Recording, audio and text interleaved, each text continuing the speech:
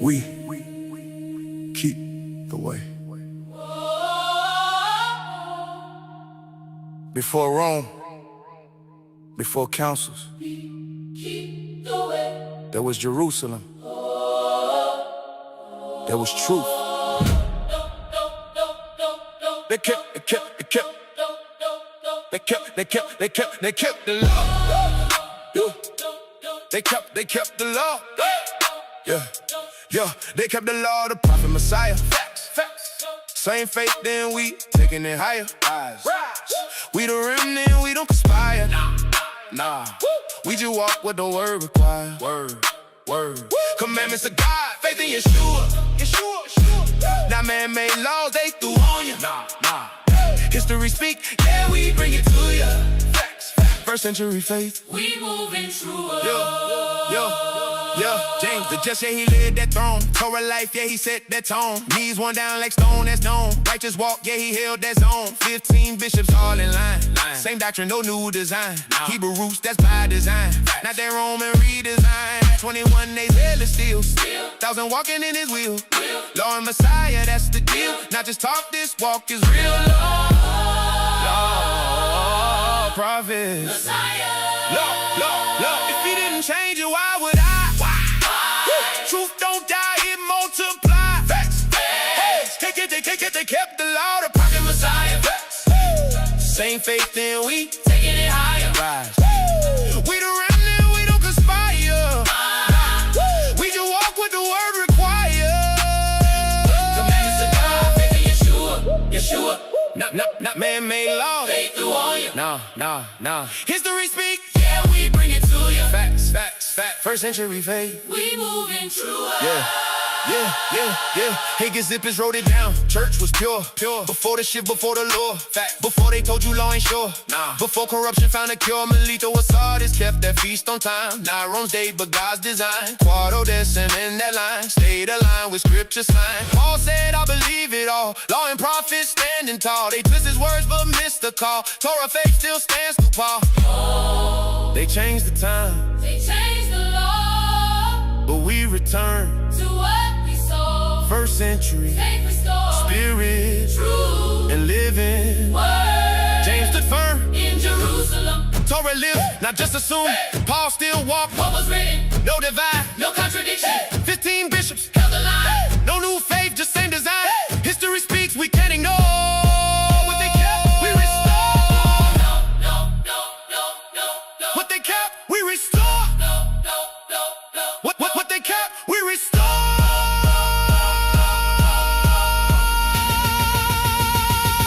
They kept the law, the prophet Messiah. Faith. Same faith, then we taking it higher. Faith. We the remnant, we don't conspire. This right here, what he require. Commandments of God, faith in Yeshua didn't change then, it ain't new, bro. From Jerusalem to right now, Remnant rising, we stand now. We don't follow Rome, we follow ass. If they change the truth, we taking it back. The law, the prophet Messiah. Facts. We kept the law, the prophet Messiah. Facts. We kept the law, the prophet Messiah. We kept the law, the prophet Messiah. They kept the law.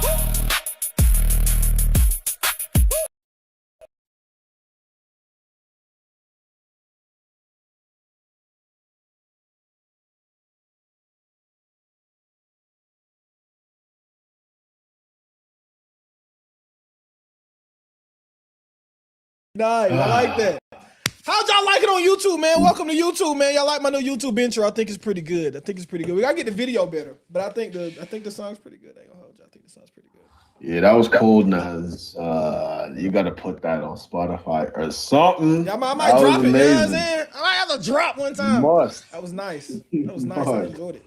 Yo, I as enjoyed much as this song hit, bro, it made me think, bro, like, yo, artists are doomed, bro. No, that's a fact. Yo, you're good. You're good. Because I made that, bro. I literally made that, bro. And probably took me a total of an hour. Cause no, yeah, bro. Cause you write it, you write a little bit, like you write it, And I ain't even have to put it, because I ain't gonna lie, bro. I made one little song, but I ain't really no musician. So I wrote the lyrics and I just stuck it in this thing and it just it made it perfect. Made it, So in the time it took you What you just put that in like chat or something? Or it's called Sun. What was it called? I done paid for that. Let me go. Hold on.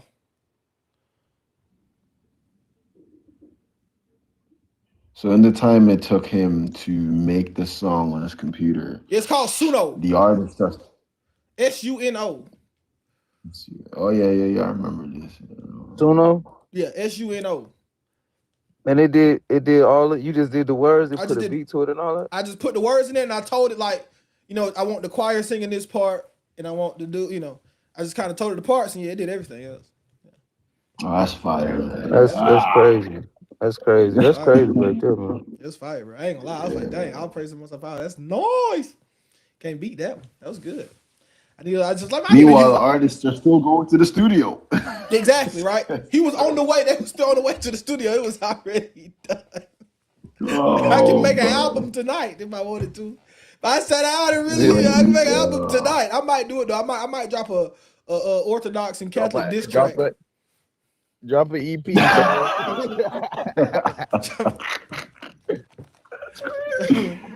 But you know what? Music is one of the most efficient ways to evangelize. Like, it's a good way to get people into that atmosphere. Not fast. Right. It breaks barriers, man. It cuts through the noise sometimes. You know what I'm saying? Sometimes people feel it before they hear it. That's that a kind of fact. thing. No doubt, man. No doubt. Flintstones. What's up, man? Yeah, I'm back. I never left the chat. I'm back. I was just looking at the We knew you weren't gonna leave. what the chat was saying. Of course, there's a great conversation there. It's faith. That's why you should be able to reason and be able to understand the faith. But that's the confusion all around the world. So once you get into the rituals, which you don't have time to break down even in your own lifetime, your perspective can open. Once you go to certain regions of the world who don't have technology at all, your perspective will open. Once you go to the holy lands that you speak of from the Bible, and when you go there and touch the soil and look at the people and talk to the people and talk to the culture, your perspective will change.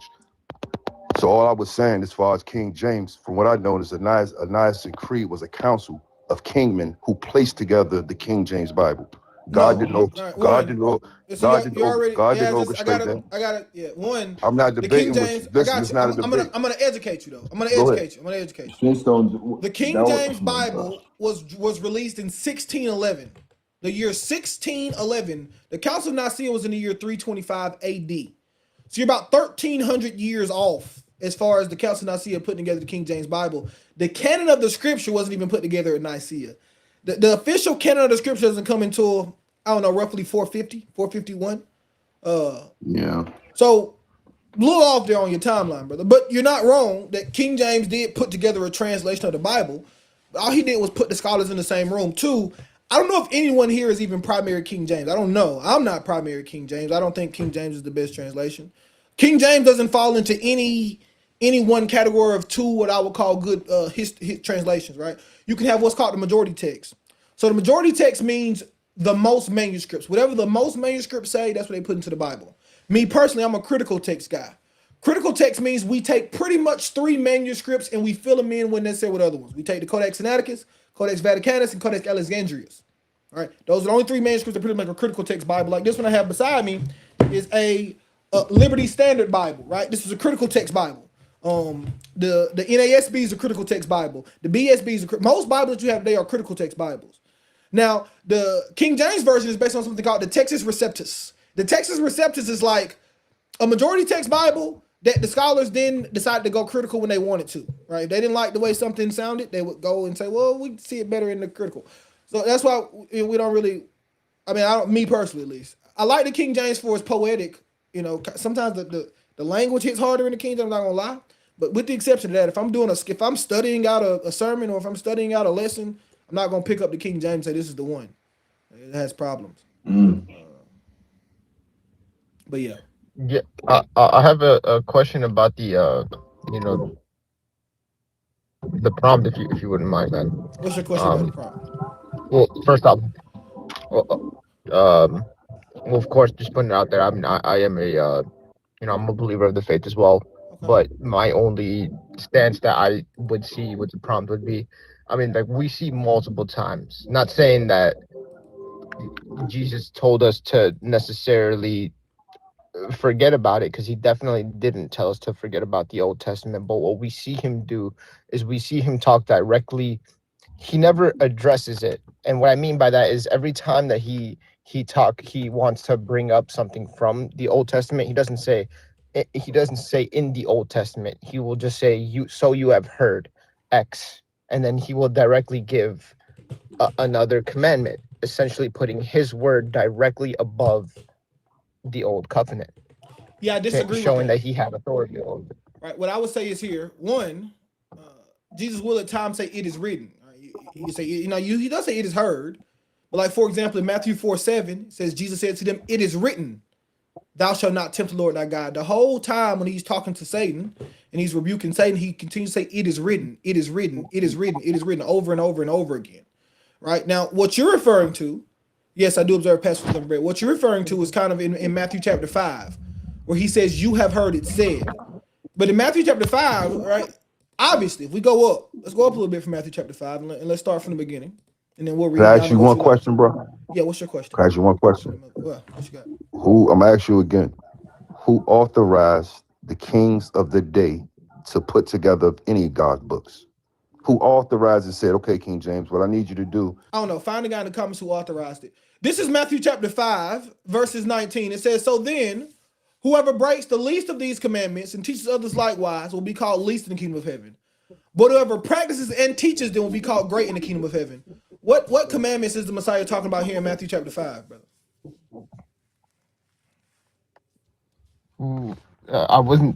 I didn't really hear on the top of my head, man. I'm sorry. I wouldn't really be familiar. So I'll start in Matthew 17. It says, do not think that I have come to abolish the law or the prophets. I have not come to abolish, but to fulfill. For verily I say unto you, until heaven and earth pass away, not one jot or one tittle shall in no wise pass from the law until all be accomplished. So then whoever breaks the least of these commandments and teaches others to do likewise will be called least in the kingdom of heaven. But whoever practices and teaches them will be called great in the kingdom of heaven. The Messiah there just told us that we should keep and obey the commandments written of by Moses in the law. Yes. Right? I mean, well, that's kind of why. I mean, I definitely don't deny that. I just I find myself in a threshold of trying to figure out, essentially, because yes, he does. Of course, that's what Jesus is saying. But at the same time, he's also talking with authority over the Old Testament. Yeah, I agree. Kinda... But here's in what context, right? He says, you have heard it was said to the ancients, do not murder. And anyone who murders will be subject to judgment. But I tell you, anyone who is angry with his brother will be subject to judgment. Again, anyone who says to his brother, Raka, will be subject to the Sanhedrin. But anyone who says, you fool, will be subject of hellfire. What the Messiah is doing here, brother, is explaining the law. He's not saying make the law void. He's saying, when I told you, because he's the one who gave the law. He's saying, when I gave the law and I told you do not murder, I was also telling you that you shouldn't hate your brother. When I gave the law and I told you do not commit adultery, I was also telling you you can't even look upon a woman to lust after her. That's not saying the law is wrong. That's saying I need to give you the proper interpretation because you're lacking it. Does that make sense? It's a proper interpretation of the Torah. It's not saying the Torah is no more. It's saying let me properly parse it for you. Let me tell you how to properly obey this thing. Let me show you how to do what I just told you to do in verse 19. I'm going to show you how to do it in verses 20, 21 through 48. I'm going to explain it to you. No, that's pretty spot on, I would say. Yeah, no, I would say that's very accurate. He's not trying to, he's not dismissing what was already given to them. He's kind of furthermore trying to, in a nicer way, dummy it down a little bit because I feel like even since the Old Testament was, revealed, you're always going to have people who are going to say, oh, this is my interpretation of what I think God meant. And this should be the only, this should be the only way people could look at it. but obviously that gets a little bit problematic. So I think, you know, Jesus putting it like that just solidified, you know, it's not that what was revealed to you already was already wrong. Yeah. But your perception of it was clearly mistaken. There you go, right? This is what the prophet says. The prophet Isaiah says, Isaiah 42, the prophet is prophesied this would happen. It says the Lord was pleased for the sake of his righteousness to magnify his law and make it glorious. That's what the Messiah did. He magnified the law and made it glorious. He explained it. He showed us how to keep it properly and how to live it out perfectly and gloriously. How will be a sight of wisdom in the nations, as it says it will be in the Old Testament, right? In the Torah. But that doesn't do away with God's laws. It just says the ones in which he explained, we follow his explanation. But we keep them all. We don't stray to the left to the right from God's commandments. He didn't teach us to. He taught us the opposite. He said, keep God's commandments. If I could add something to that real quick. Sure. Like you just said, like, to not hate your brother in your heart, that's actually in the Torah, right?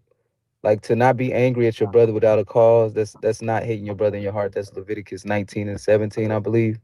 You also see an example of that in Genesis chapter 4, when Cain got angry at Abel without a cause, and then it eventually led to him murdering Abel, right? There's actually an example of that in the Torah. And to not lust after your neighbor's wife, that's also in the Torah. Don't covet your neighbor's wife, right? And we see an example of that in the Tanakh, when King David, when he lusted after Bathsheba, it actually led to him committing adultery. So again, he's not teaching anything new. He's telling you, like, adultery starts at lusting after your neighbor's wife or coveting your neighbor's wife. Murder in your heart. Like, that's the root cause of it. So if you cut those things off, you get rid of adultery and murder. Sure. Just wanted to add that. For sure. But yeah, man. Mm-hmm. Makes sense? I can definitely see that. Yeah. Because I mean, even Jesus, when he gave an example, more so relating exactly to adultery, you know, kind of when he told the Pharisee, it is written that, you know, like if you sleep with another man's wife, you know, it's committing adultery. But even if you look at a girl with, you know, with that intent, you've already committed adultery with her in your mind. There you go. You know.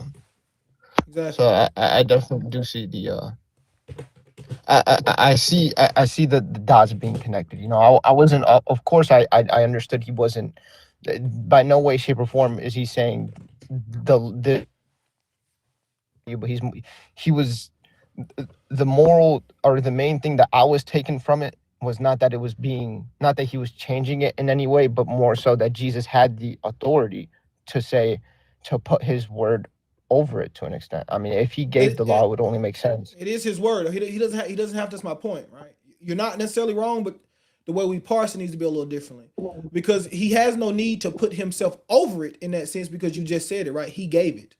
So he has no need to say, I'm going to put myself over it. No, he can just explain what he meant. Right? You don't put yourself over yourself, right? I just say, no, that's not what I meant. This is what I meant when I told you this. All right, so that's what the Messiah is doing there. Here's why. Right, let me read you this. This is from the Nazarene. I ain't read this in a while. This is from the Nazarene commentary on Isaiah. So Paul's called a Nazarene. The Messiah's called a Nazarene. All first century believers, these are Nazarene. Second century, I think even into some of the third century believers are Nazarenes. Here's what it says, right? The Messiah and Paul came to do, right? It says, the Nazarenes, whose opinion I have set forth above, try to explain this passage in the following way. When the Messiah came, his preaching shone out the land of Zebulun and Naphtali, were first of all freed from the errors of the scribes and the Pharisees. He shook off their shoulders the very heavy yoke of Jewish traditions. Later, however, the preaching became more dominant. That means the preaching was multiplied through the good news of the Apostle Paul, who was the last of all the apostles. The good news of the Messiah shown to the most distant tribes and way of the whole sea, finally the whole world, which earlier walked or sat in darkness, was imprisoned in the bonds of idolatry and death, has seen the clear light of the good news. So the Messiah came because some people were interpreting the law incorrectly, right? The errors of the scribes and the Pharisees and the very heavy yoke of Jewish tradition. So now he has to come and say, okay, now let me properly interpret this thing for you so that I can save you from these misinterpretations of these scribes and these Pharisees and these traditions. Hey, what was that you was reading? That was a good. What was that you said you was reading? The Nazarene commentary on Isaiah. Right. So Jerome writes a commentary on Isaiah, and he places within it some things that he learned from the Nazarenes while he was in Bethlehem, living amongst them. Oh, that's dope. That's dope, man. That's dope. Yeah. That sounds good. I don't know. Hey I mean, man, but good stuff, man. I'm about to shake, man. Hey, appreciate you, man. Hey man, you have a blessed day. You have a blessed day. And I do want to say, man, y'all in the audience, man, make sure if y'all can go ahead and grab y'all little daily heart meets, man. That do help the host out. Definitely. It's only a coin, man. So make sure y'all do that, man. Shalom to all y'all, man. Peace and blessings, man. God bless. God bless. but now obviously correct me if I'm wrong. You know, I'm coming up very humble, just trying to give you my whole on it, and you could, you know, tell me what would be the more biblical standpoint on it. So the reason I'm also making the claims of Jesus speaking on a higher authority than the Old Testament is because typically any credible person, right, when you're gonna be in any sort of like debate with somebody, right, and you're using like a source, you always cite that source. You say, oh, you don't just say, so you've heard, you know, you'll say, oh, okay, in the book of Revelation, chapter 2, verse whatever the case is, it says this, or if you're going to be citing something else, etc. Jesus never says where, you know, he never draws that. Oh, he did, right? The whole Matthew chapter 4, he says, it is written, it is written, it is written, it is written, it is written, it is written. The difference is, right, one thing you got to understand too, my brother, is that you're assuming now, right? You're going now and saying, well, now when I tell you the Bible, I say Isaiah chapter 7. Do you know why? Because you have a Bible. Almost everyone in the world who wants a Bible, everyone in America, everyone in the West who wants a Bible has a Bible, and you can go to Isaiah chapter 7. In the first century, Jews didn't just have a Bible they can go home and go to Isaiah chapter 7. They simply went to the synagogue and they heard it read. So when the Messiah says you have heard it said, he's being earnest with their time. They haven't read it.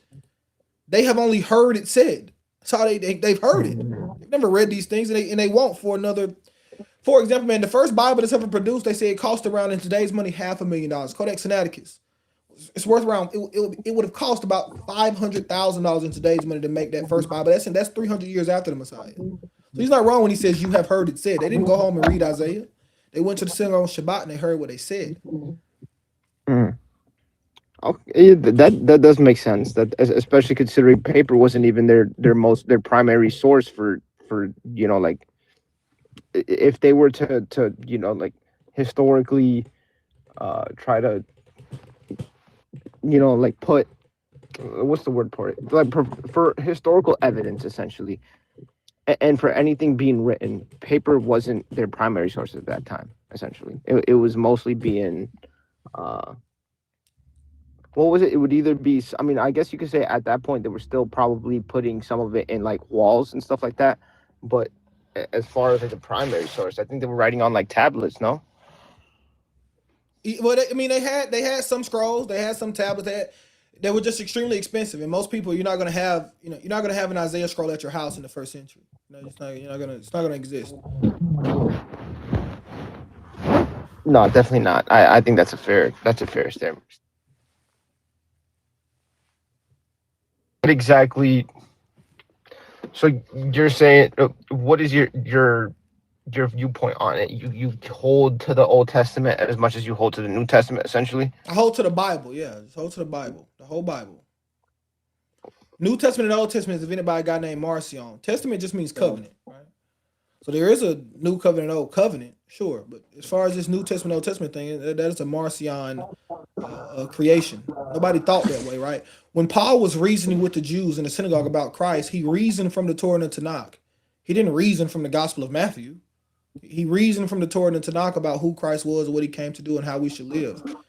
So to make that separation would be to say we can't even preach the way that Paul and James, we cannot be first century. We can't be like the first century Christians if we try to make a separation between and say we only follow the New Testament. There was no New Testament. When Paul is speaking, there is no New Testament. It's just the Torah and the Tanakh. The New Testament is being written actively right now as he's talking. He's speaking in, he's speaking the New Testament. He's writing the New Testament. So he reasons with the Jews from the Torah and the Tanakh. We just follow the Bible, the words of God. Amen. Well, I guess it was just a little bit harder considering. I mean, I guess you could say outside of course, there's plenty of great stories that you can get from from the Old Testament, but not just that. You get the Ten Commandments and stuff, but outside of the Ten Commandments, I would say a lot of the stuff we don't live by those laws. Consider, like, for example, like, because of the way how sin works and everything. Like in the Old Testament, it talks about sacrificing like lambs. You have a lamb. Don't you have a lamb that was sacrificed? Yes, we do. Yeah. So there you go. We have that. Well, right. Well, what I'm saying is like it would tell us correct. Like I said, correct me if I'm wrong. This is just from what I've seen of it. Like it tells the early Jews to go to their synagogues. They'll offer dead offerings for the Lord, for Yahweh, in forgiveness for their sins. But obviously we don't do stuff like that. We don't. There is no temple. We do have a temple, and we do offer sacrifices at the temple. Romans 12:1. Right. Romans 12:1 says, let me read it for you. Mm-hmm. It just we have to understand what it means now. Therefore, I urge you, brothers and sisters, on account of God's mercy, to offer your bodies as living sacrifices, holy and acceptable, pleasing to God, which is your spiritual service of worship. So not only do we have the sacrifice of the Messiah, you yourself are a sacrifice. Amen. Amen. Right. We are the temple of God. Yeah. Our bodies are the temple of God. Okay. No, for sure. I mean, I definitely, like I said, man, I wasn't trying to all good. All good. Come and make it sound like, oh, like my word is over yours, or from what I understand now. Like you seem pretty well. Like I've watched your life for a bit. You seem pretty well educated, man. So I will give you that. And thank you for the time. Sure, man. God bless you. Okay. God bless. Yo, Nas, quick question. Go ahead, boss. You've heard of the Jerusalem cross, right? I have. What are your thoughts on this, man? Because I know, I mean, it may not, its original intent may have been kind of okay or whatever, but I think some people use it for nefarious purposes now. What are your thoughts on it, generally speaking? Generally speaking, man, I'll be honest. How should I say this? I don't think that you stop using something because someone using it nefariously, right? There are a lot of people who use the cross nefariously or different things. What I will say is just, like, for example, man, I'm not going to go to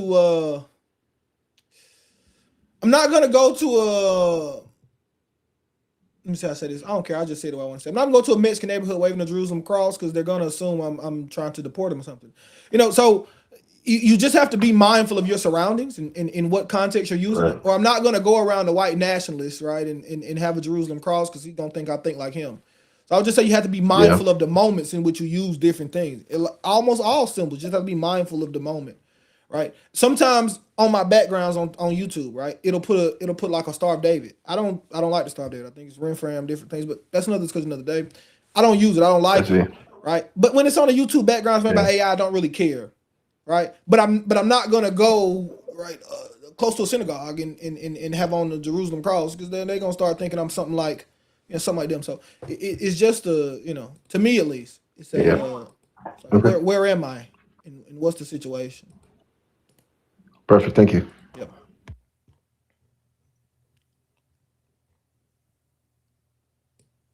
All right. But feel free, guys, hit the request button. You can come on up. True Christians keep the Torah. Prove me wrong. That's the topic for today. Let me stick the topic on YouTube, man. I start YouTube early. YouTube has learned my time. So anytime I start early, we don't get as many people in early, but in a couple of minutes, YouTube should heat up a bit. Jesus Christ fulfilled the law so you can eat pork if you want. What does the word fulfill mean, gospel truth again? What does the word fulfill mean? And why didn't Peter agree with you? Like, why didn't Peter think after Christ died, he could start eating pork?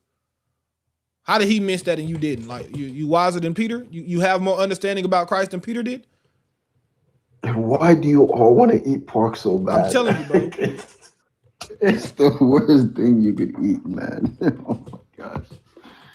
I mean, maybe pangolin or something like that may be worse, man. So, No, man. I don't know. And here's the thing, right? You know, people out they're trying like it's me. Like, oh, you're so focused on pork, brother. I don't. No, it's you. Like you guys, you are heck bent on me talking about pork. I'll be honest with you. I don't have an interest in getting up here every day talking about pork chops. I really don't. You guys really love pork. I'm not gonna lie to you. Like that should show you it's an addiction, right? Like if I honestly believe if the laws of God didn't say you can't eat pork and crab and shrimp and lobster, whatnot, maybe still the Sabbath to have a problem, but yeah. Gospel truth. Here's the thing, right? We claim to be Christians. Do you think Jesus would say you ain't taking my bacon? Just think about this. He's a Jew. He's a first century Jew that kept the law of God perfectly. Do you think he'll be walking around saying you're not taking my bacon? Would Paul or Peter or James or John say you're not taking my bacon? That's my point. You guys don't really follow you guys don't follow Christ. You don't follow it like you do not follow the first century faith. You follow something else. I don't know. I'm saying like I don't know what you follow, but you follow something else. Yo, wait, was it you that said was it high blood pressure don't run in your family? It's the Absolute facts. High blood pressure does not run in your family. What runs in your family is pork chops. Totally, 100%. All these Negroes run around. Nah, brother, you know, high blood pressure. I'm fat, guys. Listen to me. I'm fat. This shirt is a 2X.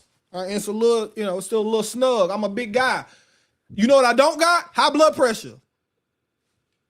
I got cousins who smaller than me, little skinny things. High blood pressure. Why? They eat pork chops every day. You go to their house on Sunday, what you eating today? We got some ham hocks.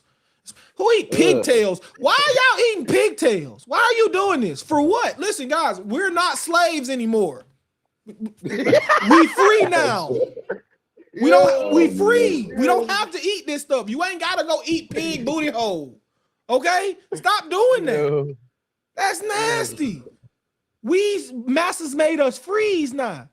We don't have to eat this stuff, man. Y'all tweaking. Oh, literally, Christ made you free, bro. Why you still in the slavery mindset? Like a pig. What you eat there, man? I got a pigtail, boy. You did what? Why would you do that? Slavery. Go get you a steak, man. Go, you feel me, bro? It's crazy how they see Torah and they instantly think of pork chops. Like that's crazy. I'm telling you, bro. Like, what is this, fam? Y'all boys tweaking. Christ freed me to get the worst possible food I could possibly find so that my health can be in jeopardy. This is their Messiah. This is crazy.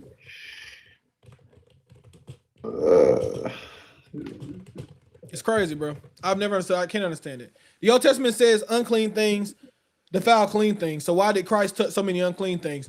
And here's the difference, brother. You're talking about ritually defiled, right? It's not a sin to be ritually defiled. Does that make sense? It's not a sin to be ritually. Now you just can't go to the temple, but it's not a sin. To eat pork is just a sin. But to be ritually defiled, you're ritually defiled. A woman's ritually defiled every time she's on a period. That doesn't mean she didn't sin. He said he didn't follow the law. Like, did you see Christ enter a temple after? Like, bro, what are we talking about? Okay, say he was unclean, right? Show me where he entered the temple and broke the law. Show me that. Show me that. After being unclean, show me where he was unclean and show me where he entered the temple where he broke the law. Show me that. I'm like, yo, he didn't keep it. You know, like, it's funny how they said, I don't even know if you're Christian. Like, you can't say Christian and then say Christ broke the law, etc. law. Yeah, bro. Like, yeah, what? like that's crazy. What Messiah is that, bro? Like, I don't think you're Christian. Like, you can't be. Like, you can't be Christian and say your Messiah broke the law. Like, no, you're not Christian. Like, stop. You're not Christian. You got to be atheist or something, bro. I don't know, Muslim Exactly. something. You something. That's what I say.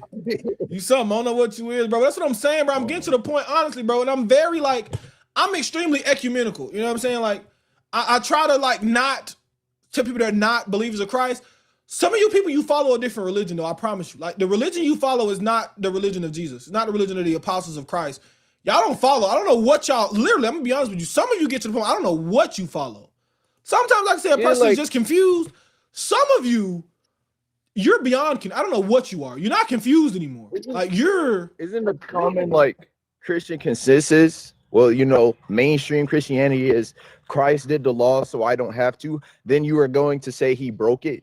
So now what? Now what, bro? Like, bro, your whole like from your paradigm, Christ did the law, so you don't have to do the law. But then also in your paradigm, he broke the law. So which is it? Did he do it or did he break it? Did he keep it perfectly or did he not keep it perfectly? Like what are we doing? Bro, and then I say this, like, you don't even want to be like Christ. See what I'm saying? Like, that's the part that throws me off. It's like, yeah, Christ kept law, so we don't have to.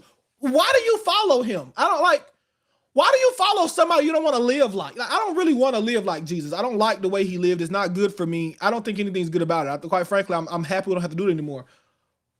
What are you following? Like, why? It plagues my mind. Why are you following Jesus if you don't think the way that he lived was good? If you don't think it's a good way to live, what's the point? The reason I follow Christ, because I read about this man, I say this is the greatest man who ever lived. I love everything about Jesus Christ. Yeshua of Nazareth, I love every single thing about him, full stop, no questions, right? If you don't feel that way, why follow him? If your argument is he came and lived this wretched life, so I don't have to live it, you don't have an example. Who's your example? Jim? Like, I don't understand this, bro. It doesn't make any sense to me. I can never like make it make sense to myself, bro. I'll keep it a being like. I mean, if you want to live a carnal life so bad, Islam is right there. That's it. Just go. You can have a bunch of wives, and I mean, you get more of them in heaven. You get little boys, all kind of stuff, whatever you like. Do all kinds of things. Yeah, brother, nobody's gonna scrutinize your carnality. You're gonna be just fine. Exactly. Yes, we keep the Shabbat, man. Of course we keep the Shabbat. Of course. But yeah, guys. But feel free, man, hit the request button. Come on, explain it to me. I just want to get it. I do not get it. Right? I do not understand the premise at all. It once again, it plagues my mind. I can't get it. You have to kind of try to explain to me how, why. How do you keep it? I keep it the way the Bible commands me to keep it. Friday evening and Saturday evening, yes, sir. Friday evening, Saturday evening. Mitzvah bepe. We don't do mitzvah bepe. That's in what you call the Talmud. It ain't got nothing to do with me. Yeah, we won't do that. Do you cook work? No, I don't cook work on the Shabbat. No. If at all possible. Now, let me say this about the Shabbat, right? So I do have to preface this, guys. If you're a man, don't like go tomorrow and quit your job because they made you work on Shabbat. Take care of your family and just look for a job. Don't make you work on Shabbat and request Shabbat off. You see what I'm saying? Now, what I will say is that you can get a religious exemption. Right? So especially if you've had your job for a while, if you present them with we can give you one. If you email me, we can give you religious exemption paperwork. Give it to them. If they fire you, then they're gonna have to pay you. All right. So if they fire you because you requested Saturdays off, then they gotta pay you. So just work it out until you get the religious exemption paperwork in, and then you should be fine, right? They're gonna have to pay you anyway. You can sue them. They pay you anyway. And lawyers will take that for free, to be honest with you, right? Lawyers will take that case for free. My last of 11 bread is today, actually. Today at sundown. I'm gonna go get me a Whopper. Last day of 11 bread today at sundown. Yeah, started last Tuesday at sundown, yeah. You'll be ritually impure for 7 days, which would you're not out. No, brother. What he did, he touched a woman, he touched a leper. Think if you touch a leper, you're unclean until sundown. If you touch a woman on a period, I don't know if there's anything you're unclean for 7 days. Now, I haven't read through the Torah in a while, to be fair, like all the way straight through. Let me see what makes you unclean for 7 days. Unless you're a woman, of course. Like a woman is unclean on 7 days because it's a period. Okay, yeah, true, touche. If you touch a dead body, you're unclean for 7 days. That's the exemption, right? Dead body.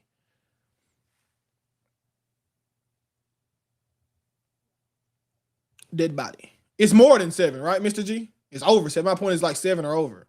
You're right. I don't need any more Whoppers. I already told you it's a 2X. You're right. I'm gonna eat it anyway, though. I'm gonna be honest with you. I'm gonna eat it for sure. It's gonna get 8. You know what I'm saying? I don't need it. You're right. You ain't wrong. You ain't wrong. Yo. You know what I'm saying? Every trying to dog me. Listen, guys, I've been fat since like middle school, fam. You know, like y'all gotta get better at it, you know. Y'all gotta really hit hard. You know what I'm saying? Like these days, you know, you gotta tell me I can't fit on roller coaster rides, and you know, you gotta come a little harder than that. That ain't really good enough, fam. I'll be honest with you. You ain't really hitting on nothing to keep it a bean with you.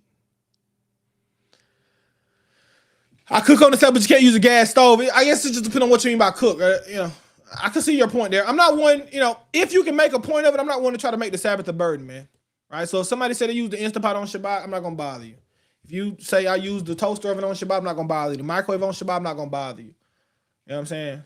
I don't think you Bro, I ain't gonna lie, it's not work. Yeah, it's not work to put something in the pan and smack it in the oven, bro. Exactly. Like that's not work. I agree. Like, You're not gonna sit here trying to convince me, yo, dude. Like, you see how much effort you put in? Like, no, bro. Like, I'm gonna eat my DiGiorno frozen pizza. I don't care, bro. I don't care. Yeah, it's going to depend on what you consider cooking, Tavia, right? We can make arguments all day, and they do, right? If you go to a Jewish panel and ask them what's cooking, you're going to get 1,700 answers. So cooking is the question there. I agree, no cooking. What the brother Reith is explaining is putting something in the oven. We don't even know if that would be considered cooking. Right? We got to look at the words. Somebody says, my point is that Christ, who is God, made things clean. He was not unclean. He couldn't be. Maybe that's the case. I don't necessarily disagree with that either. That doesn't mean that he's not following the law. It means that he made it clean. Right. Yo, wait, real quick. Bring up the wait, hold on. I'm curious. What does the Torah say about cooking? Like, bring that up. Pull that up right there. It say don't cook. But let me make sure though. Let me make sure, because sometimes we assume. Right. But the wording is a little different. Let me check the wording. I know it says don't cook. Maybe it doesn't. Maybe it does like say with a fire or something. Let's see. What's the Hebrew word for cook there? I'm gonna need that Hebrew word biblical usage for that word. Let's see. Let's see. Let's see what we got here, guys. Let's see. Yeah, it should just be kindling a fire. Let's see. No, you're right. It's just killing the fire. Man, I'm making my DiGiorno pizza, bro. It's just killing the fire. Y'all ever kindled a fire? Like, come on, bro. Ain't nobody. Well, I think you know, you get into some gray area if it's like a gas stove, right, and you're cooking on the stove top. Oh. Yeah, but then what's like kindle though? It's an open flame. Did I kindle a fire though? Like if I flick a lighter, did I kindle a fire? I don't know if that's kindling a fire. Let's see. You know, that's why I say you can get these conversations. They get a little. Let's historically contextualize. If I just right? turn the knob, did I kindle it? I don't know. I don't know if that's kindling. They didn't have that back then. You know how much work it took to start like you had to take the sticks together because they ain't have no lighters. They was rubbing sticks together. Does Kindle actually translate? Kindle translates. You know, Kindle can actually mean to be stupid. So did God mean don't be stupid on the Sabbath? That's pretty funny, bro. It can mean to be stupid, brutish, or barbarous. So we might just read this all wrong. God really might have meant, hey, man, stop being dumb on the Sabbath and asking yourself, can you put something in the oven? You know what I'm saying? But nah, man, the definition is to kindle, to consume, to become brutish, to bring away, to burn, to eat, to feed, to heat, to kindle, to set on fire, to waste. I don't know. That's a weird. I need a stronger Strong's on this one because that one doesn't really give me what I need. I need like a stronger Strong's to kind of see. Yeah, I don't know, bro. Because literally back then, because they like the dude was. I don't know if this is a good example, bro, but like somebody like did someone like get unalive for gathering sticks on the Shabbat? Yeah. Somebody got unalive for gathering sticks. What is he gonna do with the sticks, bro? Like, he probably gonna cook with them. Bro, but I think, like to make them. Yeah.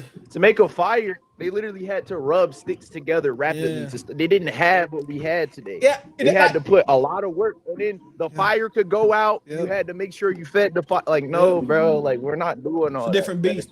I agree. That's more so my position. It's even like think about like when robots, like when Elon Musk get his robots. Does that mean I got to turn my robot off on the Shabbat, or can the robot cook? And you get into some weird conversations that and maybe that's what God intended eventually. Was yeah, we gotta rest. I mean, we gotta let machines rest. Now I would agree. Here's the kicker. Now, like, don't make your wife cook on the Shabbat. She don't like to cook. That's her rest day too. That's why I think that do have a difference there. But if you like to cook, hey. Right. That's your enjoyment. Yeah, I enjoy it. If I enjoy cooking, then what? How do you parse this out? I do think there's a lot of things there that are the law isn't fungible, but the definition of the words need to be discussed and what's the meaning.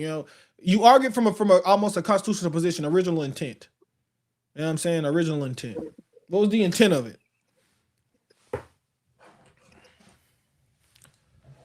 It's not a burden to eat cold food for. I'm a vegetarian, bro. It don't matter to me. Oh, I ain't gonna lie.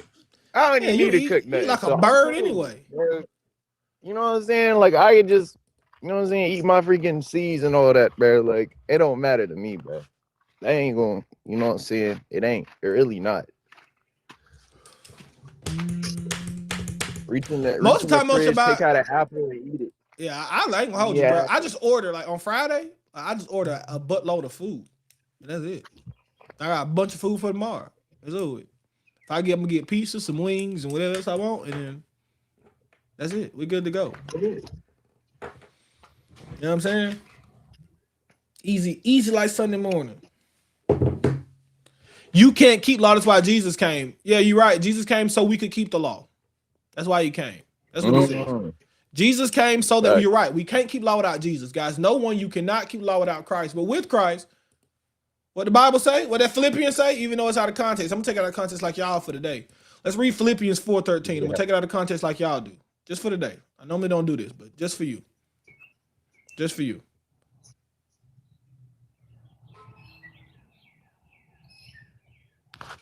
I can do all things through Christ who gives me strength. Does that all things include keeping the law? Or no? They slapped you. Live was paused for a second. Yeah, does that all things, Philippians 4:13, right? Does that all things kindle the law? I mean, kindle. Somebody said kindle on that. Does that all things include keeping the law? You can do all things except keep the law, or you can do all things, period. Man, like, I don't know, man. Like, all things, like, oh, man. Like, law, 6:13. Like, they all, bro, I found out it's not even 6:13. No, it's like, not. It's not. It's not even 6:13, bro. They said, like, a lot of it is like, well, I looked it up and it said it was like some rabbinic Jew. Like, bro, that's already a red flag, bro. Like, saying they got an Torah. They were talking about like how some of their laws are from the Talmud. So it's not even 6:13. But like, yo, they saying like, yo, 6:13. Christ can help me do those. I don't know about that one, Chief. Even though it say all things, I don't know if Christ can stop me from sinning, bro. Like you know what I'm saying? We on sin. But Christ said I can do all things. But so does that mean stop sinning? Like, I don't know, bro. Like, you know what I'm saying? Like, man, I don't know, bro. Like, it's crazy. You tell me, like, Facts. you could pray to God for that new Mercedes in your garage, though, but you can't pray to God to keep you from sinning. Because you don't want to stop sinning. I'm telling you, bro, like these people, I'm trying to be nice, but I'm telling you, bro, I'm coming to the conclusion in my spirit. You guys don't follow the same religion as the apostles. I'm not like, it's something, y'all have made something else. Like, I'm so almost at this point, like, I'm like, Rome is really, it really was Revelations, like, Antichrist. Like, it's crazy because it's really another religion. It's not the same faith. Hey, bro. Someone was bringing up points to me, and I'm like, hey, bro, like, yeah. No joke, because it's not the same faith. Like, what you people believe it's scary, man. is it's not scary, what bro. the Bible says. Like, I mean, you people don't want to stop sinning. Y'all just want to go to heaven. Like, you don't want to show people. Go ahead, brother. And they will still go ahead. I'm co-signing what you're saying. You'll show them what's in the Bible, and they'll still go ahead and say, No, Jesus died for my sins so that he could take us from under the law. Man, go read What? the scripture says what the scripture says. Read it. Just read it. Like, what is this? Look. I mean, like, bro, like, you people really, like, you don't want to change. Y'all have no interest in changing. Well, then what's the point? Like, why are you putting yourself through this, right? I said this all the time in my sermons, right? A Christian who is faking the funk is worse than someone who's just a heathen.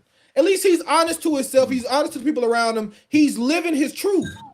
My guy, live your truth. You guys be, oh, I love Jesus, but I don't want to do nothing Jesus did. What? Like, I'm telling you, bro, it blows my mind, bro. I be like, bro, I don't. They don't want to be free from. I'm saying they want sin to be free. No, exactly. No That's it right there. They don't want to Correct. be free from sin. They want sin to be free. That's it. You hit it. You just hit the nail on the head. You just hit the nail on the head, man. And it's like they're not even afraid of judgment day, man. Like, this is gonna bite you in the butt. It's gonna be held accountable for you. So there was that time you were on this live by a brother called Nedrick Nichols, and he was explaining to you how the scriptures that I gave you tells you that you should walk righteously just exactly as I showed you. But you said no. Why did you do that? But Jesus, so because my pastor said, you're my Sabbath. I can rest. You're the Sabbath. Imagine the fam. I don't know you. He talk. I don't know you. He's gonna say, I don't know you, bro. Bro, remember you? Like, you tell me you don't remember that Sunday when the Holy Spirit came on me and I was dancing in the aisles and what on the floor and spazzing out. Wasn't you? Like, what are you talking about? Sunday? Oh man, it's gonna be peak. It's gonna be peak. So many people, like, I didn't really understand the meaning of narrow is the way. Narrow. I didn't understand. No. Really 1.8 billion is the way, right? That's narrow. What? I've heard somebody make the argument. They say, "Oh yeah, really and truthfully." I used to make the argument, really truthfully, 1.8 is not that many. What? What are you talking about, bro? You guys are on the global population, man. It's like 25%. That's crazy. But that's narrow. Like, this is crazy to me, bro. I don't understand this. Y'all follow a different religion, bro. I'm gonna be honest with you. And I think somebody just need to be honest and just say it, and maybe it helps people come out. That's a different faith. Some of you people follow a different faith. I'm not joking. A lot of you. You don't know the faith of the Messiah. You don't understand what he teaches. We don't worship the statues. It's veneration, bro. It's veneration. Oh, bro, I just wrote some more, bro. You in the spirit, right? I just wrote. I'm sitting here while we're doing it. I'm writing this Orthodox this and I put it in there. Oh shoot, yeah. I put it in there, bro. I put it in there. Huge. But you don't understand, man. This is what the apostles taught us, and this is what they passed down. Okay, how can you believe in the Son and not believe in his mother? His mother who carried him for 9 months, man.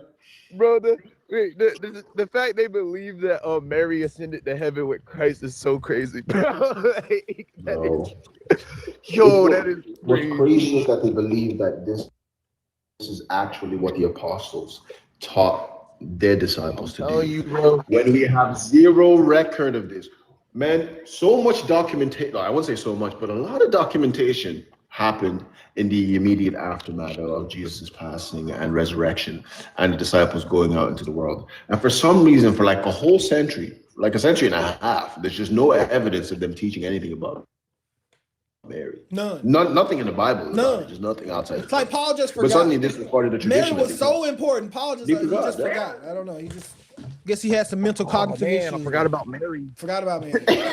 And she was around, right? Like, she's around. It's not even like she's like dead at this point. She's still there. Hey, practically, guys, Mary didn't die on the cross. Shout out to Mary. I love Mary.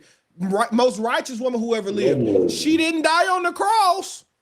She was alive. Hey, bro, yo, Naz, bro. They talking about, like, I'm not gonna be surprised if we start getting Mary on the cross, like paintings and stuff, because they talking about she the co-redeemer, talking about co-redeem tricks. Like, no, bro, like, Like that's that doctrine. They have a co-redeemer doctrine. They have two redeemers, and Mary's one of them. It's so crazy. It's diabolical, man. Naz, have you ever read the Glories of Mary? Have you read it before? Yes, I read some of it. Yes. Diabolical stuff, isn't it? Yes. That man said, bro, I saw one dude, bro, no cap. One of them said, even God obeys Mary. What? No cap. It said even God obeys Mary, bro. No. I was like, bro, Like still what? right now. What did you say? Yeah. No, on everything. Let me find. Hold on. Let me see if I can find it. On everything, it say even God obeys Mary. I have it as well. Let me go pull up my laptop. The Glories of Mary is right here. I got it on CatholicTradition.com. Let me find it in the document. On the website? No. Hold on. This day website.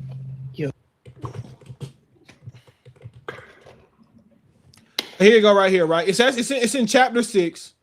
It says, therefore we say that even though Mary can no longer command her son since they are not on earth anymore, still her prayers are always the prayers of a mother, and therefore are the most powerful in obtaining whatever she asks. At the command of Mary, all obey, even God. No. Let me put it on the screen. Let me put it on YouTube so y'all can see this, bro. So y'all don't think I'm lying. Hold on. At the command of Mary, all obey, even God. Look at it. If you want to see it, go look on YouTube. You can just look it up, right? It's you can go to CatholicTradition.org. Mary Glories, chapter 6, right at the top. At the command of Mary, all obey, even God. What you say, brother? Yo. Yeah. If the saints are in heaven, right? I promise you, Mary is crying every single day. She's crying. She's like, what went wrong? This is not what I signed up for. Bro, she probably ain't even worried about what's going on down here. I ain't going. I know. I ain't going. She up there kicking. Ain't even worried about it. Yo, think about it too, bro. Yo, it's like it's like she probably thinking, because you got like, we look at it different ways. She probably thinking, hey, I ain't never gonna see them anyway. They ain't gonna make it. The boys going to the other side. You know what I'm saying? The boys going to the other side. Joy. Oh, look, man. I believe in giving Mary her flowers, man. For like sure. you said, the most righteous woman. Ever. And as an archetype, I think she's great. Yeah. Exactly, bro. And I'm like, why can't we just why isn't that good enough? Like, why isn't it good enough to just say Mary is the most righteous woman who ever lived? Like, why is that not? That's a very high position to put someone in, right? Why isn't that enough? Like, why do we have to go further and start blaspheming? I don't understand this. Doesn't make any sense, man. But feel free, guys, hit the request button. You can come on up. We having a good time, though. I ain't gonna lie to you. We having a good time. I ain't tripping. God bless Mark Anthony. We having a good time. But feel free, man, to hit the request button. Come on up. True Christians keep the Torah. Prove me wrong. I promise you, brother tomorrow, bro, I think I'm gonna do the Orthodox Church is false. Like, I think that's gonna be the. Yikes. That might be the topic for tomorrow. Really, just because Bear came up, he tried to put me on his YouTube, and like I was tweaking off or something. So now I feel like spam. Oh, what? Yesterday? Someone like clipped you out of context or something? I didn't even watch it. I can't necessarily say he took it out of context, to be honest. The thumbnail was out of context. But I didn't even watch it. I don't really care to watch it. But you want to do it, let's do it. Bad the image, man. I used to respect that guy, bro. I don't know what kind of demon he collected. He's just been going that debating Islam demon, bro. It caught everybody but God Logic. Yeah. God Logic is somehow he evaded it. Everybody else it caught him bad. That debating Islam demon. It's so bad, bro. Yeah.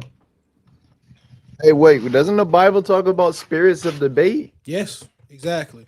Yeah. Gotta be careful, man. Gotta be careful. Bad the image, man. No, what a fall from grace. I don't know who Bear One is. But yeah, Bear the image. But yeah, man. Yeah, man. But feel free, guys. You get the request button, man. You can come on up. We here on YouTube. You can click the link too. We're having a good time today. I'm enjoying the conversations. We ain't really, be honest. I'm fine. We should do some days. I might start doing this, bro. I might just get up here and just talk Talk S-H-I-T. Adonai. Why? That's your name. I'm gonna call you Lamb. What up, Lamb? What's up, bro? Why is your name? Why is your name? Why do you have your name as that? The Lord gave me that name. The Lord gave you that name. Yes, sir. Is that your actual name? Adonai? My name's Chad. That's a surname. Okay, so you're saying you're like the son of Adonai. Son of God, aren't you the son of God? Touche, that's what I'm saying. That's I can somewhat get behind that as a surname. All right, what you got for me, boss man? Okay, good question. You mentioned a good point. Mary, I thank the Lord for Mary. But what about John the Baptist, though? Like, what about his mother? Do you think she was righteous as well? Yeah, the Bible says she was, right? The Bible says she walked blamelessly in all the commandments of the Lord. Yeah. Heck yeah. Thank the Lord for that, bro. Heck yeah. But nevertheless, I mean, I agree with you on everything else that Christianity should keep the Torah because it's written upon our hearts. So, if it's not written upon them, then maybe they're in the spirit of error. I don't know. But, I see a lot of that. 1 John chapter 4, verses 1-6, perfect, beautiful. Jesus Christ come in the flesh, and we thank the Lord for that. But still, nevertheless, though, it seems like even though they know that, they still have some kind of spirit of error. It's like they do the idol worshiping, and I don't understand that, Christmas, Easter, and all that. I don't believe that, that's not written in the scripture. But now I'm not judging them for what they do, but I don't believe in it, So, real quick, if something don't align with the scripture, that's not you judging them. That's God judging them. It's a fact, right? The word, the guideline. Right. It's the word of God. The word is spirit. Spirit is word, and that's what judges them. And they think it's you judging them, and it's like, I'm not judging you. I'm just telling you the truth of what He has showed me. Why can't you believe that? It's the same God. We serve the same God, right? Oh, we must not. They don't like that when they kick me out of the church. Dang. Yeah, they don't even call me back now, bro. They're excommunicating me from the town and everything because I told them Easter and Christmas and all that is wrong. Yeah, I'm not kidding you. It's okay though. The Lord called me out west anyway. So for the spread the good news, He's coming. I don't know when. He gave me a vision 20 years ago that He's coming back. And this last year here, He set me apart.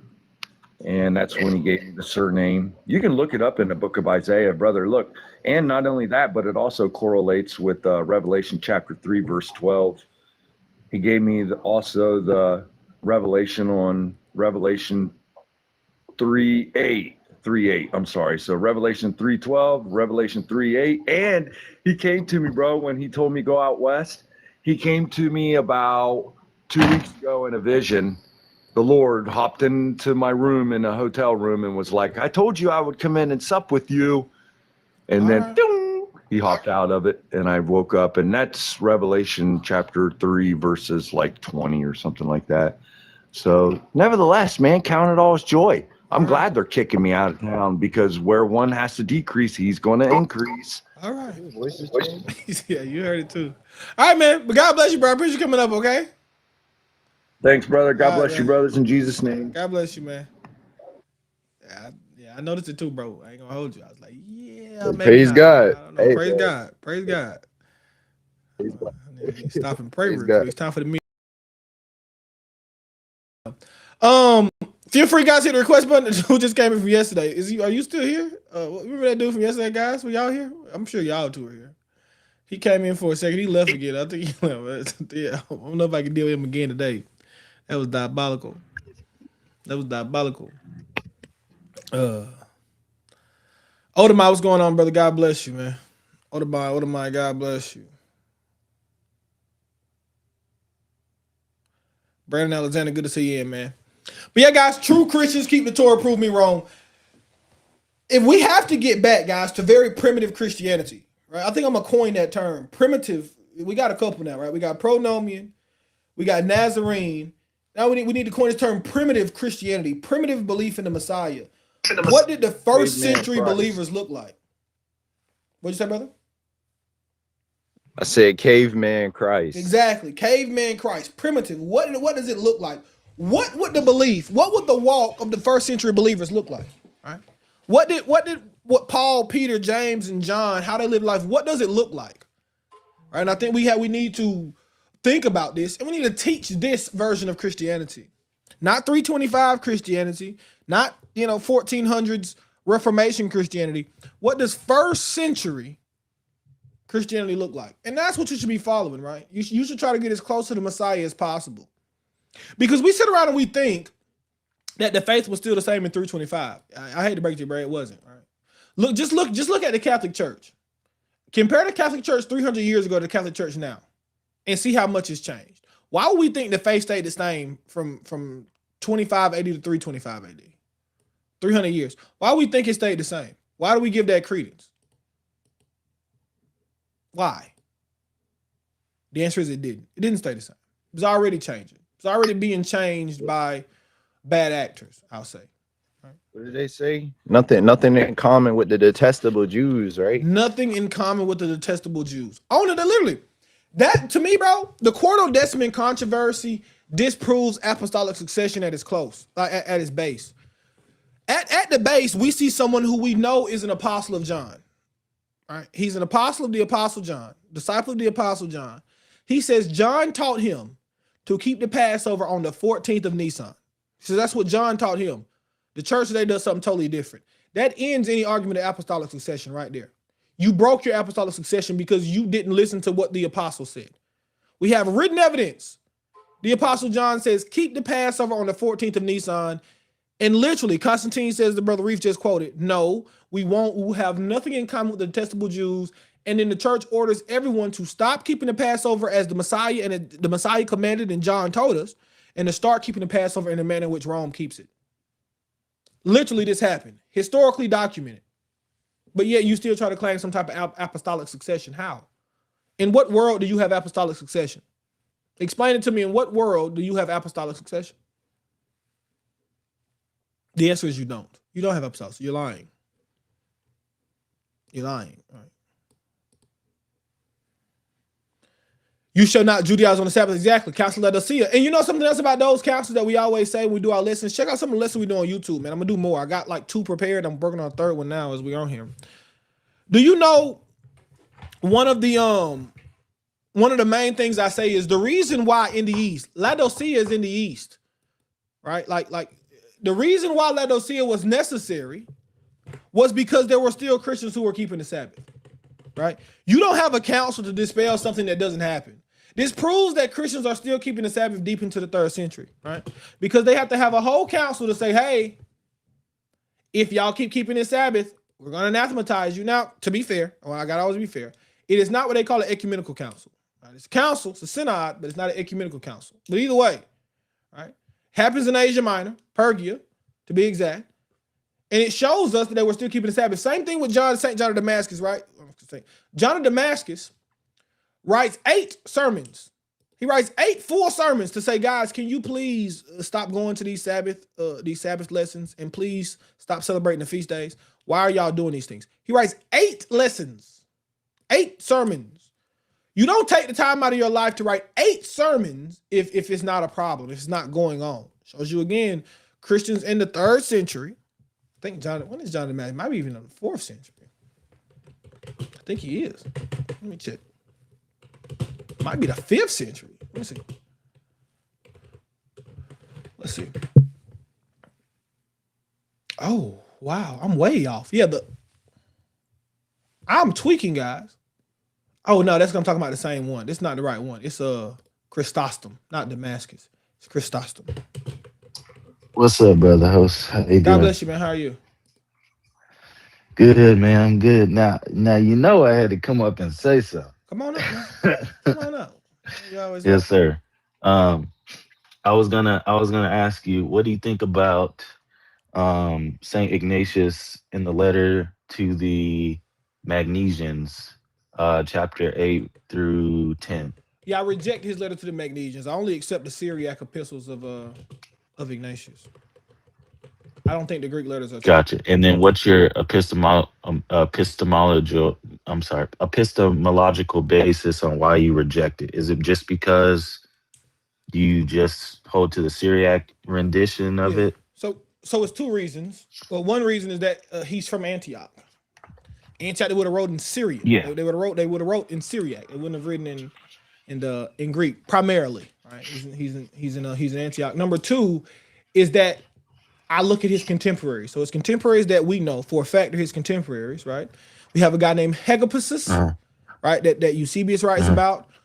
We have a guy named Melito of Sardis, right? That's around this time. And of course, we have the two big ones, Polycarp and Clement of Rome. Right? Generally, the area, the time that we're in, the writings in his Syriac epistles match perfectly with the time period. Match perfectly. Once you get into the Greek letters, he starts writing about things that don't come up as problems for another 300 years. All right, he starts writing about like the bishops need to have firmer control of the church and these Judaizers, and these are things that don't come up as issues for another 300 years until well into the 300-400s. So it just doesn't Really? it just doesn't add up with the writings of the time. It doesn't match. It's similar to the way in which you look. It's similar to the way in which people determined when they were trying to determine what books belong in the Bible. We said, okay, let me see if these books kind of line up with the story, right? Like Paul's epistle. They say like it's an epistle of Paul he wrote to Barnabas. The reason it's old. It's very old. I mean, it's a first century document, right? The reason why it's not in the Bible is because they said this does. What happened was within that text they try to like go into the dietary restrictions, and it says, well, the reason why God said don't eat pork was because the pork eats anything. They tried to spiritualize it. So no, this doesn't match the style of writing. This doesn't match the issues that were going on right during Paul's time. So we're not going to make this canonical. So from the same basis, I reject those letters because it doesn't match what's going on at the time. On top of this, last thing too is we see a known forgery in the Greek, right? So we have three different renditions of Ignatius. You have the Syriac, 3 letters, short recensions. You have the it's called the middle recension, which I think is 7 letters. Don't quote me, I think it's 7, but they're still fairly short. And then you have the Greek long recension, which is like 10 letters, and they're obviously, right? I think everybody, almost any scholar would agree with me with the long recension that it's a Catholic, at least additions to the letters, if not made the whole letters of themselves. So that's another way too, right? We look at it and we say, okay, we already see that in the Greek, one rendition is wrong. Put all those things together, and I just reject it outright. Gotcha. So I guess what I'm also drawing from what you're saying is another big point, not the only, but another big point why you think they're forgeries is because the language not being the language of the region that he would have been at, which is, Antioch. That's a piece. And they would have spoke Syriac, right? Yep. Right. So people that choose to reject the Gospels, right? And then you have Old Testament only Israelites and stuff like that. They reject the Gospels because they say obviously most of them were claimed to be written in Greek, where that region of people had contact with Greek, people spoke Greek around that region, but their language, they always, concede to the fact that they'll ask you, did Jesus speak Aramaic or Greek on a regular basis? Mm-hmm. Obviously, people will probably say Greek. Aramaic. I'm sorry. So they'll be like, that's why I reject the New Testament, because the Tanakh was written in Hebrew and Aramaic. Jesus spoke Aramaic largely. So that's why I reject not only, but they'll use that as an arguing point for why they reject largely the New Testament. And then they'll go into why they feel the New Testament contradicts Tanakh and Torah. So how do you, I guess, hold to that standard when people use that same line of argument to reject the Gospels and the other epistles in the New Testament? Yeah, just answer the objections, right? So when it comes to Matthew, I would actually agree with him. I don't think Matthew was originally written in Greek history, church history even. teaches that Matthew was Yeah, originally for written in sure. Hebrew, right? When it comes to the Gospel Hmm. of Mark, I don't agree, right? When we see the Gospel of Mark written, the Gospel of Mark is written during the time where Peter is in Rome. He's writing Hmm. the epistle. The Gospel of Mark is written primarily to Romans. It's written for Gentiles Hmm. primarily. That's the primary reason of writing it. Doesn't make sense for Mark to write something for Gentiles in Hebrew. Luke is a physician, very learned man. The best way to spread his writings to non-believers, right, or to a guy named Theophilus, who is more than likely, right, we see he's addressed to, he's more than likely a Greek. Theophilus is a Greek name. Either he is a Greek or at least he understands Greek very well. Luke is going to write that gospel in Greek. And in the Gospel of John, I do think we need to find a Hebrew copy. I think the Greek is, I don't reject the book, but I do believe it's either a Syriac. The original is either going to be in Syriac or Syriac or Hebrew. I don't think that was originally written in. I actually have on my shelf here. I actually do have a Hebrew John that they found. It's an older copy, but I do have a Hebrew John they found. I read from that as well. The same way I have a Hebrew Matthew that I read from. Just answer the objections, or in some cases just be honest and say we don't have if we were to find, put it this way, right? If we were to find a complete Bible in Hebrew, and certain epistles of Paul were missing from that complete Bible in Hebrew, I would say, okay, let's think about that. I think that's a different argument, right? Then we find letters well after, right? The middle rendition I think is found in I believe it's like the 700. I believe it's like that, like almost 1700. Let me see if it's on. So when you were talking about scholarly consensus, we didn't say this verbatim, and maybe you can clear this up for me. It's saying that a minority of scholars, historically many Protestants and Calvinists, view the Greek epistles of Saint Ignatius as forgeries, which makes sense because if they aren't, now you have an issue, right, with the Calvinists and a lot of Protestant expressions of faith, right? But it said the majority of scholars believe that the longer recension is not fraudulent, right? Not the longer. But go ahead. I think I would disagree there. Here's the if you're saying longer versus the Syriac, you're right, because pretty much what most scholars land on is the middle recension. I'm not gonna sugarcoat it. It's a Greek recension, but it's the middle recension, true. Right? So if you're saying long in comparison to the Syriac, I would agree. Most I would disagree with if you're talking about long as far as long the third recension was the long Greek recension. I can't think of any major scholars who would say that long Greek recension is correct. Now most of them agree that the Greek middle recension is true. Is right. Yeah, that's true. I have some scholars that disagree, but the scholarly the majority. There's always scholars, people that disagree with stuff for sure. Yeah, the majority of scholars say the middle recension. So for that 8 to 10, chapter 8 to 10, right? Can I read it just so we can the people here can hear it, and then you can engage from there? This is Saint Ignatius' letter to the Magnesians. I'll start at chapter 8 and then I'll go to 10. They're short, so be not deceived with strange doctrines, nor with old fables which are unprofitable. For if we still live according to Jewish law, we acknowledge that we have not received grace. For the divinest prophets lived according to Jesus Christ. On this account, they also were persecuted, being inspired by his grace, to fully convince the unbelieving that there is one God, who has manifested himself by Jesus Christ, his Son, who is his eternal word, not proceeding forth from silence, and who in all things please him that sent him. This is chapter 9. It says, if therefore those who were brought up in the ancient order of things have come to the possession of a new hope, no longer observing the Sabbath, but living in the observance of the Lord's day, on which also our life has sprung up again by him and by his unalivement, whom some deny, by which mystery we have obtained faith, and therefore endure, that we may be found the disciples of Jesus Christ, our only master. How shall we be able to live apart from him, whose disciples the prophets themselves in the spirit did wait for as their teacher? And therefore he whom they rightly waited for, having come, raised from the unalivement. Chapter 10, let us not therefore be insensible to his kindness, for we were For were he to reward us according to our works, we should cease to be. Therefore, having become his disciples, let us learn to live according to the principles of Christianity. For for whosoever is called by any other name besides this is not of God.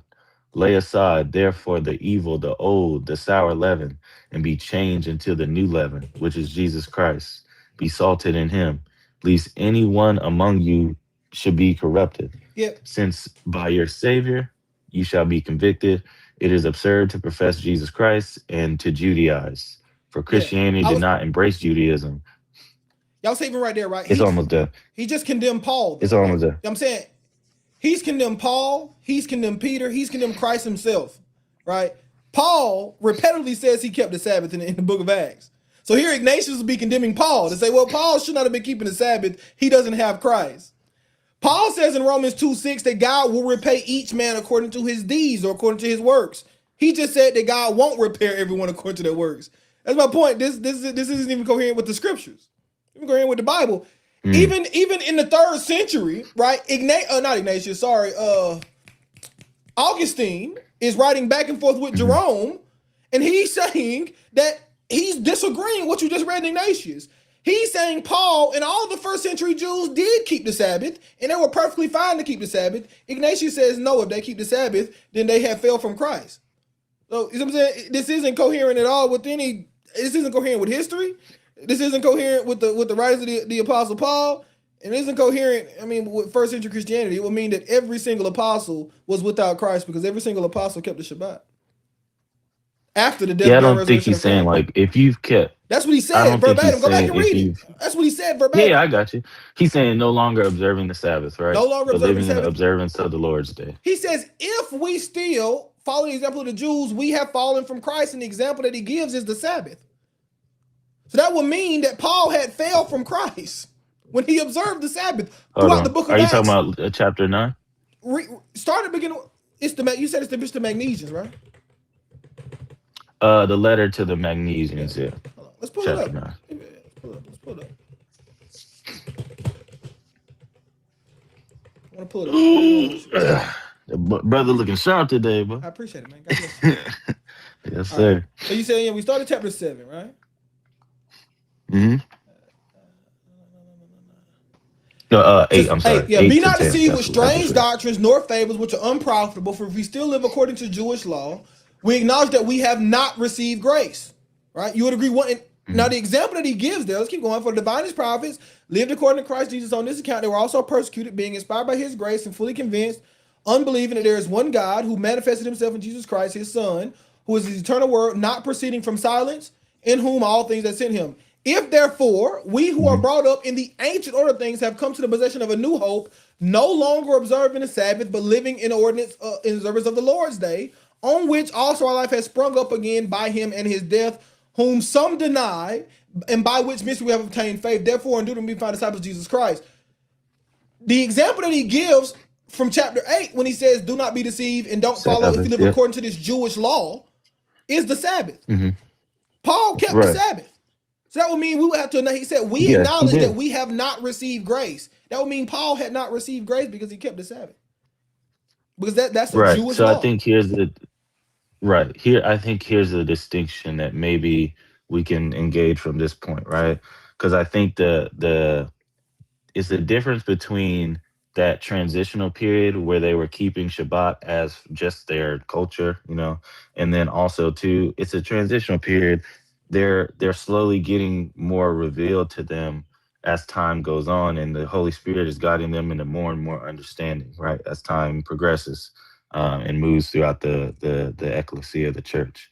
So I wouldn't say that Ignatius would say the intention of Paul, and you might obviously disagree with this, but just so you understand the position, I don't think it's contradicting, because it's a different thing to say you have to be keeping the law for your own. It's efficacious for salvation and maintaining it, versus, there's this transitional period where, yes, they were keeping Shabbat, they were still keeping feast days, they were still doing these things, But now you have to ask yourself, do we believe that Paul was drawing his source of salvation from the law? This It's letter almost doesn't. like you're saying This the letter teachings says of Jesus Christ were not clear enough for his disciples. that's That very sounds true. like what you're saying. But even here, right? Well, Ignatius that's does not not. straw, man. Ignatius Straw doesn't man. say, right? Ignatius is known in this letter. Does he say that if you do it for salvation? He just says if you live according to the Jewish law at all. He doesn't mention salvation. Another point that you made rings, and that's why specifically this from Ignatius rings silent. Ignatius dies in 108. He's living during the transitional period. He dies in 108. He only dies about what? Right. 13, 15 years after John. So if someone was saying this in the in the third, fourth, fifth century, the argument that it was after the transitional period makes sense.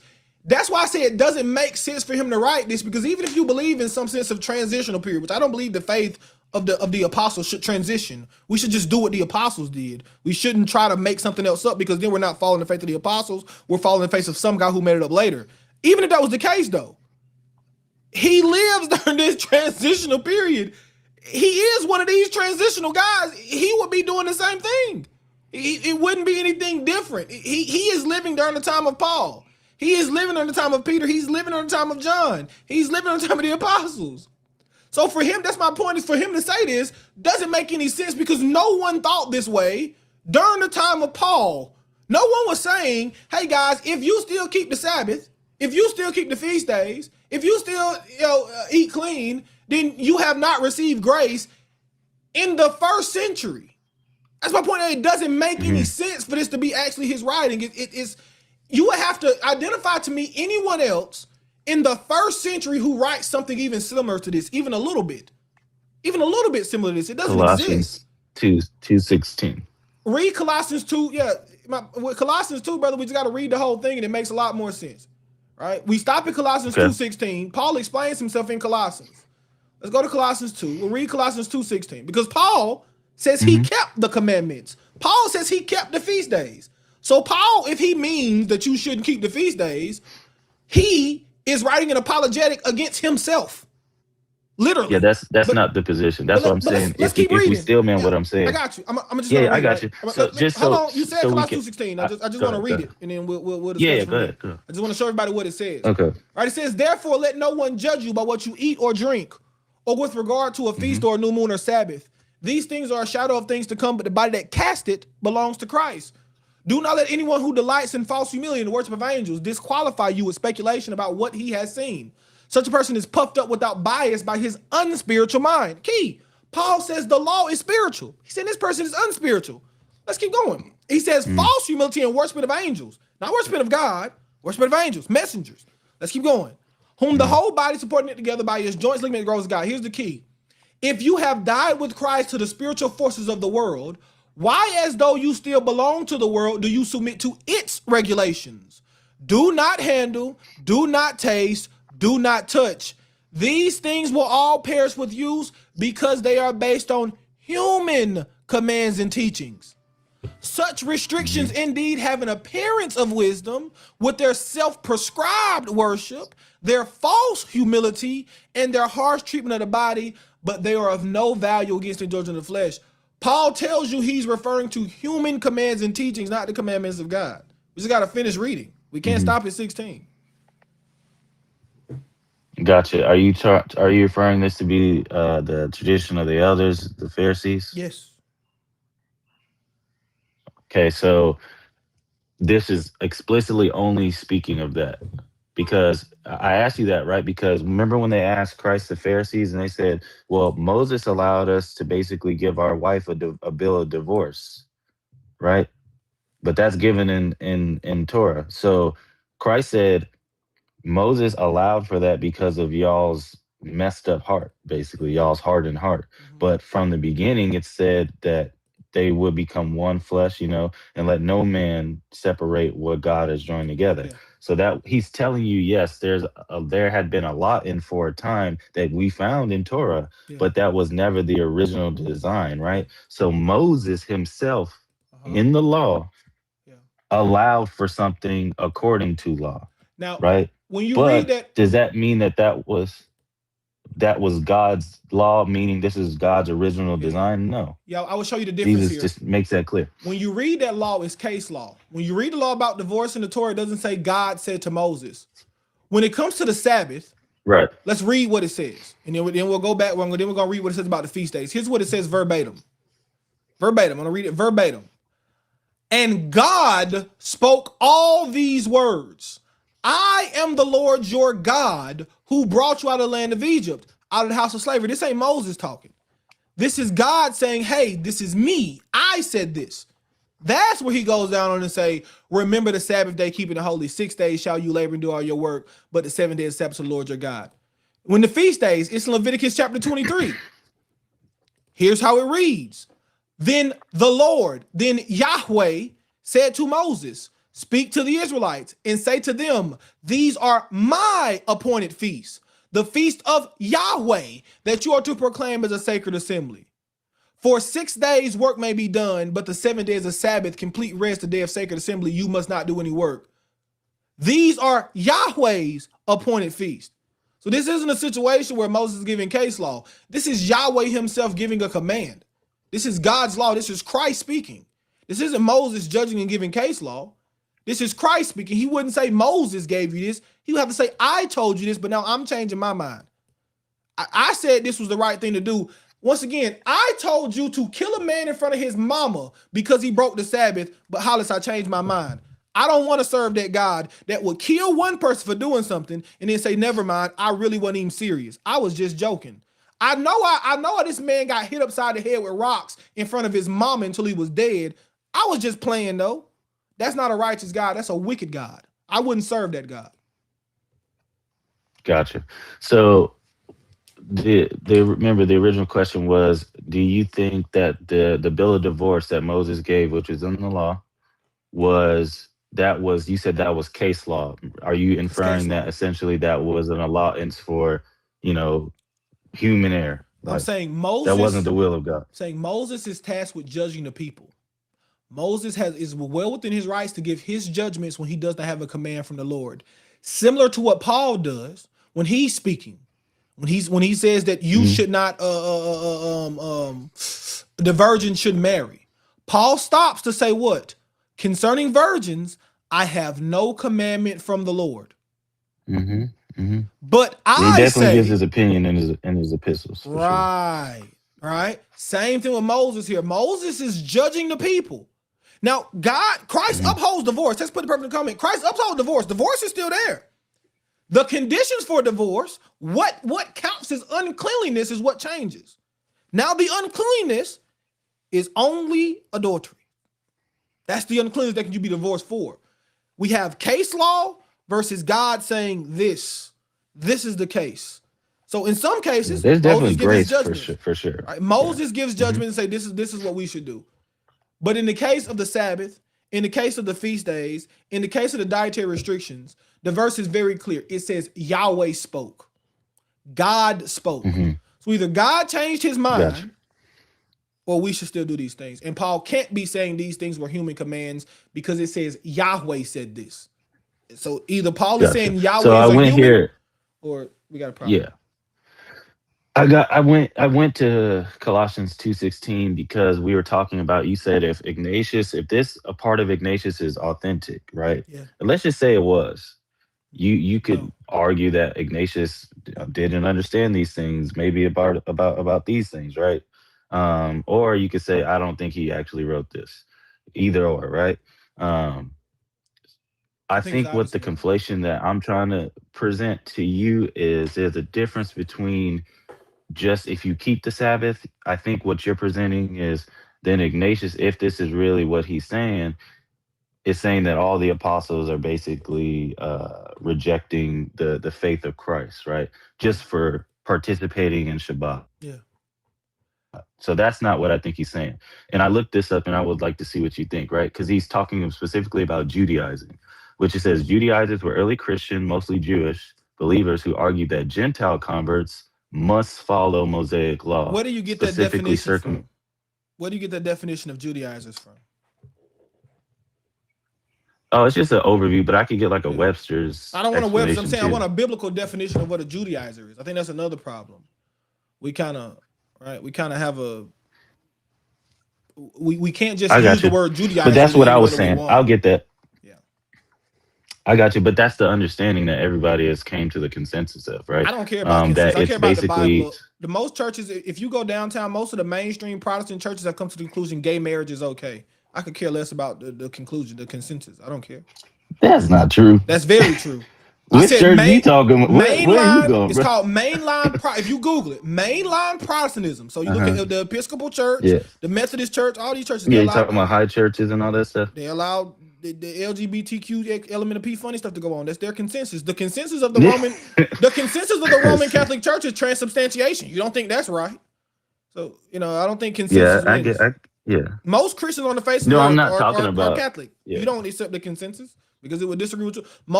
The consensus of Christians, the majority of Christians believe that the Pope is the vicar of Christ, the vicar of Christ on earth. You don't believe that. So I don't care about consensus. Right, but this is not talking about doctrine. This is Judaizer. It's a definition of a word. Yeah, no. Right. The definition of the word It's not attached to a goes doctrine, with the doctrine. as far as like the definition of the word goes with the but doctrine it's not in most cases. And that's why I'm saying show me a biblical definition of Judaizer. It's only one time the word is used in the Bible. It's not even translated to Judaizer. It's only one time it's used. Right. The word. That word is a word Right. that's made up. It's not real. It's a made up word. It's not a biblical word. It's only used one time in the whole Bible, and it's not translated as Judaizer. You wouldn't say that's a verbatim fallacy. That's like saying you don't find the word Bible in the Bible, so we should stop calling it the Bible. No. Because we're not just talking about a collection of books, right? If I say Bible, I can say collection of books. It means the same thing.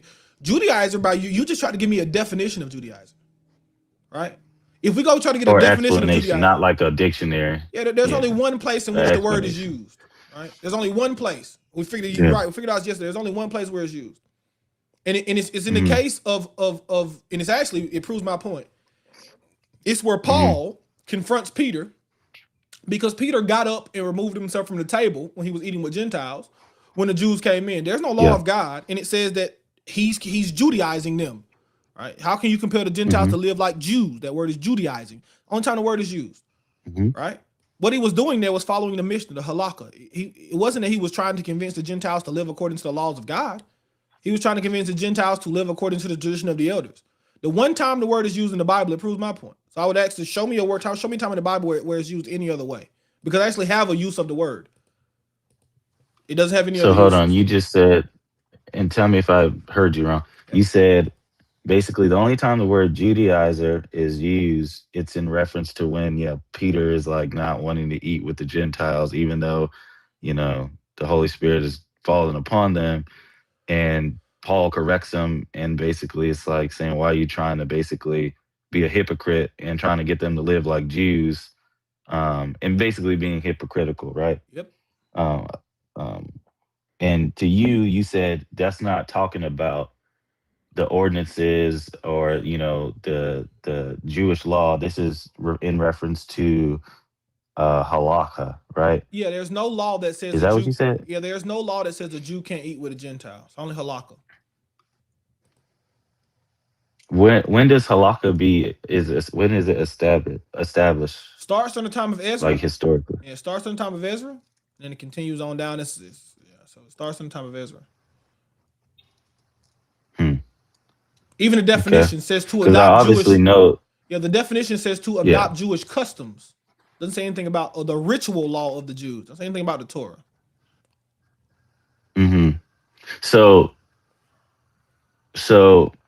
how do you establish where you prove that you're making the distinction? This has nothing to do with Jewish law. It has to do with the Mishnah or halakhic. Because the one time is used, tradition of the elders. Yeah, the definition of the word says to adopt Jewish customs and rites, ritual law. It doesn't say anything about the Torah. Number two, the one time the word is used in the New Testament, it is referring to when Peter was trying to follow halakha. Paul could have used the word. So when I looked up Jewish customs, right, it says Sabbath day rest, Passover, you looked up Jewish Hanukkah, customs where, brother? You looked at Jewish customs where? Just Google? Definition. We don't get biblical definitions from Google. A custom is just something that is kept. Yeah, so you could say Shabbat is for the Israelites. It's a custom of the Israelites. Yeah, we don't get biblical definitions from Google. if you Google a lot of words that we use biblically, like for example, Google what person means, right? In the way in which you use persons to describe the Trinity, that's not the definition. And you would, if you argue the Trinity with someone, you would tell them we cannot use a secular definition to interpret the Bible or theological constructs. We don't just Google things and say this is the definition biblically. No. What's the biblical definition of a custom? No, I'm not versus a saying law? that because context, it's Right. not just like you look at a word, you have Right. to put it in its proper context. Exactly. And in the you know, context, Peter everything, yeah. was trying to convince someone to follow the halakha. He wasn't trying to convince someone to follow the law. He wasn't saying, I got you. you know, don't eat pork. I'm asking you, I guess, where do you see that? Where are you drawing that understanding based off just what from you're reading. Yeah, just reading, right? Once again, there is no law that says Peter needed to get up from eating with the Gentiles when the Jews came in. Show me that law when I would say it's about the laws of God. Show me the law in the Torah. Yeah, that's says not that my Jew can't eat with a position, though. Gentile. So yeah, that's why I Yeah, get I'm it not from. saying that. You ask me where I get it from. What Peter was doing has nothing to do with the Torah. Therefore, the word Judaizer can have nothing to do with the Torah because it's only used once. Other than that, you're just using the word however you want. You're not going off how the Bible uses the word. That's like me saying yesterday. I went to it's like saying yesterday I went to use the Walmart and I mean bathroom. Right? I can't just make words mean whatever I want them to mean for the time. I think where you're maybe getting hung up, and then you can tell me if you agree or not, which I'm pretty sure you won't. But I think where we're getting a little tangled up is you're focusing on the actual very act of what Peter is doing, not eating with them, right? And you're saying, show me or demonstrate that in the Pentateuch, which obviously I'm not presenting that perspective. I'm saying that because it was the tradition of the elders not to eat with Gentiles, it wasn't like it was a law. I mean, you were called to be separate, but that had to do with not just eating, it's just life, your life.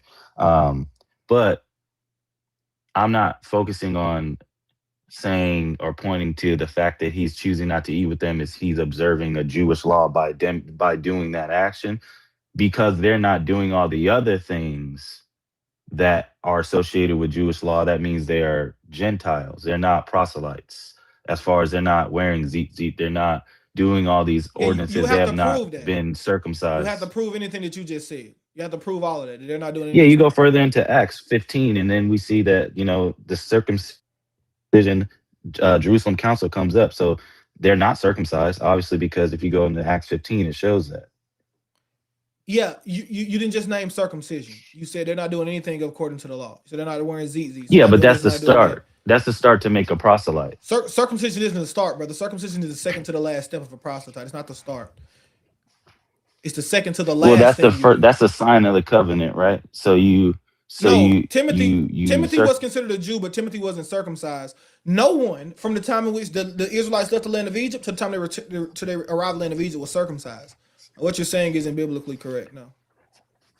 Well, when you say Jew, obviously you know that being a Jew is an ethno-religion, right? No, so you can be Jewish. I don't agree with that either. Biblically, being a Jew is not an ethno-religion; it's a religion. That's another thing. It is a religion, but it's also a people group. No, it's a people group who follow the commandments of God. The Torah tells us explicitly that if you refuse to follow the commandments of God, you're cut off from the people. You're no longer a Jew. That's what the Torah says. The construct where you're getting that from, that's a modern day Israel. That's a modern day Israel thing. Jews won't even consider you. So before the modern state of Israel, Jews aren't even going to consider you to be Jews if you reject the laws of God. That's a modern thing. That's not biblical. Yeah, but when they say Jew, are they saying like you're not ethnically Kohanim, or are they saying like, yeah, you're not a part of the In the Bible, if you refuse to obey the God of Israel, you're not a Jew in any sense of the word. Biblically speaking. In any sense, you're not a Jew. Can you demonstrate that for me? Yeah, I'll go take you to the law where it says you will be separated from the people. Over and over again, it says this. Right. So what do you become? A goyim, like a random goyim that's not you're defined? goy. Precisely, you're goy. Yes. But what goy though? Doesn't matter. You're just a goy. Doesn't matter. You're not an Israelite. You're of the nation. It does matter because you can't say you turn into Ethiopian or something. Yeah. No, my point is, brother, you're assuming God deals with ethnicity. God doesn't deal with ethnicity. God deals with religion. He does. You're making God a racist. Like God will accept you. God will call you a Jew just because you have a certain genome. It's not how God operates, right? God has a covenant. No, I'm not saying that. It's a covenant to be a Jew. It's not a race to be a Jew. It's not an ethnicity to be a Jew. It's a covenant. The same way Paul tells us we are children of Abraham. We're not ethnically children of Abraham, and the Jews are not. If you're a Jew who doesn't accept Christ, you're not a child of Abraham. So God doesn't deal with ethnicity. God deals with covenant. You have a covenant or you don't have a covenant. I agree. And you lose that covenant because you disobey God, not because your DNA changes. But when he separated Jacob and Esau, what did he say that you have two what in your nations? Yeah, that refers to two manner of people. Two manner of people, precisely. Two manner of people. Right. That doesn't refer to their DNA, brother. That refers to Esau was a profane man. He was a man who sold his birthright for a morsel of soup. Jacob was a man who wrestled with God and said, I won't let you go until you bless me. It's not a DNA difference, right? It is a mindset difference. Two manner of people. Becoming a heathen is also, because heathen can also be synonymous with Gentile, right? Right. Is also a teaching of Yeshua. I believe it's Matthew 18, maybe 16, 17 verse, where he says, if they don't accept you, the teachings of the Messiah, then they are to become as a what? As a heathen. They're cut off. Especially when it comes to reconciling an issue, right? You got two brothers, somebody's trying to repair an ought between them, and it's not being resolved. Christ said they're to become as what? A heathen, cut off from amongst the people. Paul teaches the same thing. He says that this man be taken away from you. I think 1 Corinthians 5. A man that's sleeping with his father's wife. that man is supposed to be what? Cut off from among you. He was called, past tense, a brother. But now he's to become a heathen. So that's even New Testament teaching is consistent with people who are grievous lawbreakers are to become as the goy or the Gentiles or the heathen. Right. So when God talks to and prophesies about the children of Israel's holy seed being mixed amongst the all the nations, right? The heathen. Right. You're saying that God has never made any distinctions, because when we talk about ethno-religion, you're right. There's people have always joined the house of Israel and they've, made that conversion over. But as far as the root or the stemming of the people of Israel, you're saying that there's no cultural, historical, or ethnic heritage that's associated with the nation of Israel. Well, you just expanded it. Yes, there is cultural. Yes, there is historical. But those cultural and historical people were not all blood descendants of Abraham, Isaac, and Jacob. And so, yes, there is blood descendants of the people who shared cultural mores and forays. Yes, there are people who descended from that. But guess what? The Bible speaks very clearly about those people, how they became as heathen. So even those people, he has created a path for two different groups. The book of Hosea chapter 1, Isaiah 56 speaks of three categories, right? You got Israel who never left. You got Israel who departed and became as heathens. And you have Gentiles who never, their fathers and their fathers were never associated with the covenant of Israel. All three of them, Christ has established a path to citizenship in the house of Israel. But so when you say ethnic is still has to be qualified, because there could be several. There were, even in Jewish tradition, there were 70 nations at Har Sinai, right, at Mount Sinai. So if there are progeny of people who kept the customs, but if you looked in their DNA, you won't see Judaism in the DNA, right? You won't see Sabbath keeping in a DNA, right? Right. This is attached to the customs of these people. So, host, you mentioned something earlier, right? And I just want to get this understanding so I can even see what's even deeper behind. Do you believe the people that we've seen to preserve the Talmud the Mishnah are descendants of the Pharisees. Yeah, I don't know. Maybe not. I have no clue. Some of them, Okay. maybe. Some of them probably not. I mean, Khazars and Yemenis who converted. I don't know. I don't know who anybody is. I can tell you my opinion, but Yeah, like what's your opinion? my opinion is that most of them are probably Khazars. Most Ashkenazi's probably Khazars. Most I don't know though. Dang. I have no clue. Sephardis, I think, are true. But once Okay. again, you take my opinion with a grain of salt. I haven't studied it out enough to be able to tell you. That That's fair. doesn't That's matter. fair. Right? I would say they're all Jews for sure. They're all Jews ethnically. I I would don't know say what they are. it matters. It matters because you're saying that rabbinic Judaism, which I disagree as far as it being um, correct as far as this theology, but they have maintained the tradition of the elders. They're a direct descendant in their understanding, in their records, and the people group. Of course, there's mixing because of diaspora, Yeah, right? you can keep the records of a people group without being the original people group. So all you have to do is pick up a book. We have it in history, right? You have I'm not saying that's the you only have the thing. Khazar Khaganate. That was the biggest Jewish land that ever existed. It was bigger than the kingdom of Israel was at its peak, right? You have Sephardi Jews who wrote to this kingdom and said, "Listen, I'm so happy that we have another Jewish kingdom." So I mean, you don't have to in order to preserve the history. Beta Israel. Yeah, Beta Israel, another good example. You got yeah. Beta Israel. You got coaching Jews. You Yes. got Pushtin Jews. These people who you referred to, they're not the only people who practice Precisely. the tradition. Yeah, no, I have Sephardic ancestry, so right. So I definitely know what you're talking about. So Yeah. if we limit it to, I'm not. Yeah, you have Yemenite Jews, you have Right. Ethiopian Jews, you have But they're all Sephardic Jews. Jews, you And have none of them are we- none of them Mitzrayim are we- Jews. And none of Yeah. them are we trying to classify their genetics. We're Exactly. we're saying they're Jews because of what they practice as it relates to their religion. Right, Not but they wouldn't say that. We know that there's a link between all these different diasporas, even though they have different phenotypes and different varying. No, it's well not known, brother. necessarily true, brother. I Yemeni Jews. I could get you several people on here. Yeah, I'm not even cut you off, text, but it's. I can get you several. Sorry, we got it. Go ahead. You go. Yeah, my bad, brother. You There's good. several people I could get to testify to the contrary, that they're very aware that they converted. They may not know when they converted. Maybe they converted 100 years ago.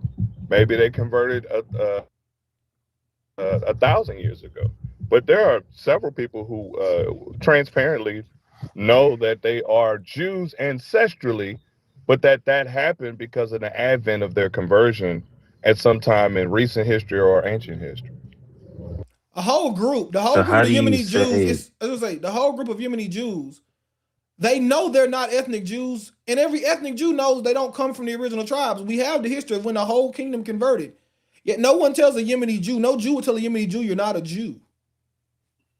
Like that's not even a conversation. About the Turkic Khazars?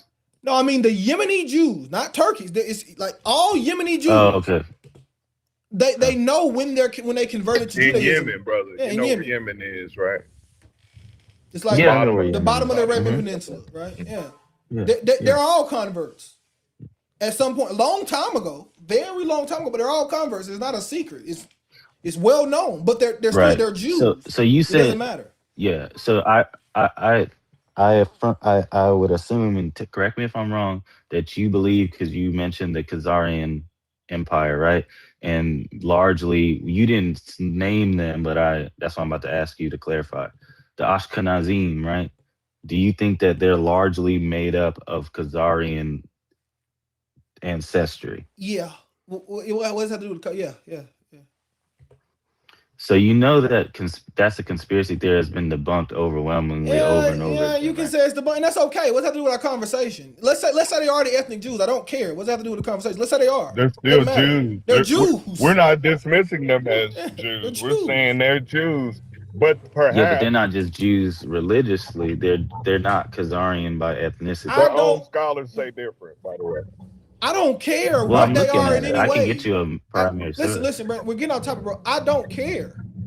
They can be whatever they want to be. I ain't gonna tell you what you not. If you say you a Jew, if you they a don't Jew. accept Christ, they haven't accepted Yeshua as Messiah yet. Whatever. We get off on a tangent I don't care about. They want to say they're Jews. Hollis, you're Jews. You haven't accepted Christ, you're not a true Jew. Well, here's the thing, because I think and I'm gonna tell you why I brought this up. It has relevance. There's something that I see that is popping up over and over a lot with restorationist movements, and it all is rooted in epistemic mistrust. Listen to me, bro. Listen to me. I have epistemic mistrust, not of Jews. I'm gonna be completely honest. I have epistemic mistrust when I see a church. Yeah, let's say forget the Jews. I have epistemic because we black, we can't believe stuff because we black. We don't have the capacity to believe. Listen, we didn't write this information. Arthur Kessler is not a black man. Okay, and it doesn't matter who wrote it. And it's a sourced book. So even if you don't believe Arthur Kessler, he sources other Jews to establish. I got you, brother. Yeah, let's move past the Jewish. Let's move past the Jewish. No, you know you brought it up. Let's do it. Okay. So this is not rooted in epistemic disbelief.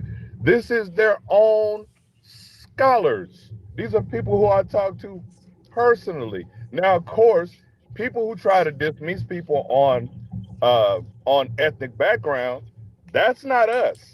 We're saying that God has a conduit for people who were ethnic and got cut off, and people who never knew Israel and have brought in, and that his house is a house of prayer for all people. This is not an ethnic discussion we're having. We're talking about a spiritual advent to come into your Majesty's kingdom, to obey his commandments. But if you want to say it's black people who created this concept, I'm not saying that. Yeah, that's a straw man, brother. I didn't say that. You brought up epistemic mistrust of talking about black people can't. I didn't say black people. I never said black people. You said black people got. Well, that's fine. You can ask me what I meant by that. No, I know what you meant. Go ahead, brother. You even read the definition to clarify the last time you were here, brother. I remember. You said that black people have an epistemic mistrust, and because of that, we don't have the capacity to completely embrace some of these claims of Jews. Hold on, listen what I'm saying to you though, brother. Epistemic mistrust.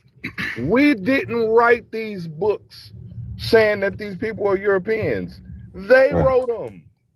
Gotcha. They wrote these books, and so you know what? other people that are non. I'm almost done. I'm almost done. Go ahead. You said you want to move on. I'm just capping it. Okay. I got you. The truth of the matter is, we're saying they are Jews.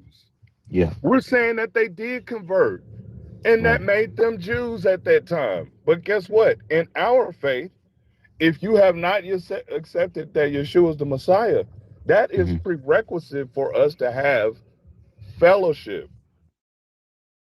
How can two walk unless they be agreed? And we have not limited that to a ethnic thing. We are Jews. We are Jews because we follow the King of the Jews. It is a Judeo, even by Christian rhetoric, it is called a Judeo-Christian establishment. It is founded upon a book that has to do with many of the people who refer to as Jews. And so this stream has never dedicated itself to exclusivity of ethnic groups. This was brought in, introduced to the conversation by your line of questioning. And I didn't bring up. Yeah, I didn't bring up the Jews. The host touched on it. No, you brought up. Do you believe Ashkenazi? Do you believe that these people are ethnically Jews? I brought that up because he mentioned like the halakhic law. He mentioned I said something. He was like, "Oh, you're thinking about rabbinic Judaism. Those people aren't the Jews." That's what he said initially, and I was like, "Okay, well, let's he wasn't uncover talking this." about exclusively them, because rabbinic Judaism is not made up of only European Jews. See, that's the thing, right? But I didn't say that. I know that, but I was trying to clarify what he meant by when he said that. That's why I started asking questions. Well, it's because you're not a Jew if you're just a Jew outwardly. You're only a Jew if you're one inwardly.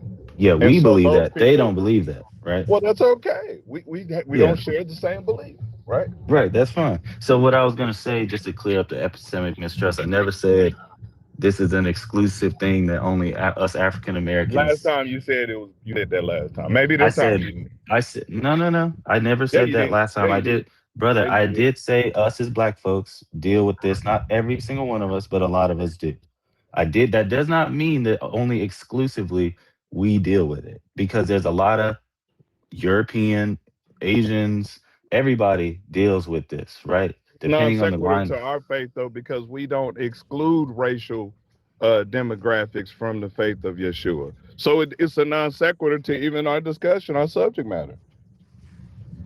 Well, if it was, then you wouldn't kind of want to spend I time went on off it. because you reintroduced it again, and and there's nothing wrong with saying that people converted to Judaism. It's in the Bible. In But Esther, that's not the in the truth, book of though. Esther, chapter 8, it said many of them became Jews over 137 provinces from You're not India to okay. Let me Ethiopia. ask you straight up then, and so because it seems like you're inferring something and not saying it direct. Do you I'm saying think? very directly. Gotcha. I Do you haven't think said the anything in a whisper. let's just focus on the Ashkenazi, right? Because they're the main one people Why? know Why of are when we they. focusing I'm on just gonna ask Ashkenazi? you because that's the They're main not one the people are only familiar Jews in with. the world. I So why know, is that a brother. I'm focal point? Sephardic, so I know that. Okay, then let's talk about your people. Let's not talk Well, about oh man, the brother, one I'm you have presenting you the awareness of. question.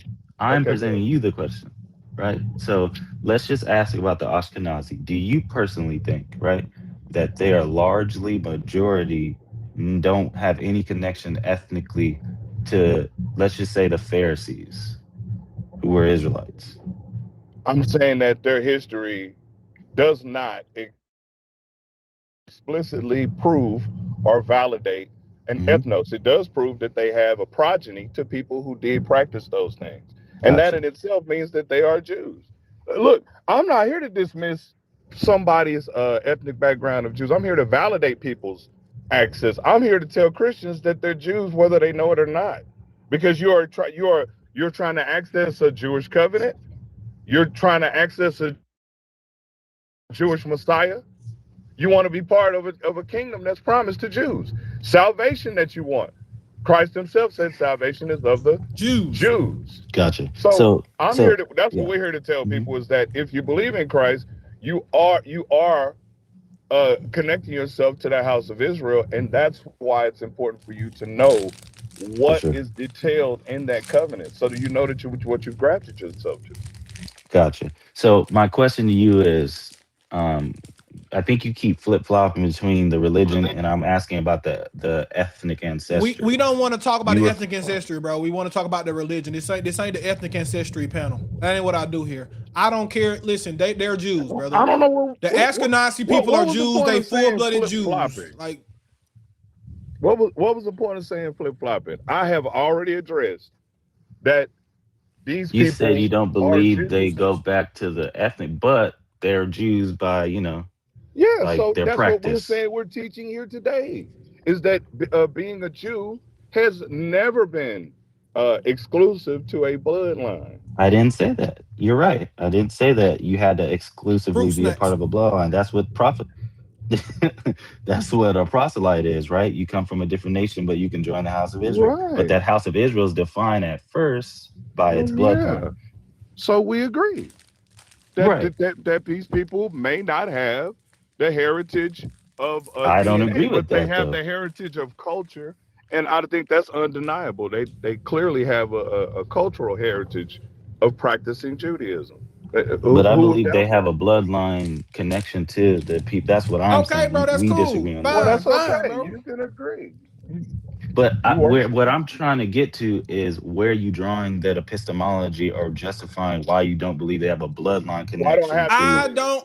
What is the Oh my purpose of me gosh. believing that? I don't I got care, you because I'm trying to show that your line of thinking. I don't care. Let me tell you where my epistemic That's mistrust. fine. I'm gonna tell you where my epistemic mistrust comes from. It comes from a church who claims to have apostolic succession, yet we have proof the apostle John kept Passover on the 14th of Nisan, yet they don't keep Passover on the 14th of Nisan. That's my epistemic distrust. My epistemic distrust comes from a people who have history that says every single church believed in the law, the prophets, and the Messiah, yet now no church believes in the law. Crazy. Where does this come? That's my epistemic distrust. My epistemic distrust comes from a church That says we come from Christ, yet they live nothing like Christ lived, and they reject the people who do. They write sermons against the people who just simply live as Christ lived. They anathematize people for keeping the Sabbath of God, even though Christ and the Apostle Paul kept the Sabbath of God. That's my epistemic distrust. I could care less about who is a Jew. I don't care. I don't think about it until you ask these questions, but that's my epistemic distrust, because someone has created a new faith that does not line up at all with how the Jews that were Christians in the first century lived. That's my epistemic distrust. Gotcha. So when you say epistemic mistrust, right? That's not fine. Everything you just said, you're making. Not mistrust. It's distrust. mistrust. No, it's distrust. Epistemic mistrust. It's not for me. Brother. Okay, that's fine. That's fine. Perfect. So my question to you is, you made a lot of truth claims. You said this is the apostolic succession doctrine change. It's not true. This and that. That's fine. You can say that. Is John? Now No. the burden of I can proof say it. is I'm for you to. prove it. Well, hold on. Is John an apostle? Yeah. Is John an apostle? What? Pull us primary source to show the Is change. John an apostle, brother? No, I put it. I'm just asking you for. Is John an apostle? Yeah, of course he is. Yeah. Did John keep the Now he Passover? righteous. Did John keep the Passover on the 14th of Nisan? I'll do you one better. All of them did. All of them did.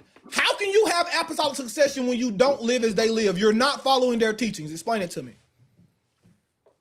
Perfect. So there's a lot of different things that Christians, even pronomium, is it pronomium? Pronomium. Yep. Do that. The apostles do that everybody doesn't do. Does that not disqualify them from Give me an example of something that the apostles did. No. Stop right there. Give me an example of something the apostles did biblically. Not just they ate chicken, but something they did as a biblical commandment that we don't do now. Go ahead. Mix fabrics. The law doesn't say don't wear mixed fabrics, brother. It says don't mix wool and linen. We don't mix wool and linen. Next, try again. Yeah, but if you pair it with the oral tradition, you'll see that was the way they understood. We're not asking about oral tradition. We're asking about the laws of God. The apostles didn't follow oral tradition. They didn't? No, they didn't. No. Oh my God. Not as law. Yeah, they didn't put it against the written, but they definitely followed it. That's why we said religiously. You things they did religiously that we do differently. Not they ate chicken on Wednesdays. Right. No, of course. Yeah, I'm not trying to. And not only that, rhetorical. Brother Brandon, what is it that pronomian people teach against? Right, because we have this church is not just that they're abandoning certain customs, they're actually condemning people and teaching against. So you just read about teaching against the Sabbath. I think that was you, Brother Brandon, right? You read you're talking about Saint Ignatius. Yep. Right. So we have teachings like this. We know 325 AD, 365 AD, the councils spoke against all of these different things: Passover, Sabbath keeping, making a distinction between clean and unclean food. That's not just abandoning a principle. That is now being antithetical as a religious premise against what the saints were doing. And I think that's very different. Gotcha. You see what I mean? Like a tradition that gets dropped, I understand what you mean. Like, okay, everybody don't have the exact tradition. But we would never find ourselves saying, hey, man, it was wrong for them to be doing what they were doing. And this is what we're finding, this new apostolic succession, who are offering the right hand of fellowship that they say came from Peter, and yet they are here teaching against all the things that the apostles upheld. Gotcha. I'll give you another one. And I'm going to say this not to say that I find problem with what's been by doing this, but I'm just going to say you don't see it listed, right? You don't see thou shalt make a podium or a stage, and then during praise, there's something called praise and worship, and you get instruments and play songs in the contemporary style of how the world sounds, and then you sing about God. Is there a commandment against it? That's my premise. Well, they did make a podium. Hold on. They did make a podium, and there's precedent for that. No, there's altars. There's a difference between a podium. No, there's a podium. An altar. Go to the book of Nehemiah, chapter 8. Okay. Nehemiah chapter 8, when he brought out the law, they made a podium for him to speak from, and he was above the people. That's what it says in Nehemiah chapter 8. But not only that, I don't teach from a podium, by the way, in my fellowship, but I respect when people do, but there's precedent for that. Yeah, It's I don't not find anything wrong with it. I'm just, for The the sake premise of the is conversation. the Right, but commandments, there is- brother. there is precedent. You're teaching directly against the commandments of God. The commandments of God says the Passover's on 14th of Nisan. The Apostle John says the Passover's on 14th of Nisan. By your confession, every disciple said the Passover's on 14th of Nisan. So who gave you the apostolic authority to change the date of the Passover of God? As we read in Leviticus 23, Good God says question. these are his appointed days. Who gave you that authority? Where does that come Good from? question. Basically, to not keep the Passover in the way that the apostles kept it, right? The way that God No, it's commanded it to totally be different. kept. The way that God commanded. Right. Right. Because it's So- not just Passover they're replacing. They don't have the days of unleavened bread altogether. Right. And to your point that you just made earlier, All the right? feast days, all that. Yeah. Right. So if you're saying that Passover, we're not going to call it that anymore. We're going to call it Easter. We're going to have Easter egg. They're not hunts. even the same thing. Yeah. Right, we're going to have Easter egg hunts. Right. And we're not even going to do it on the same day. And we're going to despise the practice that tries to keep fidelity to the way it's written.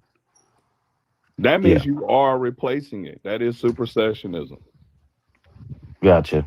So I would say the justification for it, right, in reading it in its proper context. I know you guys are not going to agree, but I'm just giving you the stillman position.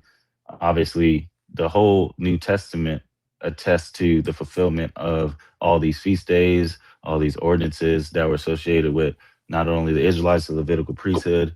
Hebrews 7 lets us know when there's a change in the priesthood, there's a change in the law. So Let me ask you your this, argument. Brandon. Let me ask you, I just want to. Christ kept. I want to make sure we're on the same page here. So you're saying you don't celebrate Passover at all. What you celebrate on Sunday in fulfillment April of Passover. is it so it's not Passover period. You're telling me I want to get this clear. It's not the Jewish Eastern, Passover. No. Is it Passover period? Does the Eastern Orthodox Church celebrate Passover? Yes or no? Before we even move on.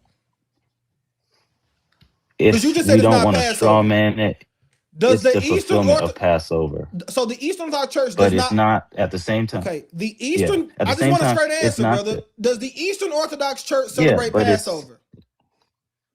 If you're talking about Jewish Passover, where you have to eat the bitter herb and God's the lamb, no. Passover. Do you celebrate God's Passover? I would say yes, but Okay. it's the fulfillment of the Israelite. You Passover. said yes. Okay, go ahead, Tiz. I want to make sure. So you can't to stop with this. We don't do Passover thing. You just said you do. Go ahead, Tiz. Well, I meant to say we don't do the Jewish Passover. You do We don't Passover. the Israelite Were Passover, the no. people who had the Passover with Jesus, Pascha, they yeah. were Jewish, right? Right. And Jesus was Jewish, right? Right. So the inception of Christ's version of Passover is still Jewish, right? Yeah, and it's an inception. Yeah. What about the You could say so. Passover Paul was keeping in Acts? Was that the Jewish one? Mm-hmm. So Paul was even keeping the Jewish Passover after the death, burial, resurrection of Christ, but you don't do that. That's true. Yeah. Okay, perfect. Go ahead, Tiz. So what Christ told his disciples when they had Passover, Matthew tells us it was Passover, but Matthew 26. Hey, y'all know Passover coming up. The disciples said, where you want us to go make ready the Passover? So go find a man and tell them, hey, we're going to keep Passover here. And it says the disciples went and made ready the Passover. And then they had the Passover. Christ then tells them how to maintain that Passover and that he's not going to have it with them again until he is in the kingdom, when it has its fulfillment in the kingdom. That means that Passover has another fulfillment that is yet to come, according to the own words of our Messiah. Both of us believe in Yeshua. And we're both waiting for Christ to do something on Passover in the kingdom. Right. So it is not something simply because he fulfilled the Passover does not mean that it doesn't have another fulfillment, because Christ himself has already declared that it has another fulfillment in the kingdom. Right. So the Passover in our theology, right, in ancient Christian apostolic tradition, Not ancient the Christian. theology You of have to prove it's ancient. Not ancient. It's not ancient. You can only yeah, it's get definitely ancient. I show knew you were gonna me say show me something to first. interrupt Yeah, me. show me. Before you say ancient, I want you to quantify. Show me first century, first or second century. Show Well, let me me your ask you, no since you no. say it's not ancient, Show me first or second century what you believe about how Passover, old do please. you think? Show me. I just told you first or second century. Show me first or second century your belief about Passover. Go ahead, give me a source. Yeah, it wasn't defined still yet. It was defined. Did Polycarp live in the first century? No, not the way you said. The way we believe it, right? Perfect. So the way that you believe is not from the first or second century. It's from after that. So it's not ancient. Oof. No, I wouldn't say It's it bid'ah. was It's being innovation. formed, It's but it, innovation. Polycarp existed in the first well, century. let me ask you this. Did the Apostle John Yeah. exist in the first century? Of course, yeah. We Did the know that. Apostle Paul exist in the first century? Yep. So that's the ancient Passover. Whatever you do is post-ancient. It's something else. It's not what the apostles did. So what you post first century is not ancient anymore. Let's even say second. I'll even Until give you a second. 2026. I'll give you a second. How does that follow though? So you're saying It's relative, Brandon, in right? 200 AD is not Okay, I'll tell you ancient what. in comparison to I'll give you one. 2026. It's not the You most. It's understand- not you the most understand what he ancient. means, though, right, Brandon? Yeah. Say what again, brother? He's speaking relatively, just like Brother Saint was saying. It's not that it's Right. not He's old. speaking like he's the arbiter of what is ancient and what No, is no, not. no. but we're I'm talking speaking about- like we're talking I'm about speaking New like we know the We're talking most about ancient Christians were named. We know the names of the most ancient Christians that we know what they did, right? So let's just say this: it's not the most ancient, right? It's not the most ancient. So the Samaritans didn't go to Jerusalem to make offerings. Does that mean that since you don't do that, does that mean you're not I'm not a Samaritan. No, I'm not a Samaritan. in your Israelite keeping? I'm not a Samaritan. Yeah, No. we're not No, you're not. practicing the faith of the Samaritans. Right. They So you do see have this as a ancient- silly line of argument. Brandon, I just told Yeah, you okay, I so- don't follow the faith of the Samaritans. Hold on. You He say just- you follow the he faith of just the made a apostles. great point. Hold on. No, for ancient, Hold on, you're guys. trying to say if Brandon somebody just doesn't made- do. Go ahead. Hold brother, on. go ahead. Hold on. Brandon ahead. just made a great point. The Samaritans have an ancient tradition of keeping Torah. The A certain Samaritans, way, yeah. the Samaritans still exist today. By the They way, do. there are people who still uphold Samaritan understanding of Torah. The Absolutely. Samaritans have an ancient way. That ancient way, just in case anybody's confused about whether we should follow the way of Samaritans, our Messiah specifically said to the Samaritan woman, "You worship what you know not. Salvation is of the Jews." So that ancient way, though it is ancient, it is dismissed by our Messiah, and he recalibrates our belief to the Jews. Great point. Yeah, and that's why I brought it up. You summed it up perfectly. So I know you would disagree still, but that's the reason why I brought it up. Just because it's a historicity but fallacy. brother Brandon, the way that you're describing does not date to the time of the Samaritans. Go all the way back to Jeroboam. I know that's why I Samaritans mentioned go all that. the I way said back when to- they didn't but- take but the their Christian church- sacrifices. but the That's advert- what I was inferring. That's what exactly. You Right, hit but the the nail on the modern advent of the Christian church does not go back to the time of Christ, even.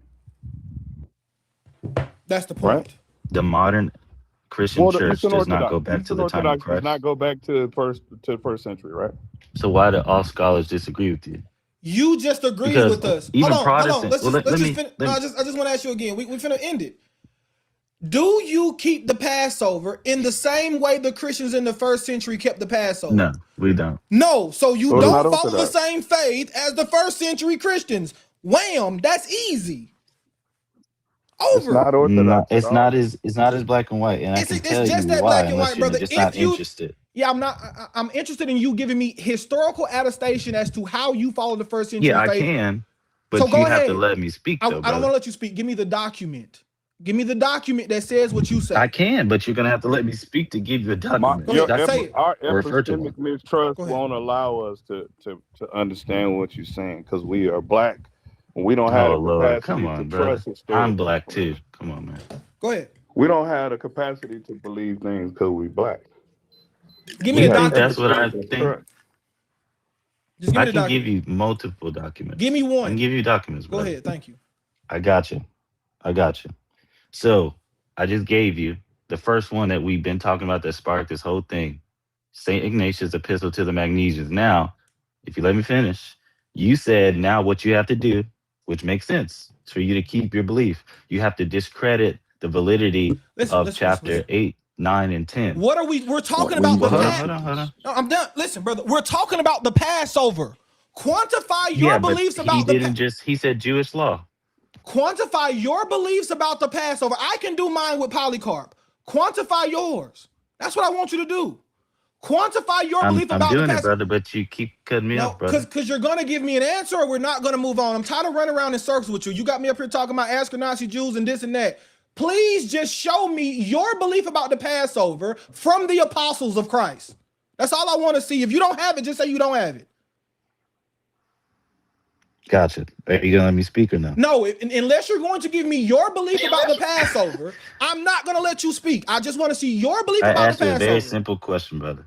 I don't want to answer your question. Give me your belief about the Passover in the first century. I'm saying, are you gonna let me answer you? That's what I'm saying. Okay, give me the document. Just give me the document. Start taking us around the houses and true forests and stuff, man. I gave you one. You're gonna look silly as hell. Like. To the epistles of the Magnesians. Okay, where does it say? Where does it say the word Passover in there?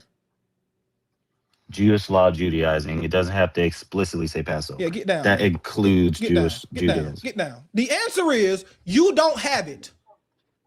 The answer is, as you've admitted. Let's go back, guys, really quick. I want to play it for you guys. Because people, you're a liar. And I don't normally get this way, but you try to make it seem like we epistemic distrust. You're a liar. You said out of your own mouth you don't follow the same tradition as the first century Jews. You've already said it. So either you're lying then or you're lying now. I don't know when you're lying, but let's go back and play what you said yourself. Let's play what you said. 1 second here.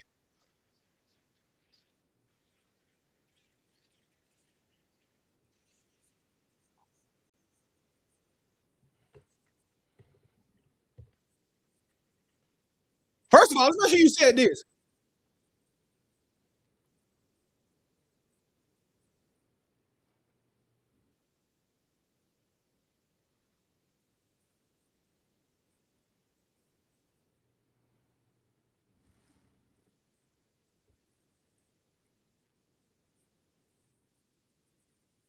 Keep going a little bit.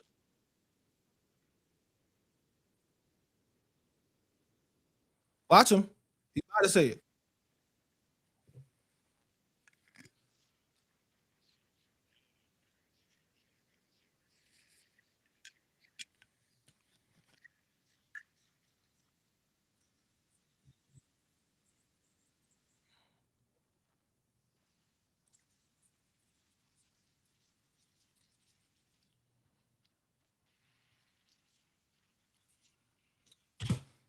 You just said you don't keep the same Passover as first century Jews.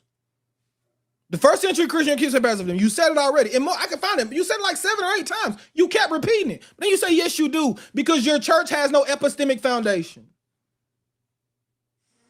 That's the answer to the question, bro. Your church has no epistemic foundation that you can base it on, with the exception of me just believing that you have some kind of authority to change God's rules. We can talk in the future, but you got to be able to be honest. Yeah, and the contention, brother, like just because you speak soft doesn't mean you're not using microaggressions and soft hostilities. Like you keep flip-flopping, brother, on this, right? You won't let, you know what I mean? Are you gonna let me speak now? Right? Like you're not, it's not like you haven't been contentious as well. We're having to contend for the faith that was committed to the saints. That is the source of our contention. We are contending so that, and we're doing it with substance. We're saying, hey, if we're followers of Christ, let's not be disciples of Ignatius. Sorry, brothers. Yeah. I mean, he's been up here a few times, so he knows the deal. And I'll be honest, yeah. I spotted the difference in his attitude, his behavior, and his speaking pattern when a certain someone came into the life and started viewing it. I wonder why. Magic, see, right? See, think about it. Mm-hmm. if Christ told us, hey, make sure you keep the Passover, and I'm not going to drink it with you again until I have it, it has its fulfillment with you in the kingdom. You can't ride on that fulfill word no more, can you? You can't ride on that no more, because Christ says it still has to be fulfilled in the kingdom. That's what he said. Those are his words. And he's telling us, if we're truly his disciples, then he's speaking to us. Hey, as often as you do it as remembrance of me. It is a memorial to Christ to keep Passover. So why wouldn't you keep the memorial that Christ is pleased with from his own mouth? That's what he said. Hey, do this one. And I'm going to do it with you again in the kingdom. Man, that sounds sound to me. Rather than, you know what, Ignatius told us that we shouldn't be doing this Sabbath and stuff like that. So I'm getting rid of the Passover. Wait a minute, but what did Jesus say? From his own mouth. What did Jesus do? Remember that? What would Jesus do? WWJD. I What preach it did every Jesus Sunday do? or Saturday. Yeah, but what did Jesus do? He kept that Passover Said that too. and instructed his disciples to keep. Amen. Same spirit. That's it, baby. You right. Own it. Spirit That's the same thing bear I witness. say. We don't have to ask what would Jesus do. What did Jesus do? Glory to God. That's it, man. That's Y'all it. are claiming the sacrifice. No, the bread is his flesh.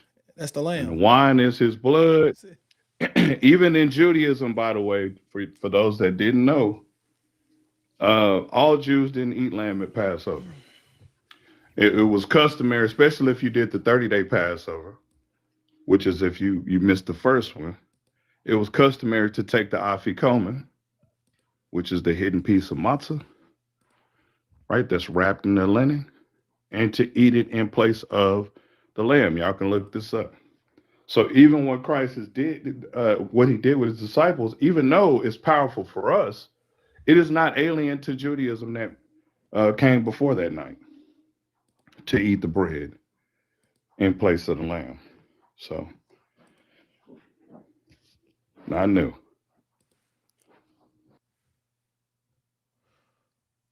But yes. All right. Just a quick one, Naz, before we proceed, right? Sure. I know this is what you do. I know this is what you do, and you're very good at it. I mean, God bless you for the edification that you bring us daily. Brandon is not new here. I hope you know that he's kind of playing in your face a little bit, right?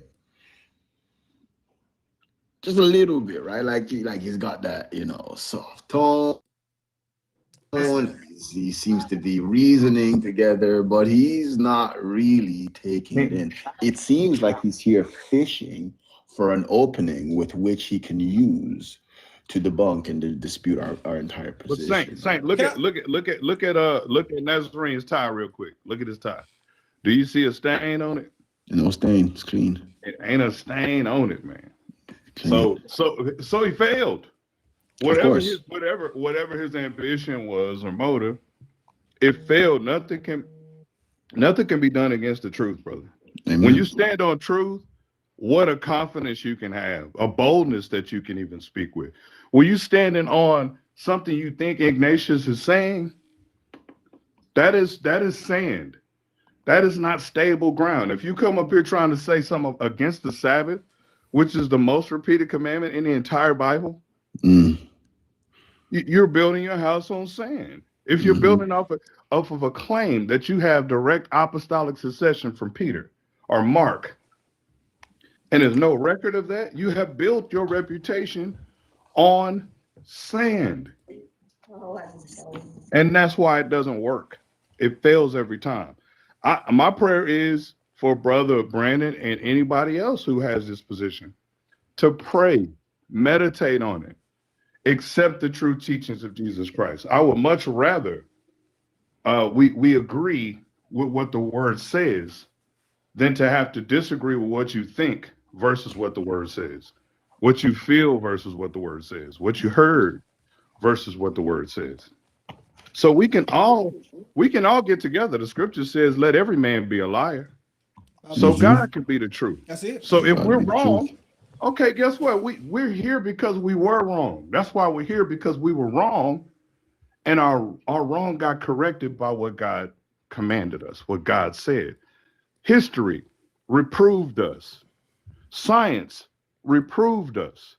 And so as a result, we're here to testify that we have been redeemed from the lies and misteachings and misunderstandings.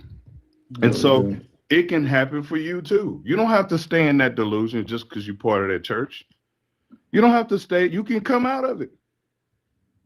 So I don't think God's done with people like the brother, but we still have to stand on business, right? We have to be fervent in our belief. That's why we speak with such boldness of speech, because it's the truth. Ain't that the truth? Watch this real quick, guys. I want to play. Replay. See if I can.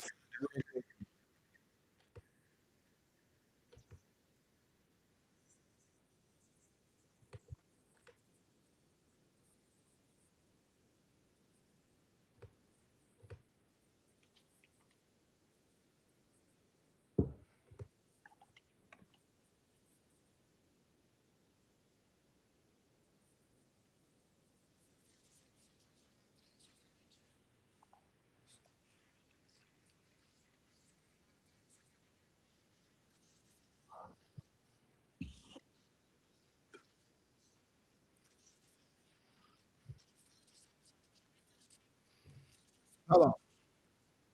I'm gonna find it, and we're gonna go back to it. I want to find out what the brother said verbatim. He does not keep it in the way in which people in the first century did, but I'm gonna find it. Trumpet, what's up, boss man? How are you? Hey, Nazarene, how are you, brother? Blessed, man. I can't complain.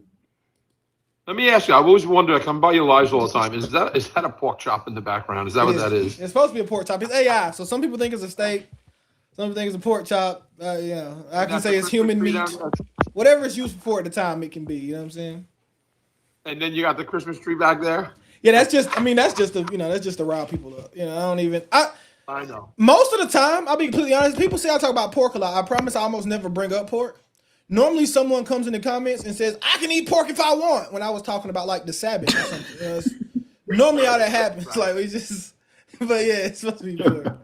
Do you remember me from your early days? Do you remember me from your early days? I used to come on your live once in a while and talk to you. You don't remember me, do you? Which are you, when I was talking about the Torah? Or when I was talking about, yeah. I'll be honest, I don't remember many people. It was so long ago. I don't remember a whole lot of people. But I know. It was like a while. It was that was a long time ago. Yeah, but we had good conversations. I came on a few times, and we discussed some things. But I appreciate you, brother. Rabbi Tex, I appreciate you, brother. Saint, all you guys, I appreciate you, man. Hey, man, big love. All praises, man. Big love, big love, big love. Much love. Shalom, Trumpet. Have you seen Trump in studio before? No, I haven't. I'm eating got breakfast crazy right now, studio. Rabbi. I'm not in the. If you wait a few minutes, when I get done with the breakfast, I'll go in there and he gives me the camera. I'll show it to him. All right, cool. Yeah. I want to find it so bad, bro. I need to let it go.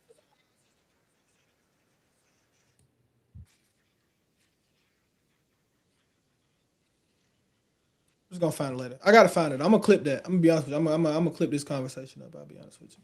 I'm gonna post this one. All right, but feel free, guys. Hit the request button. Come on up.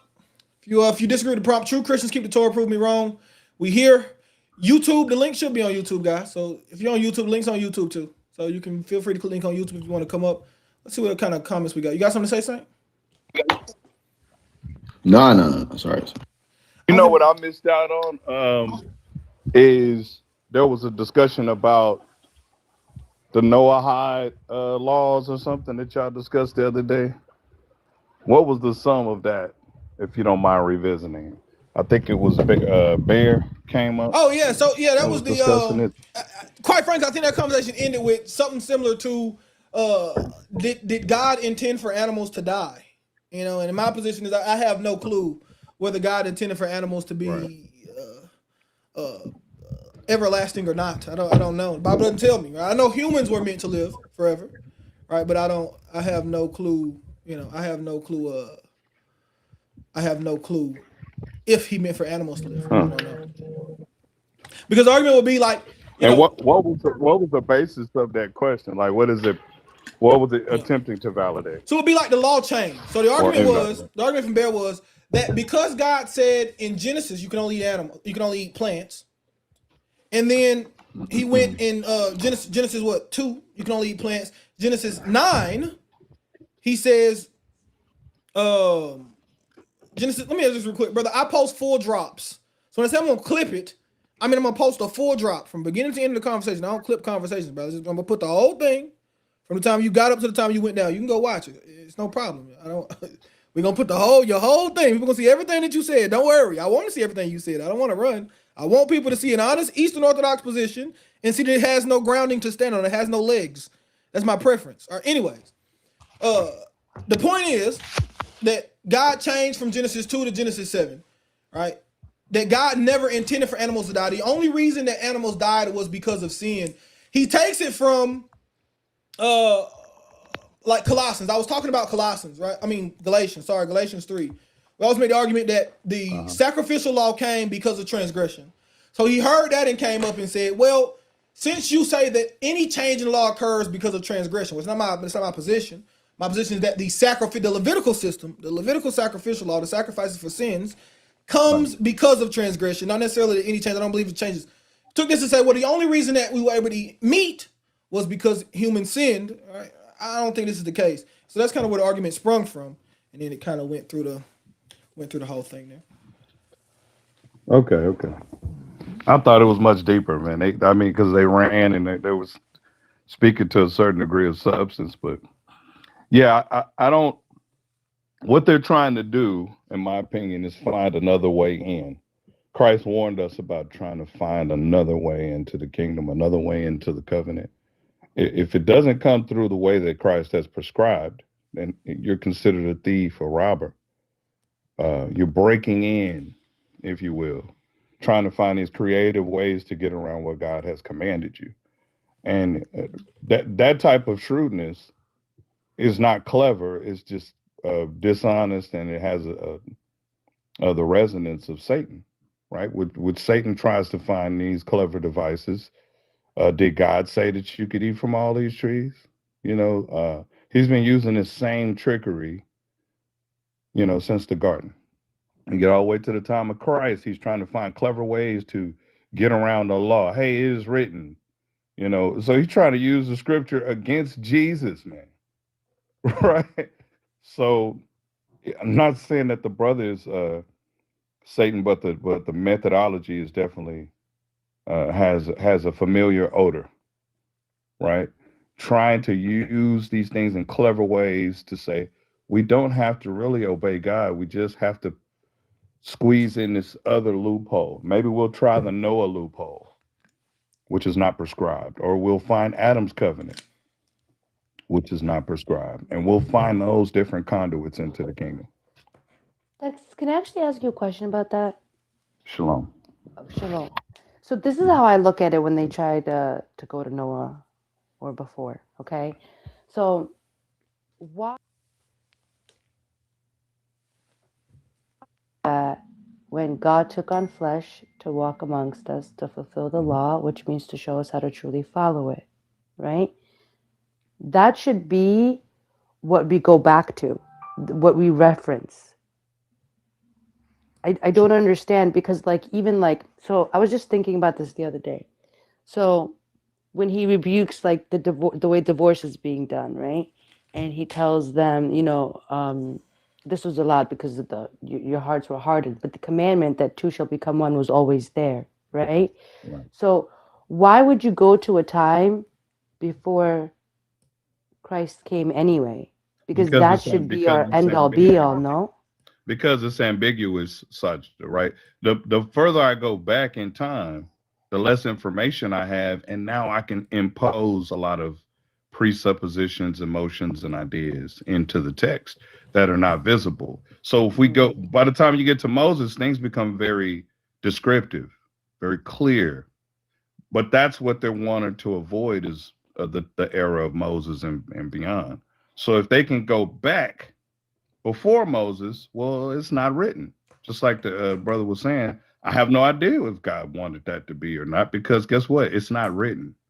We don't have documentation. We can have some cool conversations around it. You know what, man? I think chicken's head. You know, I mean, we can say all kind of things, but the goal is an antinomian motive. The motive is, how can we get around this Torah? What is a clever way that we can tell people like Nazarene, like yourself, how can we get them to get off of this Torah thing and say, you know what, we have another way to be connected to Christ, and another way to get into the kingdom that does not involve obeying the descriptive commandments. That's the motive. It's not that they truly believe what they're saying, right? It has ill intentions. Yeah, I mean, yeah, because how can you, right, believe that Jesus is God, took on flesh to basically tabernacle amongst us, right? And then disregard him. It truly doesn't make sense. Mm-hmm. I try to like, give them the benefit of the doubt and like just take that position just so that I could understand.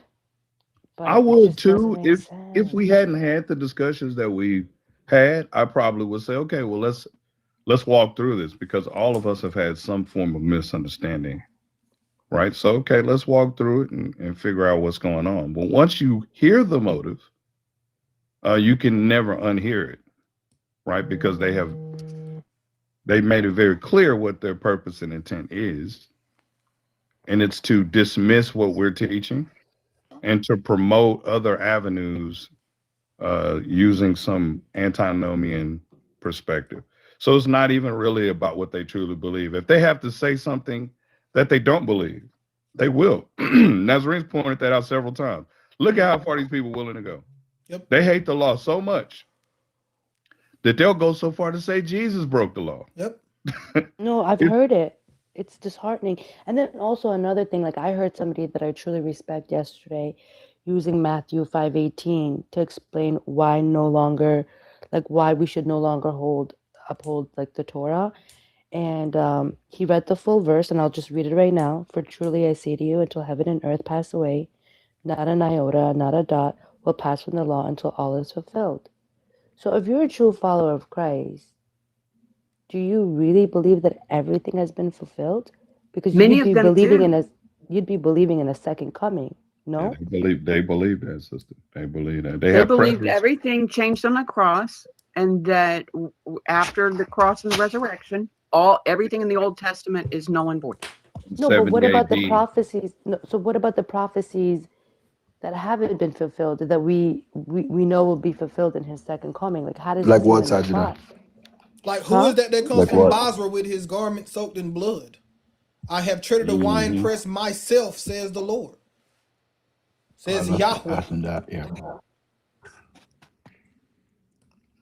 Your point, Sajida, you're making a solid position, but there is a such thing as indoctrination, right? So some churches have done such a great job of establishing their doctrine that people are more familiar with the doctrine than what the Bible actually says.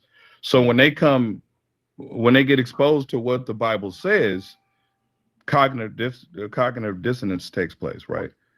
They're holding, wait a minute, the Bible has to be true, but my doctrine also has to be true, even when the doctrine is contrary. Now, for us, we have been given the Spirit to make us bold enough to subtract or withdraw from our doctrine when the Bible and the history is opposite, right? When the evidence is opposite to that. So, yes, there are partial preterist and full preterist doctrines all throughout Protestant Christianity theology. And I would even say there's some preterism in Judaism, right? Because they believe that 1948 fulfilled a whole bunch of prophecies as well that we are still waiting on to happen, right? Same thing happened in the Catholicism. They almost need it to be true, Sajida, right? Because if 70 AD is not the fulfillment of the commandments they say they are, it invalidates the authority of the Catholic Church, Correct. They have to say that it was translated from, it was taken away from Israel and given to another. Correct. Okay, well, the way that they teach that is it transitioned from them, and now the Catholic Church is the New Jerusalem.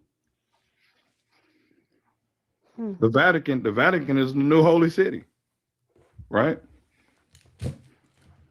So if they subtract from this, even when met with doctrine, people who have grew up their entire lives, who have dedicated their entire life to Judaism, I mean to Catholicism or Protestant views, people who have committed their faith to this, they've lived in monasteries, they've become nuns, they've, you know what I mean? They've left their all types of pleasures of life, and here you are bringing them a truth.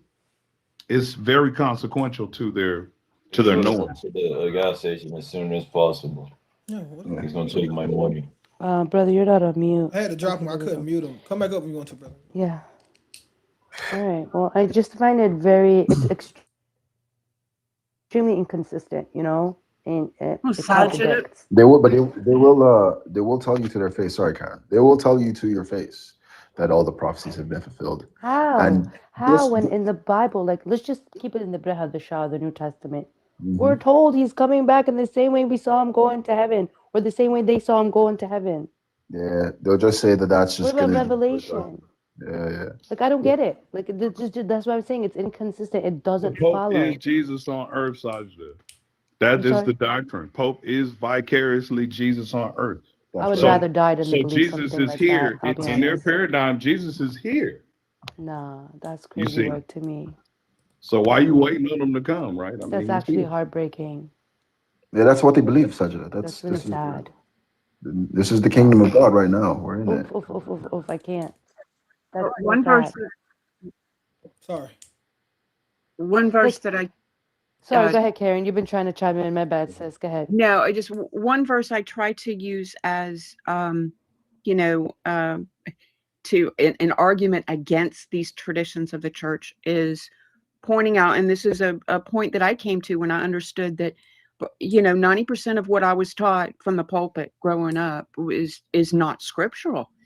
And so I realized when I was studying Mark chapter 7, what Christ rebuked the Pharisees for is exactly what the modern church is doing. Teaching for doctrine the traditions of men, all the while setting aside the very commandments of God. Wow. Yeah. When I was being taught on how to preside over weddings, right? One major surprise for me is that they weren't reading from the Bible. Right? You just assume like, oh, it's a wedding and the pastor's up there and that book in his hand is clearly a Bible, and it's not.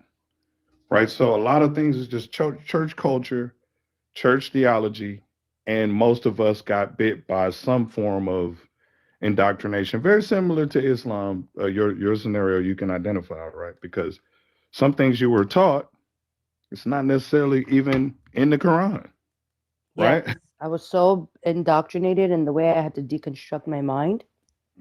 It was a lot of work, and it was very emotional.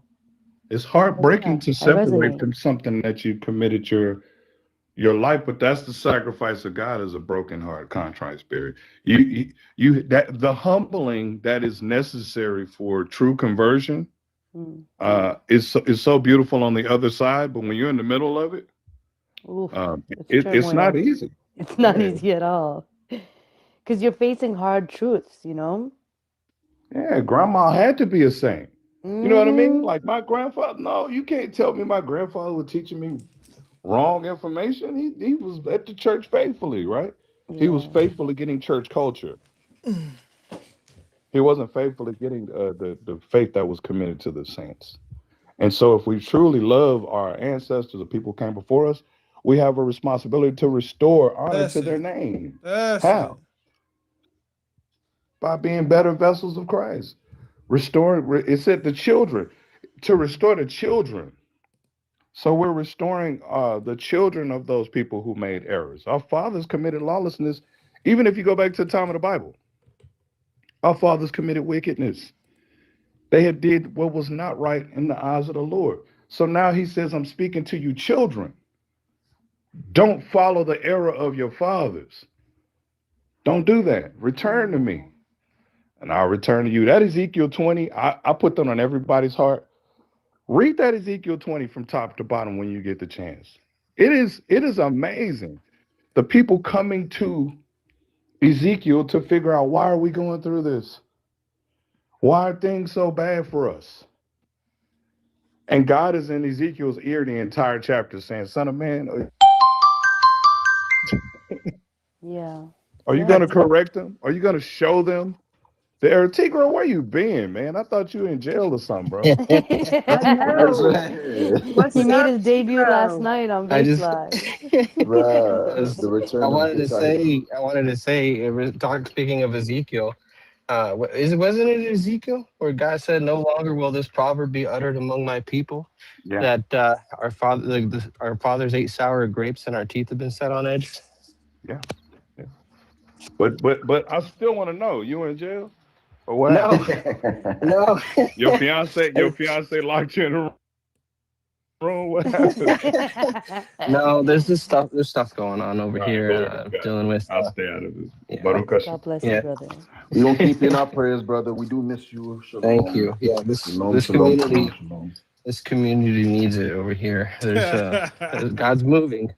God's moving, but there's gonna be some things happening over here. Yeah.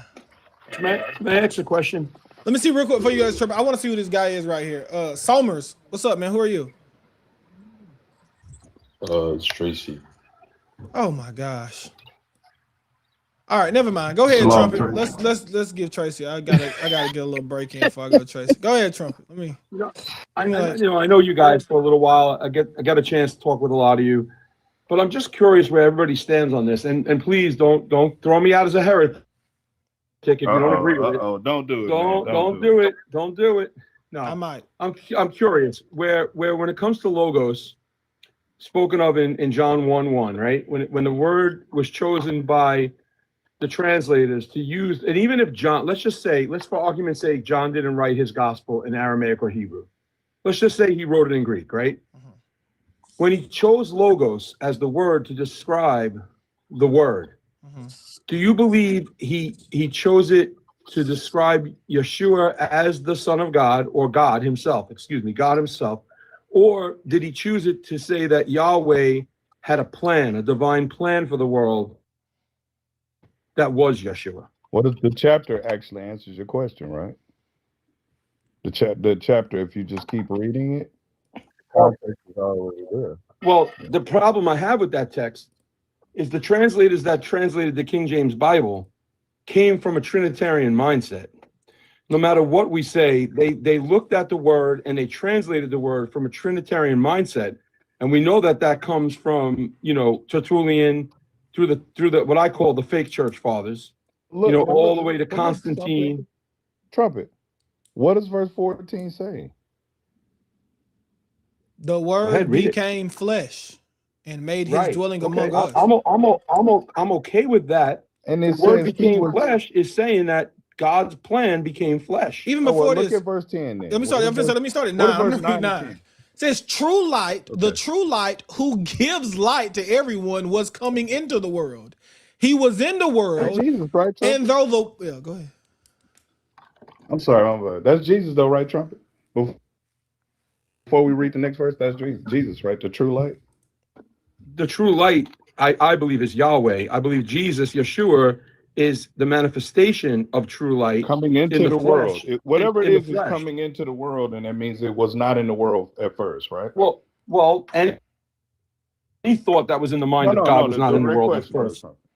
The true light is coming into the world. That means it is sequentially not in the world, and subsequently it's in the world. Well, it was not the time for him to be in the world. So Christ said, I am the what? The light of the way, world. the truth, and the life. I'm the light of the world. I'm the light of the world. When I ascend to my Father, ye are the light of the world. This is what I want to kick back on you, Tex. John 8:40. What does Yeshua say? Before we go to another chapter. No. I want to give you 5 verses to weigh out and measure against what I'm trying to say.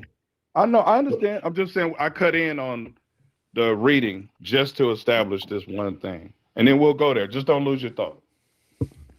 Says, and though the world was made through him, the world did not recognize him. He came to his own, and his own did not receive him. But to all who did receive him, to all who did receive them, to those who believed in his name, he gave the right to become children of God. Children not born of blood, nor the will of desire of man, but born of God. So, I mean, the world was made through him. So I think there's a mistranslation here. This is what I'm going to try to present my argument. So what I understand is that the logos, which we lead back, if we go through etymology, we know that John was a Hebrew. He would have been thinking of the word dabar, which means, as well as logos, a collection of thoughts for a divine purpose and plan. So when Yahweh created the world and he said, Bereshit bara Elohim et hashamayim ve'et haaretz, he spoke the world into existence.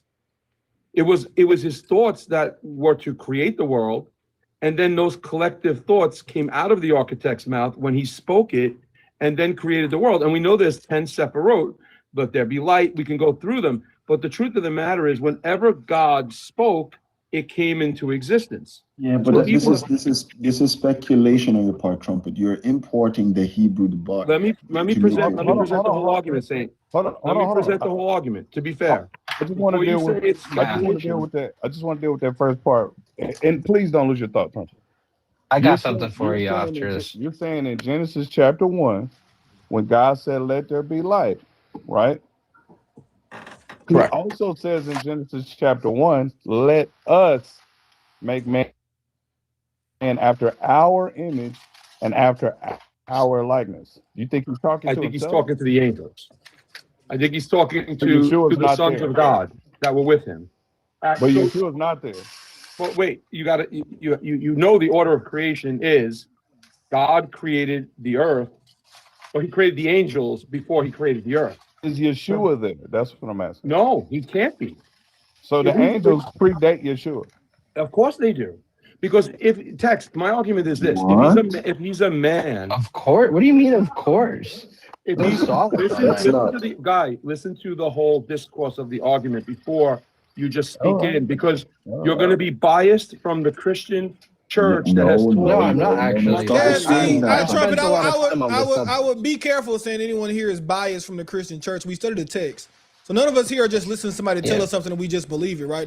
I've had a long journey. Yeah, I was where you are, and through studying the scripture, I came to where I am now. So I wouldn't say anybody here is I don't think anybody on this panel except Tracy is indoctrinated. That's kind of what you said, brother. I'm just saying, be careful with your words. Literally what you said. You literally said we were, like, literally. I'll rephrase All it. right. Go ahead, Justin. We're persuaded by those who came before us. Who were you persuaded by? Looked at this with a Trinitarian mindset. Yeah, who were you persuaded by? You don't know that. By the same people I'm saying and suggesting we all were persuaded by. No, who were you but that I persuaded came by out for of this that. position that you have now? Who taught you this position?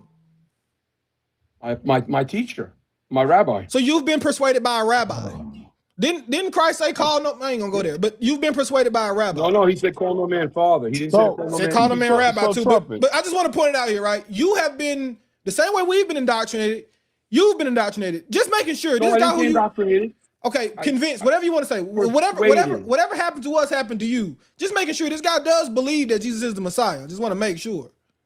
Well, absolutely. Okay. Yeah. Hallelujah. And I believe he's God now, sitting at the right hand of the Father. Trumpet, when he was on earth, he was just a man. It's Just a okay. man. So just a man becomes God? Just a man. No. This is why not many of us should become teachers. Okay, maybe one at a time, right? Pause. Trumpet is not a bad guy. Texas, you can go. No, I know. I like Trumpet. Here's what we're gonna do, okay? Let's look at what the Bible says about the Son. Right now, I don't Trumpet. I don't believe that the Son is the Father. I believe the Son is the Son. No, I know. I know what you believe. But the book of Colossians says the Son is the image of the invisible God, the firstborn over all creation, and he is before all things. Why wrong with saying that. Why would If you consider my argument, you'll understand why. Hold on. Hear what I'm saying. If he is before all things, and he's the first thing ever brought forth from the Father, why would we conclude that angels predate Yeshua? Okay, so let me explain where my argument comes from. So if he was in the collective thoughts of Yahweh before anything was created, even in the angels, then in essence, that statement is true. And so I would agree with it. No. I'm saying that statement is true because I agree that Yahweh had a divine plan. So Show me that he was in his thoughts. Show me that verse he was in his thoughts. he makes the announcement of it to Eve and to Adam right in the beginning of the Torah. No. I need a verse that says the Son, anything that's similar to the Son was in the thoughts of the Father, that he didn't really exist. Something to that nature. He was just thought that counts. Well, you know what? We'd have to dig real deep for that. Let's dig. But let me present the argument that I have, and then we can look at that. You've been presenting your argument. No, I haven't even presented my argument because I've been interrupted. Well, then present it, please. Listen, I'm I don't sorry. have That was any. my fault. I gotta be fair though, bro. I don't have any interest. I mean, what you mean? What you want to make a 20-minute dissertation here? Like I have no interest in that. No. How long do you need? I'm just being honest. I have no interest in this. This isn't my topic. How long do you need to make this argument? You can give me 2 minutes on your clock. All right, sure. Go ahead. 2 minutes. Okay. The word logos, and everyone can look it up, means, and that as well of those things which are put together in thought, as of those which, having been thought, i.e., gathered together in the mind. That's what the word logos means. They're expressed in words according a twofold use of the term is to be distinguished, one which relates to speaking and one which relates to thinking. So I ask you to carry that logical thought to conclusion with me, using God-given qualities of reasoning within your mind. When you put together a collection of thoughts, what do you have? In fact, you have a plan. Logos, in its greatest definition, is a plan. And the beautiful meaning of logos should not be surprising us because the further we study... Let him finish his 2 minutes because I don't want to go Qualified greatest definition. Qualified greatest definition. The further we study into the Hebrew mind of John, we can know that without a doubt why he chose to use the Greek word logos to convey to us as best he could what he was thinking in his mind. Rather, the writer is Hebrew, the thoughts are Hebrew, found and forced into a Greek language. How do you know he wasn't Hellenized? How you know John wasn't Hellenized? No. Well, I'm gonna defend that point too. So now I'm gonna say this: if we have John, this is the end of my thing. If we have John, who's now stating what he stated in John 1:1, let's look at St. John, 1 John 1:1. Is it a coincidence that the thing is going to talk exactly about the thing we're talking about? I don't think there's a coincidence here. And John, in his later letter, is writing to the church, and he says, the same writer tells us that in the beginning was the Word. He's now writing another letter that will perfectly clear up any confusion from his previous letter. How blessed we are that he started out this next letter in the same exact way. Fortunately, he's going to clarify to the whole church the true meaning of the Word that was with God in the beginning. John, in his second letter, wrote about something very impersonal. 1 John 1:1, that which was from the beginning. And notice carefully how he, the Apostle John, now speaks about that which was from the beginning. And in his first letter, St. John, we see a very personal he that is used in referring to the Logos. But ironically, in his second letter, when referring to the beginning, again, this time a very impersonal that is used.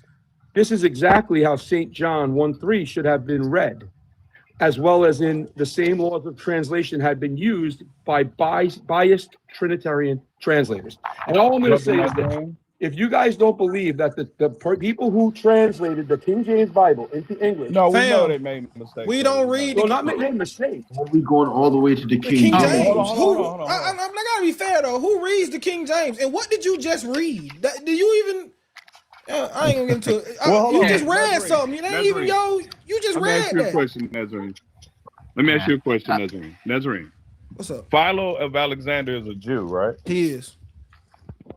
Philo of Alexander is a Jew, meaning he has the mind of a person that understands Judaism. Yeah. He understands the language. And what does Philo conclude that the Logos is? Philo said that the Logos, he doesn't say it's something that was in the mind of God. He even says Melchizedek was the Logos. Yep. Second power. Which would make the Logos a pre-existent high priest. And this is not a Trinitarian. This is a Jew using the word Logos. And he's saying that the word Logos, so there's no corruption of the term right there, right? It's a Jew, and the Jew is saying Logos is the divine word. So I got something to add on this. Naz, if you could help me. Wait a minute. I know I talk slow, man. I'm sorry. Go ahead, brother. So, the Epistle of the Hebrews, the New Testament says Melchizedek, right, is a pre-existing priesthood. The Psalm 110 Psalm is a conversation of the Father and the Son. Jesus references that in Matthew 22 when he asked them the Messiah, who is he the son of? Their response is David. He said, howbeit, when David wrote in the Spirit, he says, the Lord said to my Lord. If David called him Lord, then how's the Messiah his son?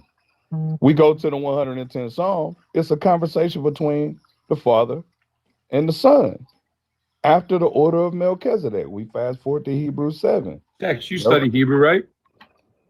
Can you read that verse in me to Hebrew? I can read it to you in Hebrew. And I'm going to tell you where this has been misunderstood for the longest time. So hold on just a moment, brother. And then I do want T-Bro to say what he has to say.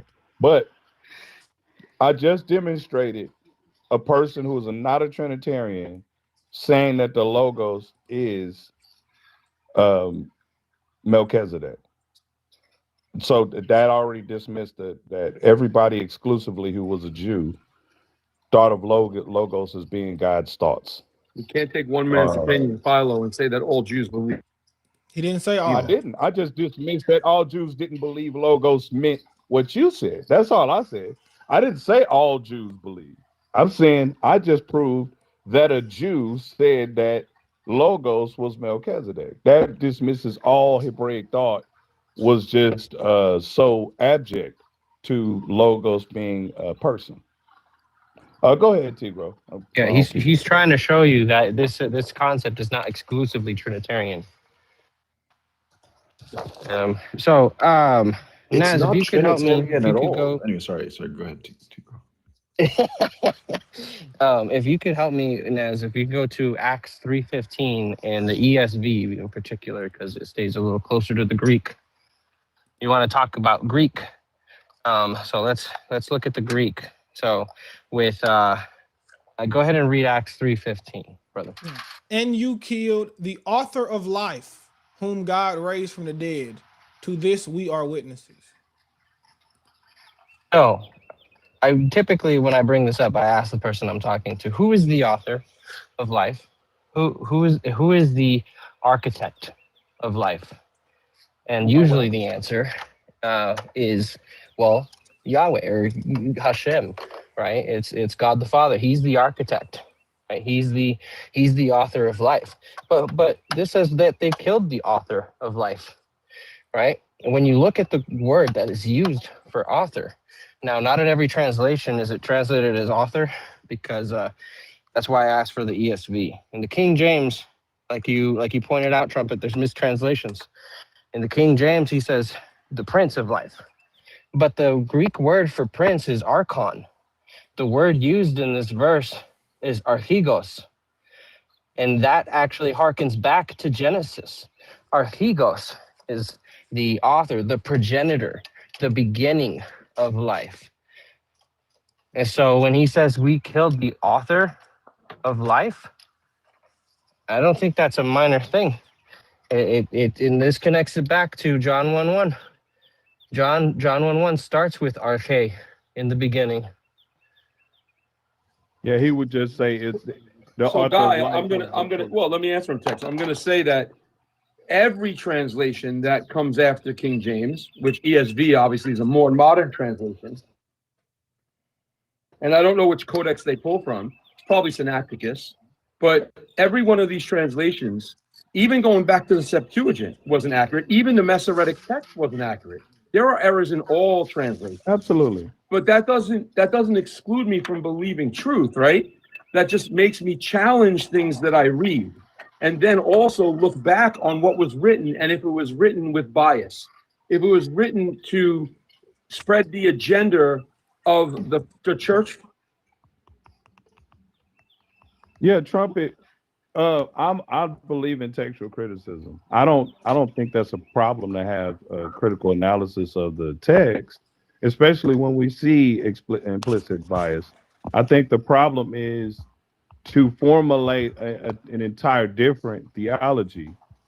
I'm not claiming to change the theology, because Peter said in Acts 2:22, Jesus of Nazareth, hear, O Israel, Jesus of Nazareth, a man, attested to you by God through miracles, signs, and wonders. Which but how do you know Yahweh that translation is did right? This is where we got the problem, right? How do you know? No, Why do you? No, hold on. I gotta ask you this though. Why do you trust that translation, right? Once you open up that can of worms. If every other translation is wrong, well, when Peter said man, he really meant God. Prove me wrong. hear that argument, and I don't disagree with that. But at the end of the day, there's a big difference between Jesus of Nazareth, a man attested He didn't to you by mean man God. though. No, that's the wrong translation, brother. He meant to put God right there. They had a bias. They had a bias. We can't trust that biased translation. He meant God. See, you only say that because you want to defend your position, but you only say it because you want to defend your position. No, we're that's using your point. argument against you. Like that's the point. There's 5 scriptures, Nazarene, I can bring forward. I know, and they all logic. meant God, brother. We can bring you 10, and then you can bring us 10 more, and they all meant God. So what we gonna do now? When Jesus said in John 8:40, his own words. 1 second, Sajda. When Yeshua said in John 8:40, his own words, not a translation of his words. It is a translation, brother. It's a translation. John is a You just told me we don't have the Hebrew version of John. I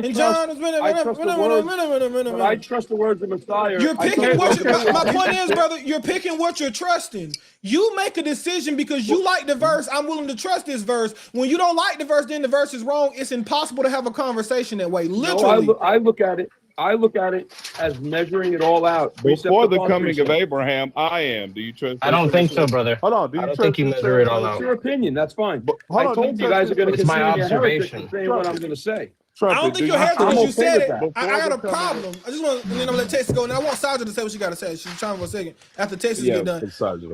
You good? Let's just go. But all I'm saying is somebody can make a position. I'm cool with the position. Your position hinges upon you being able to just dismiss any verse in which disagrees with your premise. Like when the verse says the author of life, you have no reason to reject it says the author of life. You just reject it because it doesn't agree with your position. When it says the word became flesh, you argue about logos, not because we have any idea. Logos can mean debar, it can mean memora. We have plenty of Jewish that says the memora, but because it doesn't agree with your position, you reject it. That's where the issue comes in, because then there is no way for us to have a conversation with you, because anytime we bring up a verse that disproves your point, you're simply going to say, the translation, and then we're going to be back at ground zero. So it's no way for us to disprove you or prove you, because you don't believe in the text in which we have. You believe in the text in which we have that you perfected to only. It's like Marcion, right? When Marcion just started removing stuff from Luke because he didn't like it, it didn't match up with what he said. He said, I'm just going to take it out. I don't want it in there. He just made his own Luke. Right? It'd be the same thing. You just make your own John. I don't like John 1:5. Marcion was a son of the devil. Spoken of by Polycarp. I'm just speaking what the word says. I ain't making up stuff. You're not. You're saying I speak the words I like, and if I don't like them, they're wrong. No, I'm not saying I speak the words I like. I'm saying I've weighed out the matter. And there's no way that I don't think you Jesus did, was God. man. I don't think you did. I think you got a starting premise, and then you're trying to find the verses that support that. I'm not sure that you're getting this from first principles. Hold on, Trumpet, hear me out. In the thread, Ariel is a non-Messianic Jew. He has never been a Christian. Okay, all he has lived his entire life is as a Jew. He just wrote in the comments earlier when you first brought up the logos that's the memory. and that they didn't think of that as God's thought, but an actual being, a divine. I would really put the question in Ariel's foreknowledge, and I knowing how I've spoken to him, and the fact that he's only come. I'm 27 years studying but he's a language, text brother. with some of the greatest sages that I know of this day, and I'm telling you, I would question. All of a sudden, his weight is the weight of everything. Ariel, come on. There's always something against the witness with you. Bring him up. Let him talk for himself.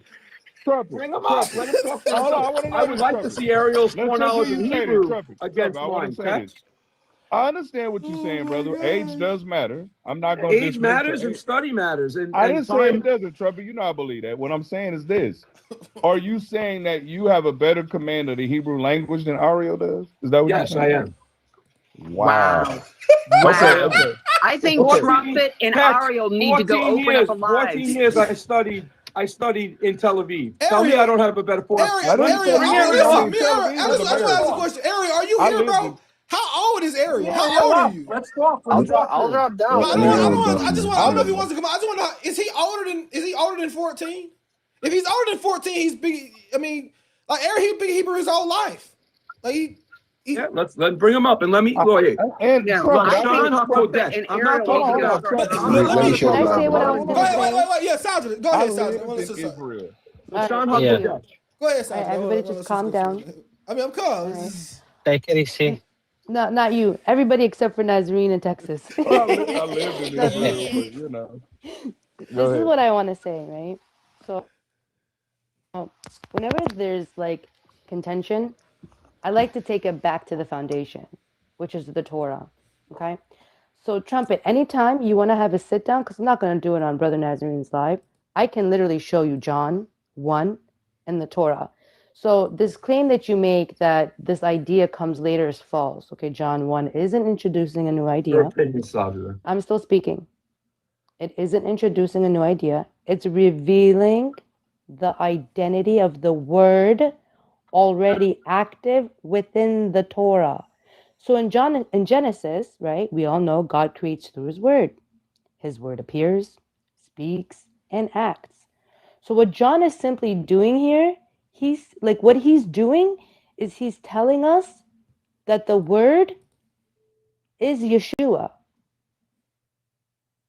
But the idea isn't new, and it doesn't get more Jewish or Hebrew than the Torah. Thank you. I rest my case. I don't know what case you're resting, sister. With all due respect, with all due Trumpet, respect. with all due respect, No, with you all came due up on this respect. panel, okay, and you're okay. trying And to I said this wasn't insinuate going to be that received this well. idea of the Okay? word is some like Because I Greek heard mythology you. or a new idea being No, Sandra, introduced. let me tell And I you. can literally take you back to Sandra, the let me Torah. tell you I why can came go up. verse for verse Because I and heard show you say that you Jesus John died. 1 That's why with I the came Torah. up to I don't know talk why about you're it. getting so insecure. I'm You are sorry. speaking over anyone else like this Sandra, but I'm me. trying to Is it address because I'm a the woman? reason. Or is it No. because you're feeling insecure? I'm not No, sure. I don't feel insecure, Okay, then and let me I think speak. women are much more spiritually Then let me attuned than I speak. am. I'm not Because I worried about literally that. killed your argument. No, you didn't kill I my took it argument. back to the foundation, No, and if you you want, didn't. I said we can go verse for verse. No, we It's won't. not Like a you new said, we won't idea. do it here on Nazarene's live. Your That's whole fine. claim That's was fine. that it's That's a fine. new idea, That's and I'm fine. telling you that it's not. Do you think that the remnant of the church You is not claimed going that to? it was a new idea. Do you think when it says that Elijah Your is coming to claim was turn that the it was a children new back to the idea. fathers and the And I fathers back to the debunked it. children, that he's not restoring the church right I now? took it back to the. We Why are you have talking to me been about the lied church? to Yeah, for listen, here, We're talking about the 2,000 divinity of years. Yeshua, which you love to deny every single day on our lives. Sajida, we have been lied to for 2,000 I haven't been lied years. to by anyone. Yes, you have. Trumpet. Here's your I have issue, nothing bro. to do with the church. And here's why it got contentious, right? We can have these conversations all day long. Me and Renee go back and forth 2 powers. You know, we talk to Kayla. She, we can have these conversations. You keep bringing it up as if like we're unstudied and we just listen to what somebody told us. Right, we study. I get it. You're super studied.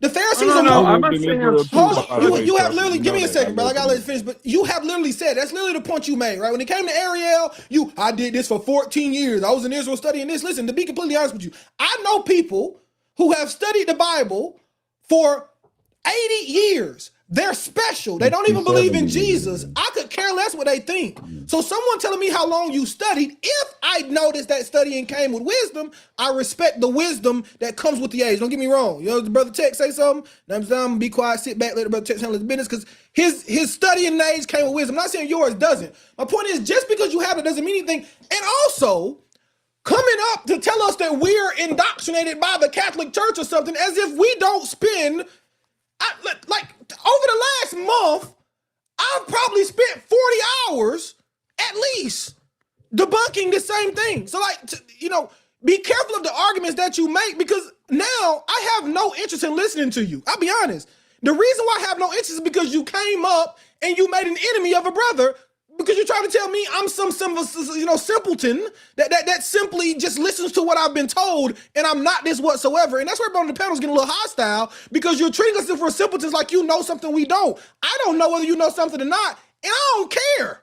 Your age, I know elders. All right, every older isn't an elder. These two things are not the same thing.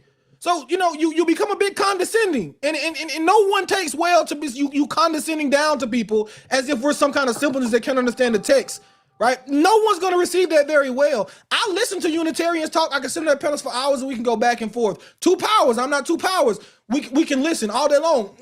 Augustine style Trinitarians, I can listen all day long. We have a conversation. But once you start telling me I'm just stupid and I only believe it because somebody else told me that, well, then I don't really want to talk no more, right? If we get to the point where we don't really want to talk. Acknowledge that part, Trumpet. And then also, what church was I indoctrinated Hold on, by? Saab. Let me No, respond to because you keep Nazarene. telling me that Don't I was step in the indoctrinated by a argument. church. Let me respond to Nazarene. That's This weird. is Islamic Church of All I would say to Trinitarianism. you, brother, is all I would say to you is don't be so easily offended. I did not speak to you or speak down to you or say that you're stupid. Get down, man. Get away from me. Get down. Come over here. This is the Hebrew John for everybody that wants to know. Okay. Hebrew John chapter 1, verse 1. It doesn't read very different from the Greek versions, right?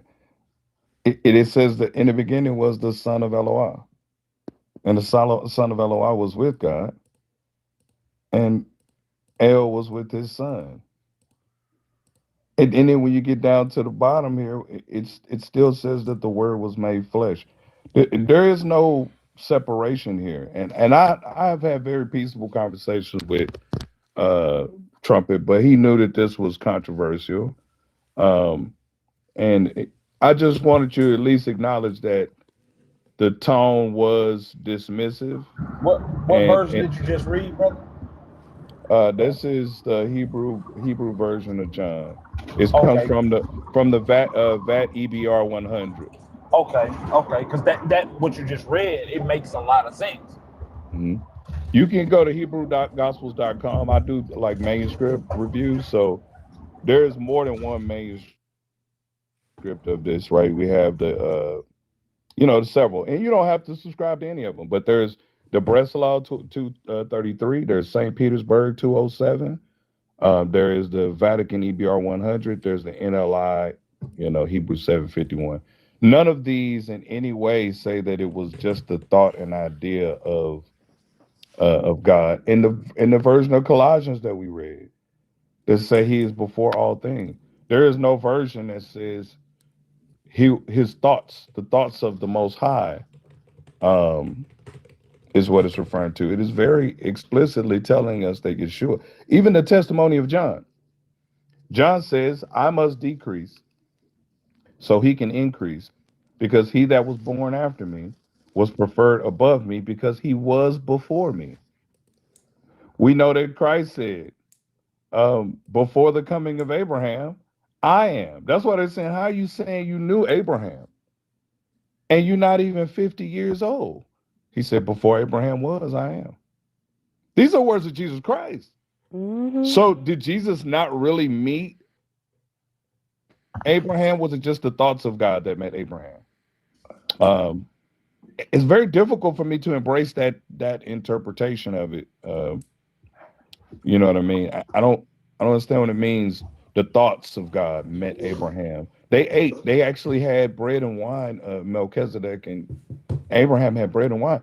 he communed with the Lord and the two angels. Yeah. Right? I mean, they sit and commune. It's all over the Torah. I don't It's know all in how there. that is the thoughts of God that he's embracing or having a meal with. That's People the just difference. refuse to believe. That's all it is. And then look, he's saying, no, that was the angel of the Lord. The day, okay, that you guys can explain how can God's name be instilled within a created being, the day that you can explain that one away, I'll be like, all right, bet maybe you have a position. I think that's the Maybe. contention is this ontology thing, but I don't think you have to go that far, Trumpet, just to establish there's a Father and a Son. Like you could just stand on that. You don't have to then start to dismiss the pre-existence of Yeshua to establish the hierarchy of Father and Son. I mean, it's not necessary, right? Like if what we're seeing consistently in the text is this pre-existence, and that's not a Christian thought. That is a Hebraic, Judaic thought that pre-exists the birth of Jesus. Then we can't be dismissive and simply say we only believe that because of Christian rhetoric. I do agree that there has been, the people who have disrupted some of the translations. This is not a scenario where that is swaying a direction. The scriptures replete with Father and Son, Father and Son, Father and Son, Father and Son. Yeah, it doesn't make sense. And he's like, that's the angel of the Lord. Okay, explain angel then of how Lord can sometimes God's is- name be in something created? Like, make it make sense to me. Well, the angel of the Lord sometimes is Yeshua. Right? Exactly, that's my point. I saw to the Uncreated. Senate like she pushed her glasses up. But I it's did. That's crazy. Bro, and I'm He's cool. cool. Like, you're welcome to believe whatever you want. Yeah. My whole premise is, listen, I can have a conversation with anybody. Even Me when and you- Tex, Christology is not quite the same. I don't know if, quite frankly, I don't know if anybody, me and Saint are probably the closest. I don't know if anybody else are quite the same on exactly what's divine, how we parse it out, and that's fine, right? That's cool, Exactly. right? That's fine. I don't have a problem with it. I got a plethora of people in my Discord.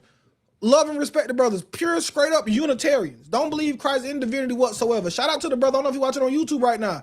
Shout out to the brother Shield Labs. Unitarian in the truest sense of the word. No problem with the brother. We can have conversations. Don't start you like they stupid though. All right, that's not good. Like, just be like they dumb. We can have a conversation and we all can go around and we can talk. We can say our opinions and that's cool. You start to be like they stupid. It ain't never gonna turn out well. Like that ain't never something like you got some type of Gnostic knowledge. Like you just. You just done stumbled upon the Holy Grail, and we all still, we over here worshiping the Pope or something, man. That doesn't make any sense to me. I'm gonna give Hey, Nez, you know what I want to give you this one last thing, Brother Trumpet. I hope you're hearing this. If you look up 11Q13, this is from the Dead Sea Scrolls. Okay, I won't read the whole thing. In 11Q13, we know this is 100 years before Christ is born. So this is in no way is this influenced by Trinitarians. In no way is this influenced by Christians. It's 100 years before Jesus is even born. Right, Trumpet? Okay. This is what they said. This is a good one, actually. Okay. They said Melchizedek is your Elohim. Melchizedek is your Elohim. And he reigns to atone for the sons of light. I mean, and they didn't mention this in just one scripture. They have a Maturgaman who's expounding on Psalms, a Maturgaman who's expounding on Daniel, a Maturgaman who's expounding on Exodus, a Maturgaman who's expounding on Isaiah, and in every one of these passages, they are referring to Melchizedek as the God of Israel. Right? This is a fragmentary passage. This will be the last one, and I'll move on. Anybody can look this up. The fragmentary passage, the term Elohim appears a dozen times, mainly referring to the God of Israel. But in the commentary, it says, "Who says to Zion, your Elohim reigns?" And Isaiah 52:7. 11Q13 says that Zion is the congregation of the sons of righteousness, and Melchizedek is your Elohim.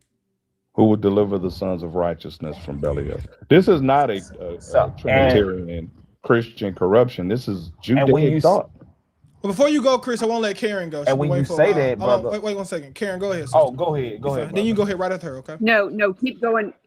Mine's going to be a little segue, so Okay. I'll wait my turn. Y'all go ahead and finish up on this topic. All right, go ahead, Brother Chris. Thank you. No, what I was saying is when you say that, it makes sense because Melchizedek, he is the king of what?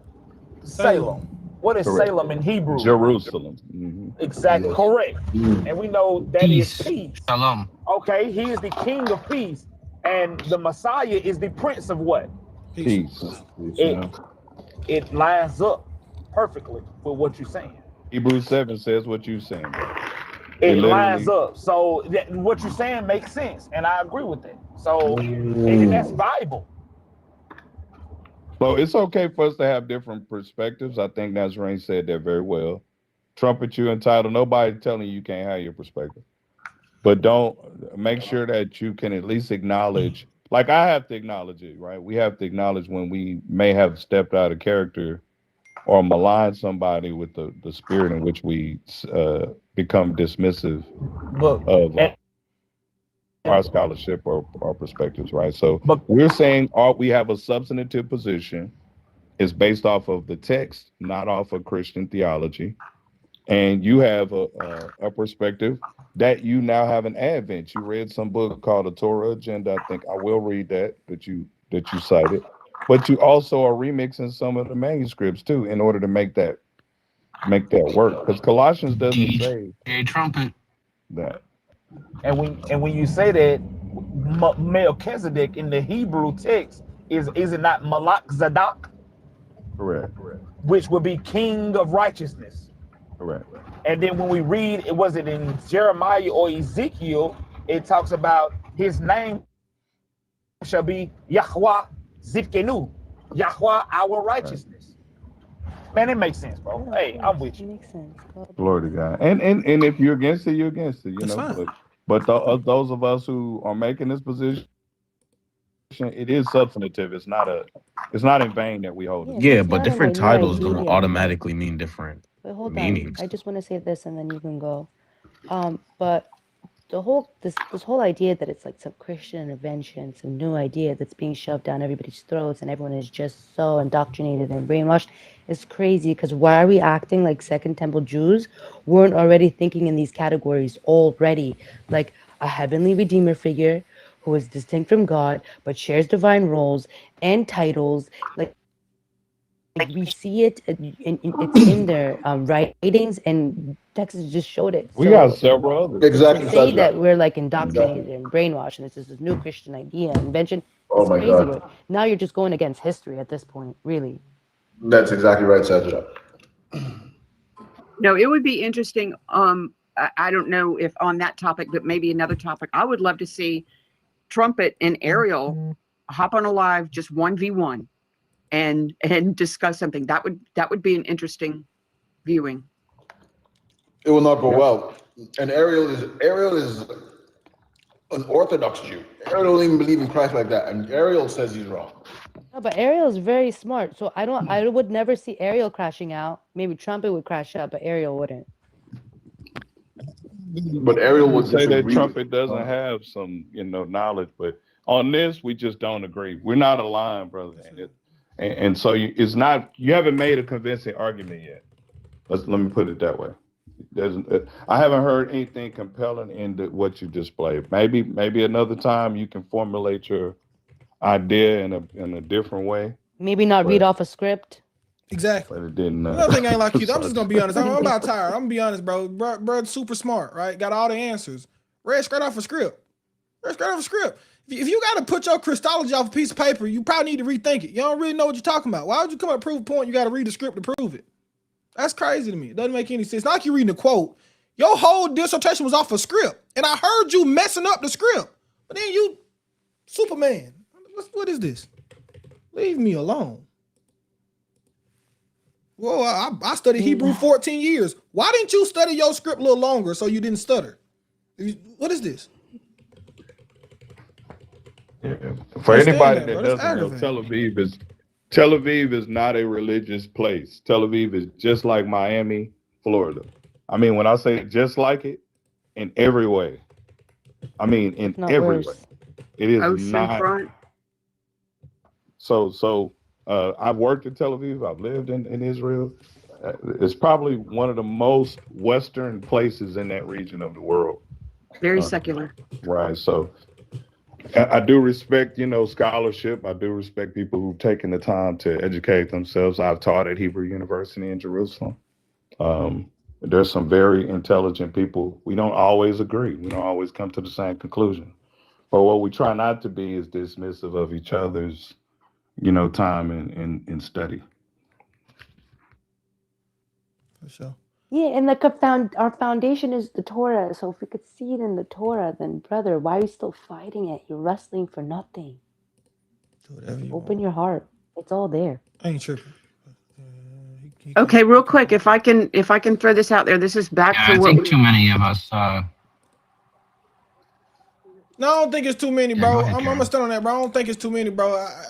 I think, bro think he the bee's knees, man. He think he got some secret knowledge, bro. That's the problem. That's the issue. Other than that, I'm telling you, we cool. I can let anybody. You can say whatever you want. Once Well, you start thinking when I say too many, you Superman, when I, I'm gonna show you Superman. Super you out of here. You when I get was off the panel. too many, Yes, that was perfect. was, too many people want to be teachers.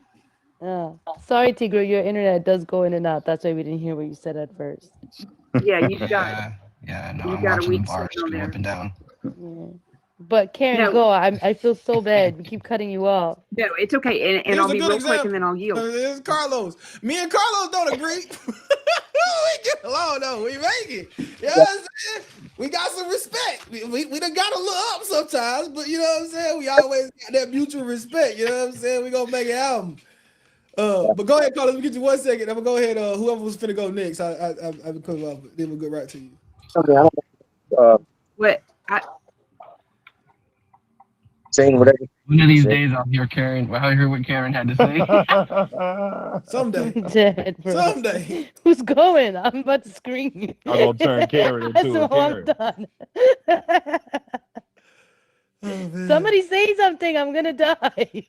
Well, I didn't know if he had somebody else live on Discord or something that I need to wait for. I wasn't sure. Oh yeah, no, it's your floor. Yeah, you go ahead. Okay, Karen. Go okay. ahead. Real quick, I found something when I was studying what we were talking about, the change in the church teaching that drifted away from what the first apostles taught and practiced, right? And I found this website, and it's a really good overview to show that historical account of who did what and when. And it's a really in-depth study, and I would highly recommend somebody peeking at that, because Texas was talking about that. It says it's the history of I can't read the whole thing. Hang on. Oh, it's Church of God. Okay, it says the history of the abolition of the Passover of the New Covenant from early church to the Council of Nicaea. And it was just a nice breakdown that went into, showing the historical documents and the writings and which pope said which and who was getting persecuted because of their beliefs. It touched on the period of the early Celtic church in the British Isles that were being wiped out and persecuted for keeping the Sabbath and keeping the feast still, as far back as, 500 AD, as we discovered too. But this was just a real interesting site, and I'll type the name of it because it's hard I don't even know how to pronounce that. But anyway, I just wanted to suggest that if somebody wants a good historical overview. Which Church of God is this? Oh, that's I don't Onsong know. Hong. No, don't go to Onsong Hong, please. Oh, okay. It was I'm just. sorry, Karen. Listen. That's fine. Karen That's meant fine. well, y'all. Listen. Whatever you do, do not go to onsonghong.com. Please. Okay. Why? Please. Hey, is that the one that believe in Heavenly Trust Mother? me. Look, yes. I know. Hey, look, let me tell y'all a story real quick just- before she goes. I gotta tell you this story now. Oh my God. So I got a like friend, 5 right? man- I don't know if he watching, right? But I got stories on there. a friend, right? So he called me. We still in college, I know right? this dude. He called me. He like, hey, bro, I'm going to this church. you know, you want to go with me? And I'm like, nah, bro, I don't really want to go. You know what I'm saying? So he ended up going, he ride with this dude to go there, right? So he get there. All right, I flipped my camera. I made a mistake. He get there, and he called me after. He's like, bro, they tried to kidnap me. I'm like, bro, what are you talking about? He like, yeah, we got there. It's like we got there. It was a regular service. Everything going normal. Then they start talking about now we gonna hear from Heavenly Mother. He like, wait a minute. Heavenly Mother, what is this? Yeah. So he like, nah, bro, can you take me home? He like, nah, I ain't gonna take you home until you get baptized. He like, bro, I'm already baptized. You know what I'm saying? They're like, nah, bro. It's a real cult. You got to get baptized. And I'm like, oh, no. So eventually he ended up calling his mama to come pick him up. But yeah, bro. Yeah, he about got stuck, Okay, bro. well, thank you. Thank you, Tex, for letting me know, because I had not ventured off any other page except that one page that gave a concise history, and I was grateful for that. Oh, but they thank teach you a lot for of truth, Karen. I ain't gonna lie. Thank you. Like, okay, thank you for the warning, though. I'm not gonna. That's how they get people, Karen. Let me tell you, like Nazarene got that one. I got 5 stories with these cats. Let me tell you. So I was in North Park Mall here in Dallas. It's kind of the affluent mall, right? And I'm just in there getting some coffee. And this guy is a brother, right? He got glasses, kind of young. He's got a little dry erase board. And he's teaching about Passover. And I'm like, oh, this is dope. He got a dude in the middle of the mall teaching people about Passover. And oh my God, the build up to Heavenly Mother, which is this Korean lady, by the way, y'all. It's a lady in Korea. She's the second coming of Christ. Yes. Her husband, who wasn't even really her husband, he's on Sung Hong. She is his wife. Tell him Now, about he's this. gone. He's gone. And now everybody, all of it lead back to the Heavenly Mother. Let me tell you another thing they do. They only go to rich places. They don't deal with poor folks. They'll go rake the leaves in rich people's communities, all type of charity, and they hook brothers up with little Asian girls. That's the thing. Like, so that's the draw. Like, oh, you need a wife? Here's a young Korean girl. Will make your wife or whatever. It is a cult. You should watch the testimonials of the people who come out of it. And the scariest thing, I'm telling you, the scariest thing about On Sung Hong for me, or the world, what they call Worldwide Church of God, is they teach so much truth, y'all. They teach so much truth. They teach about the holy days, the Sabbath. You know, I rarely do you find cults that are teaching that much truth. But at the end of all that truth, they will have you watch all these videos. Yeah, they're like the Moonies, Brother Rich. They're just like the Moonies. But the Moonies didn't teach all of this stuff, though. The On Sung Hong people, they teach Passover, tabernacles, Sabbath. Just like the sister Karen pointed up, they teaching, exposing the paganism and I guess the Lord protected me and didn't let me venture off that page to see the other nonsense they may have been teaching. But that just one go page find the was source they informative. used. Go find the source they used. Don't use anything from On Sung Hong, please. Everybody, Gotcha. Run. And I could give you. We've rescued at least 2 people from this cult. Okay, it is. They are brilliant indoctrination. It's a growing religion too, like very fast growing religion. But and they teach a lot of stuff. But if you watch some of the testimonials, man, it's scary. It is a major cult. All right. You guys ready for me? All right, let's get it. Yeah, go ahead, Carl. Sorry, I actually called the homie, the Al Sung Hong guy. I had to call him and tell him we had talk about his people on live. But go ahead, Carlos. Can you guys hear me okay? My sister just texted me. She said she can't hear me because she's on the live also. Y'all can hear him on TikTok? I can hear him on YouTube. Y'all can hear him on TikTok? Okay. Yeah, I can hear him. You can hear him, all right. I called. I had some questions regarding the. I can't hear you good no more. I do want to ask the brother who was just speaking. We can't hear you good. We can hear you again now. Try talking now. You do guys like you going in. I'm like your Wi-Fi might be a little. How about now? Am I good now? Yeah, you good now.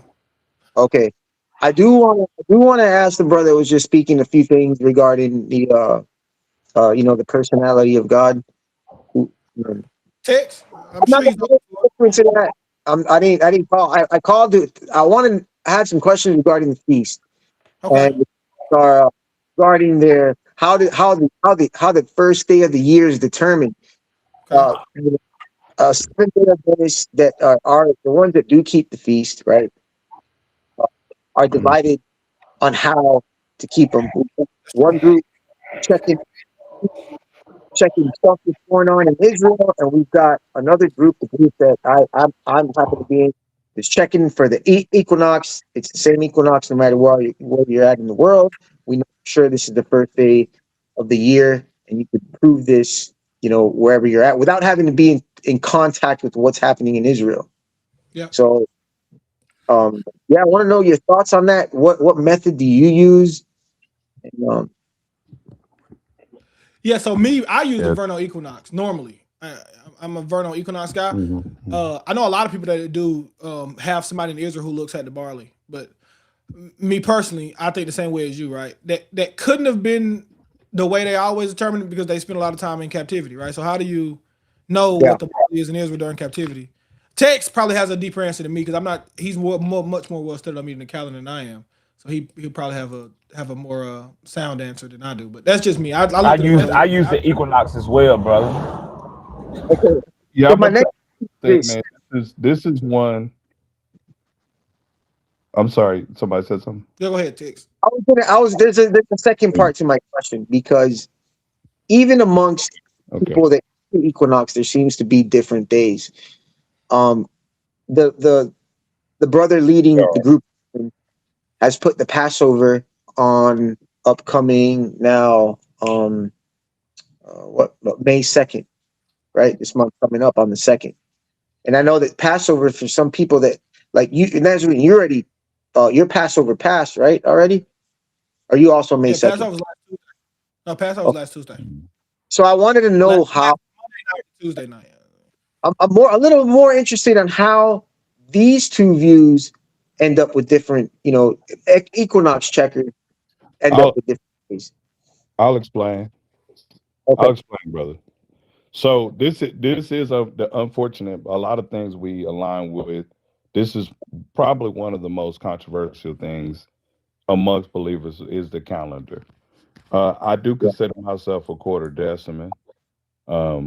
I've studied them extensively. I've studied the celestial pattern extensively. And we do have a calendrical system that doesn't depend on Hillel rules. Hillel had good intentions. Hillel II, he attempted to unify the differences of calendars, and he created a 19-year metatonic cycle where you can only have 7 8-hour bets over that metatonic cycle. Now, in layman terms, what happens is all calendars have to do something called intercalation. Yep. We have to do it with Gregorian calendar. We gotta have leap years, right, to fix the calendar. The Hebraic calendar is no exclusion to that. It has to intercalate as well. So some years there are 12 months, and some years there are 13 months. When you see the great divide, like a month difference, like the one you mentioned in May, versus what Brother Nazarene has done, that means that they have a 13th month or an Adar bet in Hebrew this year, and that pushes them around. Now next year, guess what? They'll probably be around the same time, the same day, or one day apart, because they're going to have an Adar bet next year, right? Or not have one, so they'll end up having 12. So where you start is making this distinction. I don't want to consume too much of time on that, but that in general is the problem. There's two different Passovers in the Bible. You know that, right? Like, Yep. I do. You can Jesus make that, keeps Passover right? with his disciples one night, and then the Pharisees keep Passover the very next night. Yep. Because the Pharisees had a different Passover from the Essenes, and the Essenes had a different Passover from the Sadducees. All of this was going on even in the first century Judaism before you even get to followers of Yeshua. So what we're trying to do, and I know that this is a sincere effort of Nazarene as well, we're trying to get as close to the one that was committed to the saints, right? What were they doing? And as we evolve, we maturate. Sometimes we may have to make decisions. We have to change. And I had to do that. I had to realize that, you know what? I was just following the elders, and now I need to get into what it is that I really believe was the first portion. So equinox is involved in most calendars, but there's difference between crescent moon versus a conjunction. Yep. We ain't agree. We only all have agreement on what a new moon is. Yep. You got new people saying the full moon is the new moon. IUIC. Totally confusing everybody, right? How do you understand the what new? you have to do. Mm-hmm. Is how do you understand But the full I moon? would love to have this up like a. Oh, go ahead. He just asked, how do you understand the full moon? The new moon. The sloop, Right. yeah, sliver. The year is determined. Yeah, I believe in conjunction personally, but I don't believe it. I'm not sure what that is. Does that mean? All right, so we know that.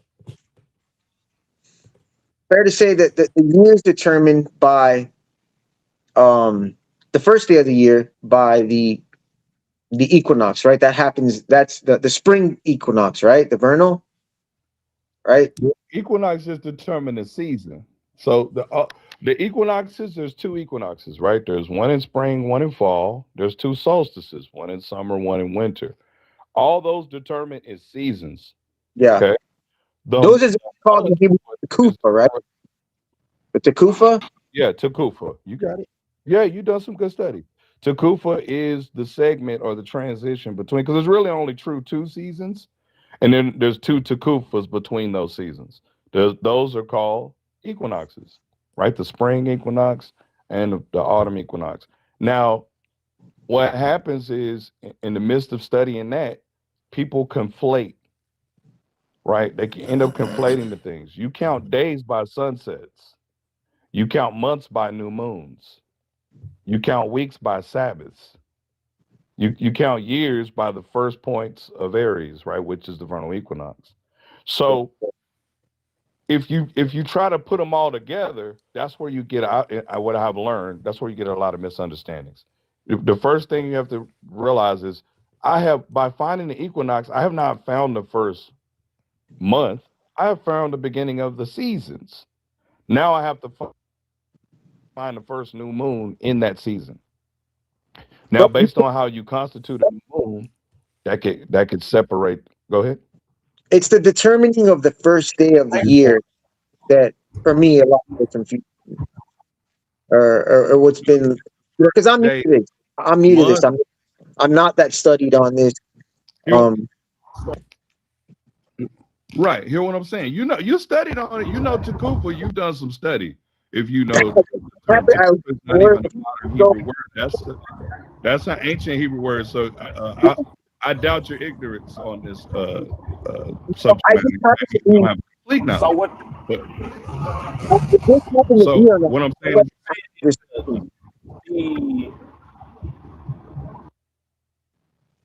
yeah, the only reason I know is a couple of days ago I was out discussion and the word. You're kind of cutting out, brother. Pray, meditate. I think it's more you. Yeah, I think you got a little. Yeah, you're breaking up a little bit. Your connection is breaking up. Yeah, you lagging, bro. I'll say this not to drag it on. I would entreat all of you pray, meditate, and try not to measure all things together. You measure seasons with the quadrants of the seasons. You measure months with the moon. You measure weeks with the Sabbaths, and you measure days with the sunsets. Don't try to measure each one by the other metric. So just because it's the first day of spring, that does not mean it's the first day of the year.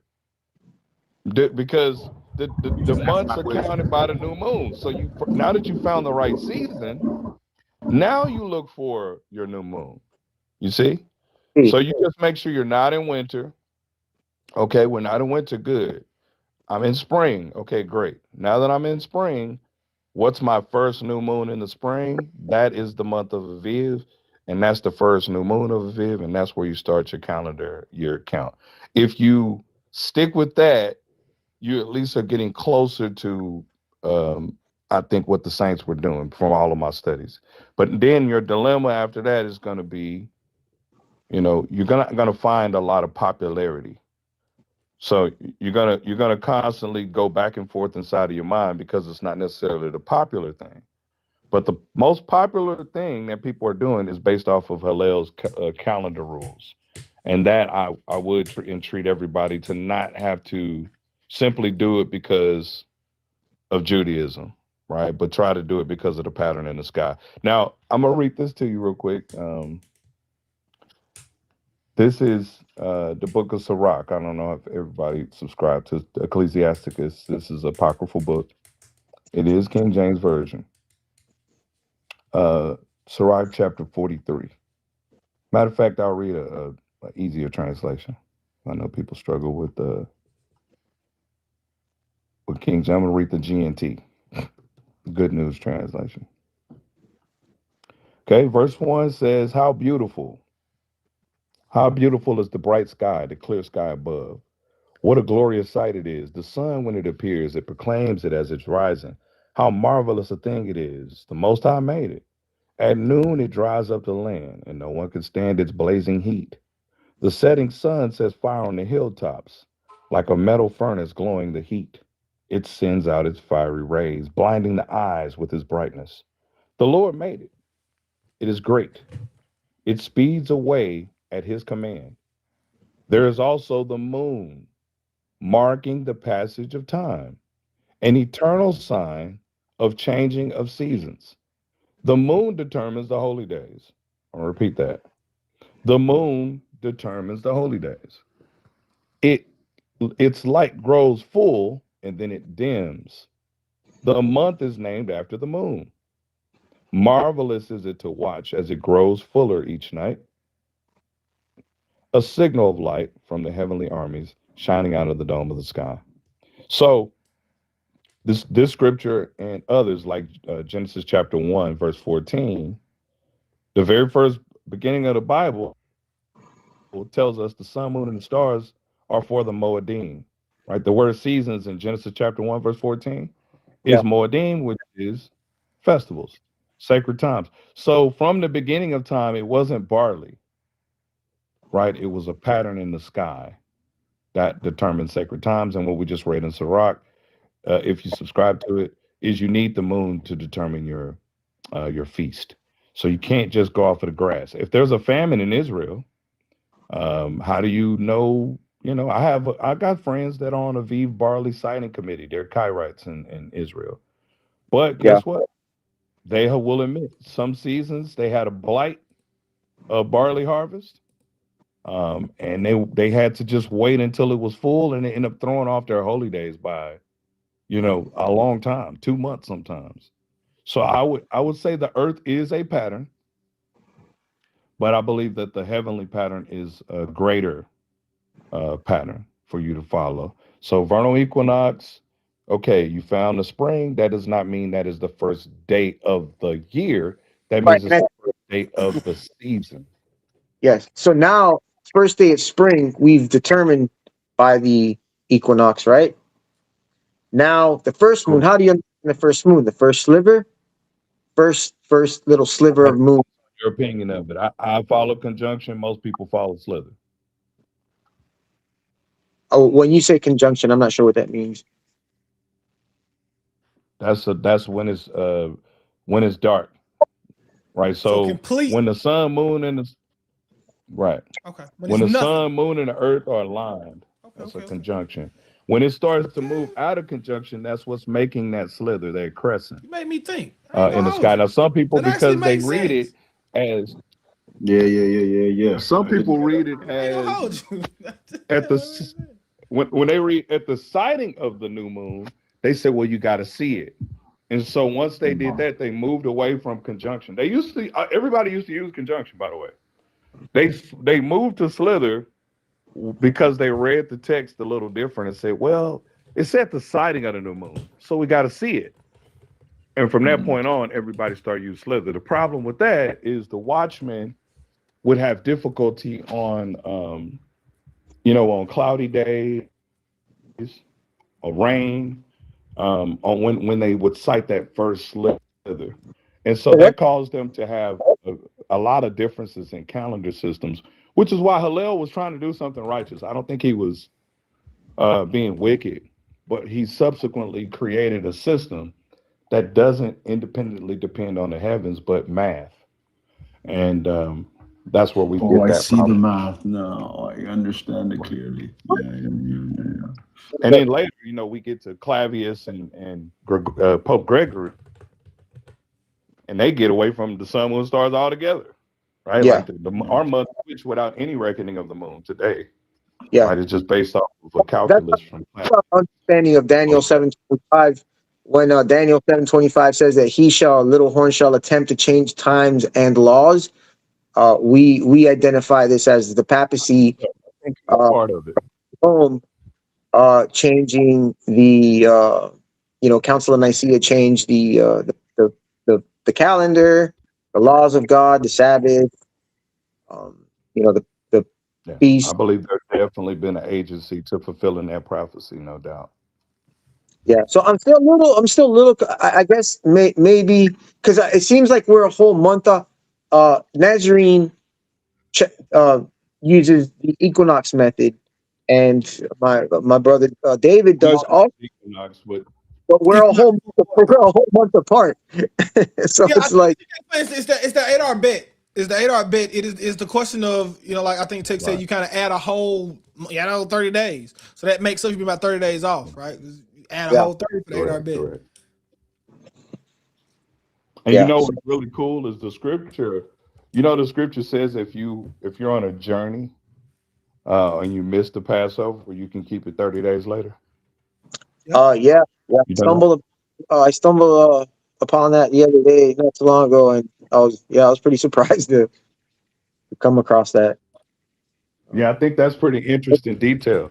Now I could share with you, maybe if you inbox. Well, you're on YouTube, right? Yeah, he's on YouTube. Yeah. Okay. If we could have a discussion, I just don't want to create too much contention. If you're interested in, how I reached my conclusion, I'll be more than happy to share. But if you study quarter-decimanism and you study the difference between a conjunction versus the crescent, and if you study Hillel, you'll understand how we get off. Because if you get a crescent, guess what? Then it'd still be accurate to follow the equinox. And you said, well, the crescent came after March 19th. So I start counting 14 from right there. From conjunction, then that means the conjunction happened before the equinox. And so now you're waiting on the next new moon. That's why it's 30 days different. You see what I mean, brother? You and Nazarene had Passover. Equinox is not the factor. Did you guys have Passover the same day? No. No, we don't. I mean Nazarene. No. Nazarene was probably this month, second, if I remember right. Yeah. Mine was it was the 30th actually. It was the 30th through the 31st. Okay. Yep. Yeah. That was mine. Yeah, it always catches up. It's but it's just the 8-hour bet that happens, right? When you don't have a 13, and then guess what? He'll probably have an 8-hour bet next year. I'm wondering if God wants to bring all this back into one fold regarding the actual times. I can be really honest. The case that Texas just made, if I really close to them, I'll be honest. You study, but then you listen and you try to listen with an open mind. What makes sense? And sometimes you come. I think Texas said it best. Sometimes you come to the conclusion. And the way in which I do it was the best way I knew how. You learn a better way that you think is close to the text. Same thing when it comes to the dietary. Everything else that we do, you find the text close to the text, and you go with what's close to the text. So I get closer because I'll tell you this. It makes sense. I'll be honest, right? You look for something that makes sense. I listen. And I say, what makes sense? Like biblically, not to my own understanding. What makes sense biblically? I listen to them, I gotta definitely go read a bit, you know, and it sounds, you know, so I do agree that, you know, maybe I think like Texas said, you don't like to cause a lot of strife, unnecessary strife, which this can do. People following Jesus, they keep it Torah, like you don't want to mess it up at all. Yeah, you always make it. But I do think there's something to say about we can't the ones who want to can come together and say, okay, let's sit down, have an open discussion. We all ain't got to agree at the end, but we can at least see what makes sense and listen to it. And, you know, that's the best you can do, in my opinion. Try to learn. You know. Hey, what's up, y'all? One last hint on it, and we can't, like you said, we'll do visual. We've had some. Saint, I think, was on one of the calls where we went over the calendar, but there's also a sequence of the pattern that doesn't break. So the first 7 Maseroth, the Bible calls it Maseroth. Today we call it Zodiac. The first 7 constellations that appear behind the sun is Aries through Libra. It goes in a specific order. Aries, Gemini, Cancer, right? Leo, Virgo, Libra. It doesn't break that pattern. The sun appears to have that behind the canvas of it throughout the year. If you follow the conjunction, then you can find that pattern.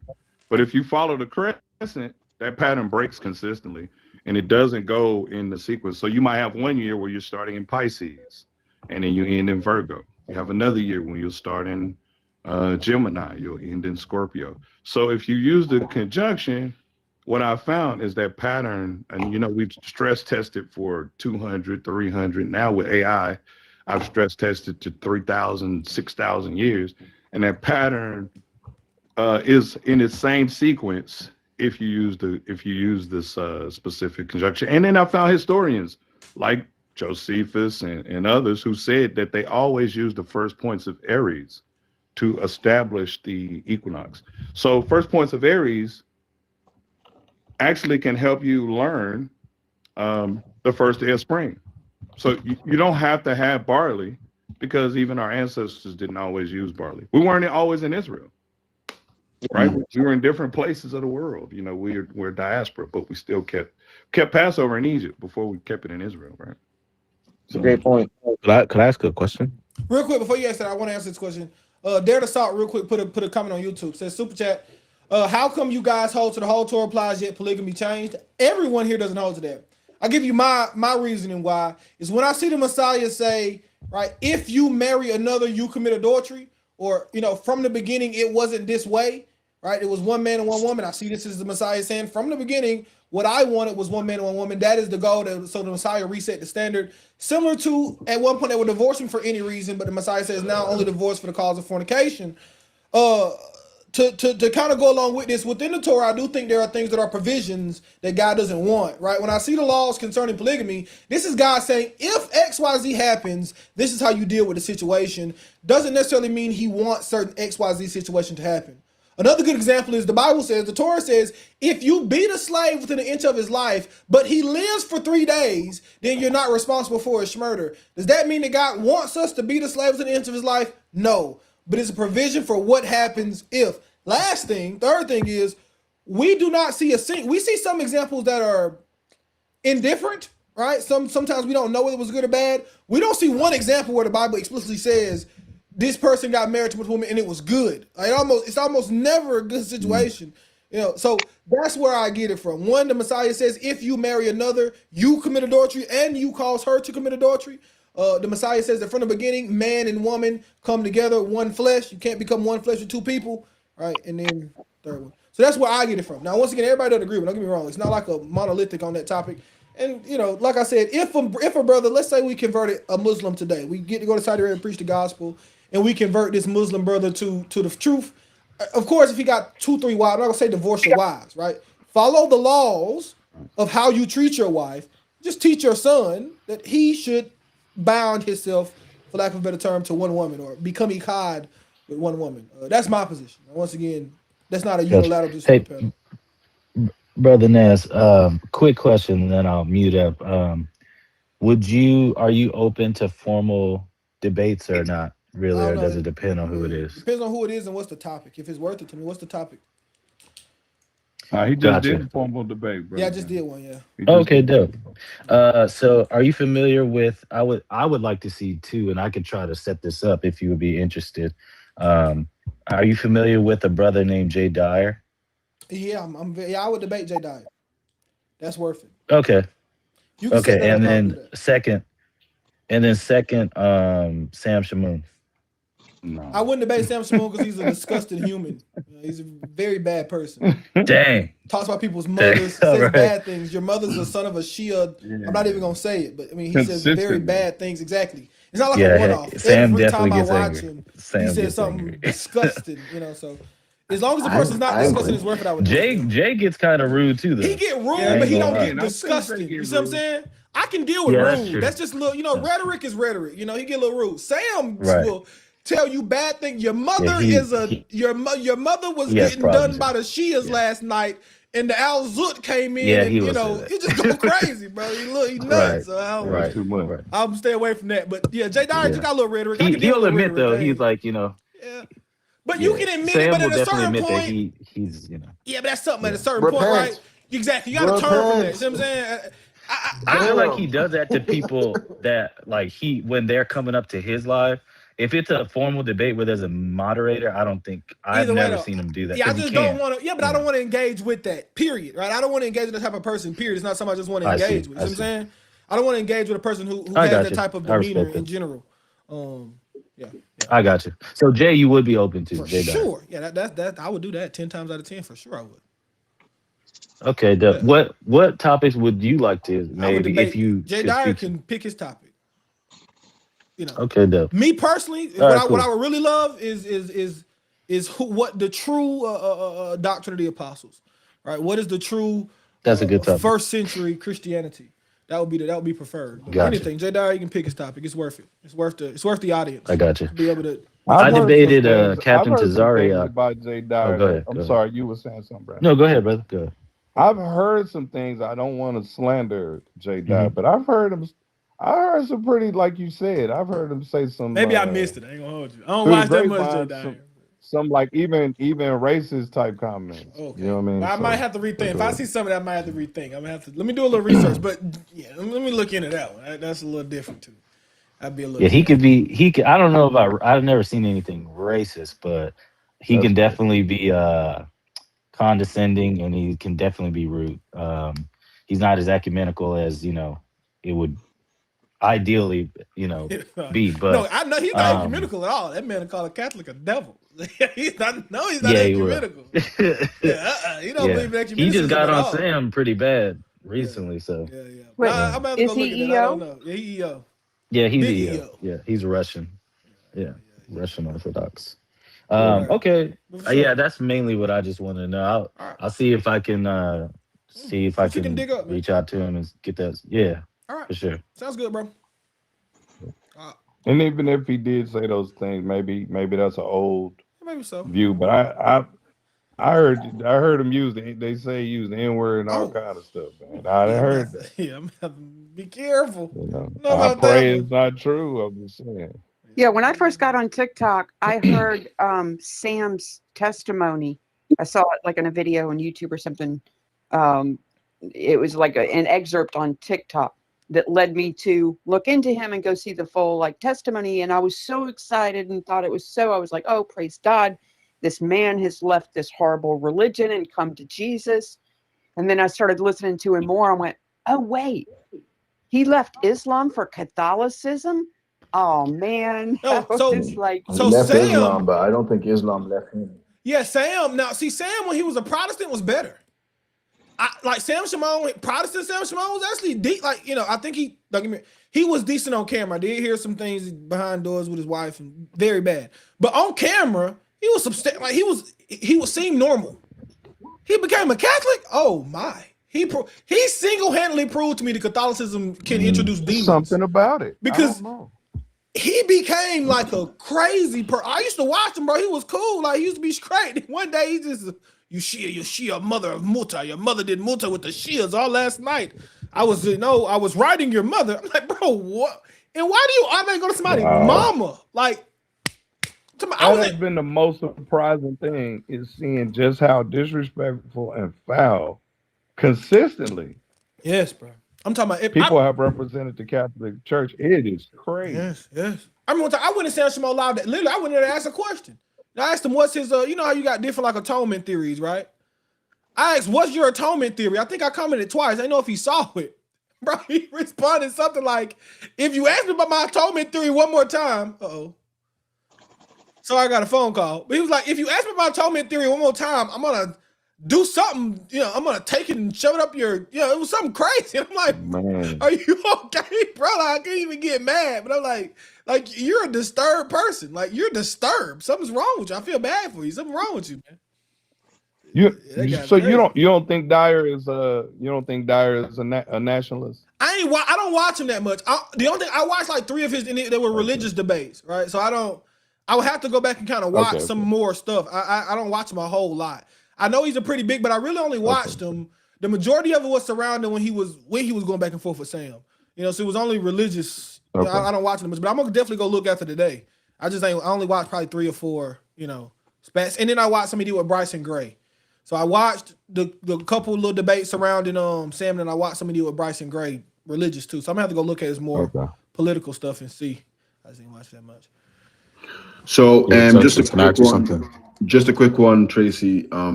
Texas, Tommy is demanding of you to get Discord so that you can join us in the discussion. I got Discord. Once these kids were on there, I told him Nazarene is once we had to get all these kids off Discord. I was like, man, this is a crazy world. But I got an account. Okay. I'll communicate that with Tammy and see what she says. Drop the Discord in my. I should have it. I'll drop it in there for you. I had a couple of texts. Whatever you got. I'm gonna go with this, and then if Tex want to answer, I'm gonna go with this, and I gotta run to the bank and whatnot. But I got a second. I ain't in no rush. But go ahead, Carlos. All right. Thanks. Can you hear okay? Can you hear me okay? Barely, but I can hear you though. How do you understand the personality of God? Who do you say God is? Who do you say Jesus is? The personality of God. He's loving. He's merciful, but he has wrath and indignation. Let me rephrase it. The personality as in person. Who is God? Do you understand him as a person? Or are you Trinitarian? I'm not. Who do you say God is and who do you say Jesus is?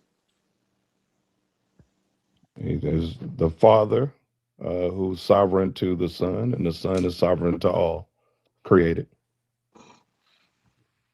So sounds like 1 Corinthians 8:6, there's one God, the Father, of whom are all things.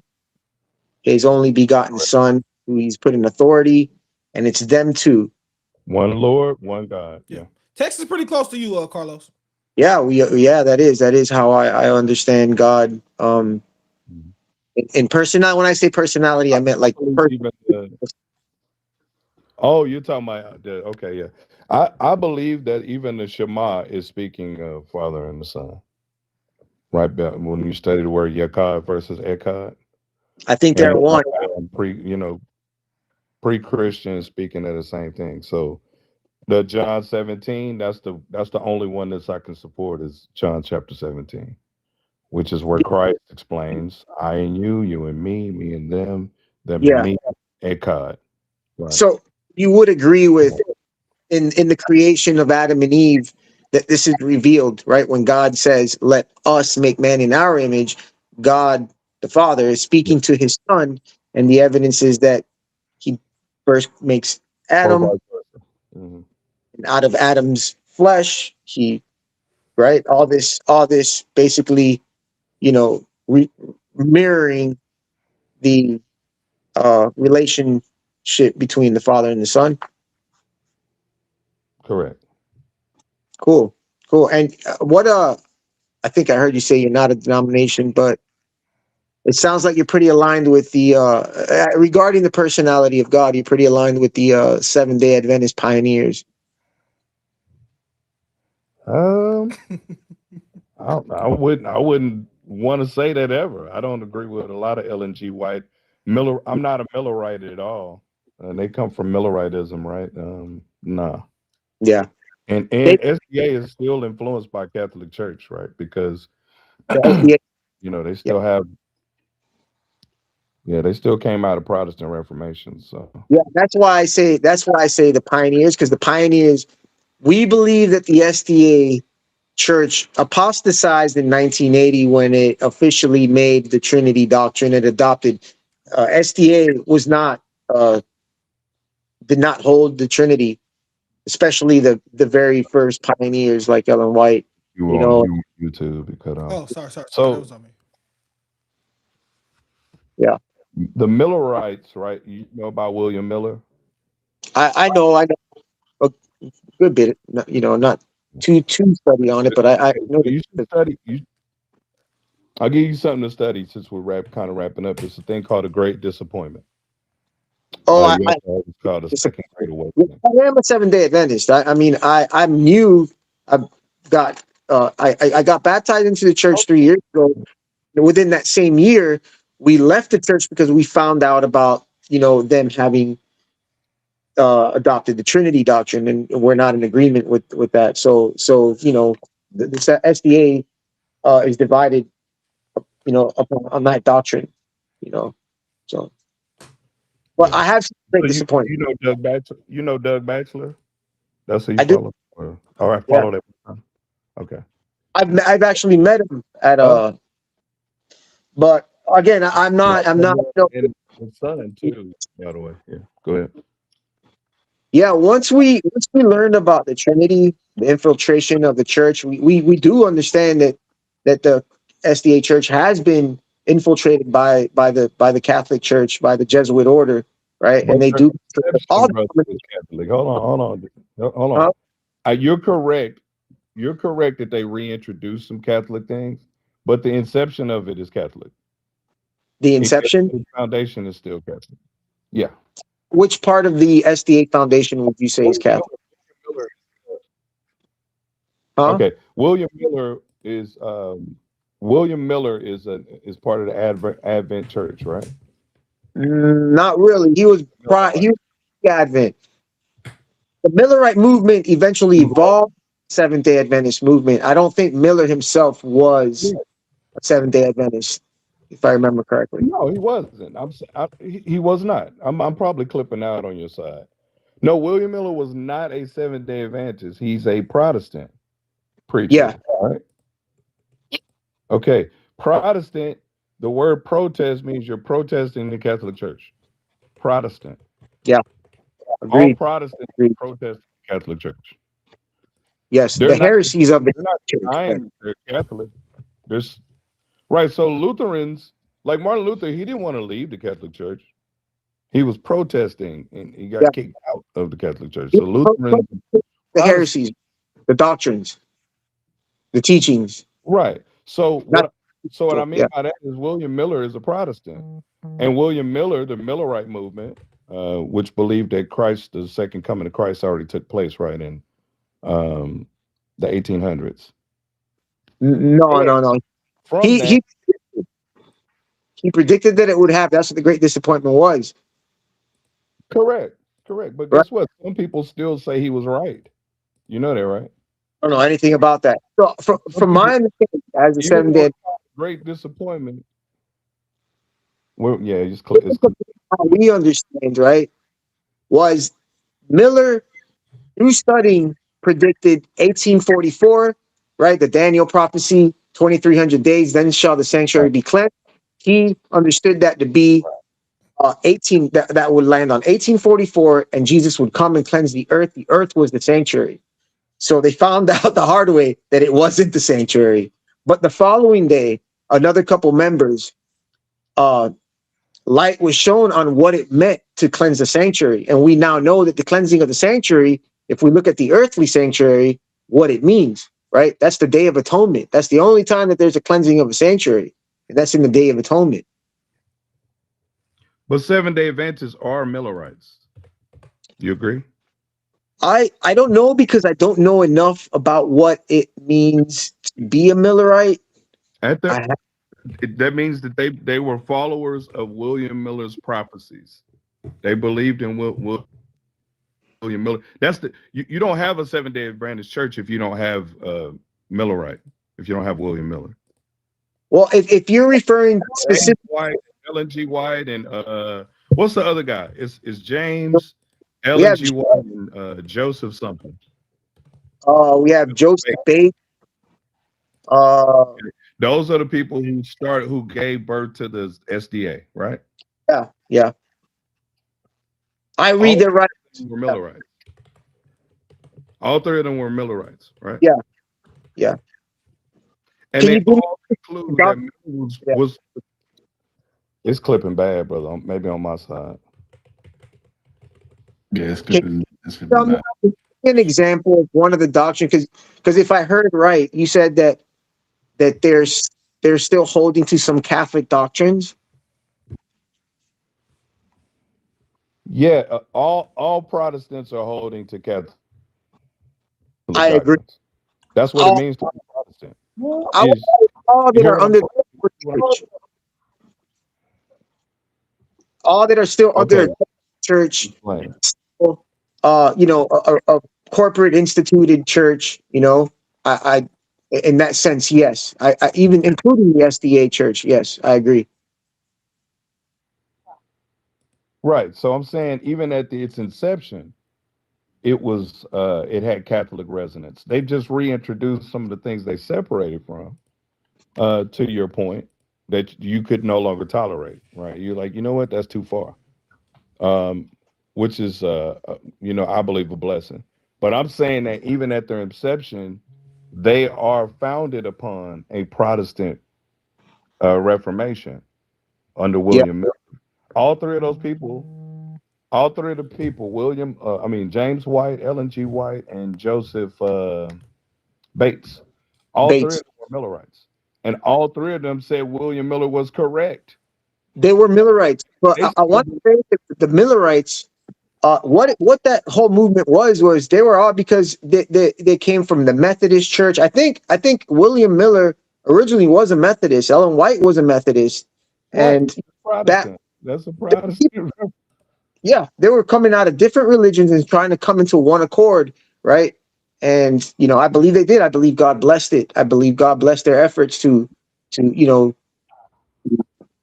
come to the truth regarding a lot of these things. Yeah. Okay, so do Methodists have an Apostles' Creed? You know what? I don't really know much about Methodists. I couldn't tell you. I don't think I know anything about Methodists. I don't even know what the word Methodist means. Be honest with you. So let me tell you this. Methodists have bishops. They have presiding elders. Those bishops have to get a right hand of fellowship from the Catholic Church. Okay, well, perhaps that's why they ditched that, because they did ditch it. They don't. Today we don't do that. As Seventh-day Adventist pioneers today, we don't do that. We don't have that system. I understand that. And we're going back to William Miller. Okay. Right? Because you don't have a SDA church if you don't have Milleritism. You agree? I don't know what you mean by Millerism. I'm not 100% sure. You said someone that studies and follows his prophecy. Okay. Can you give me an example of one? So William Miller, I believe his movement was called the Second Advent. The reason that you're called Adventist is resonance of William Miller and his use of the word Adventism, right?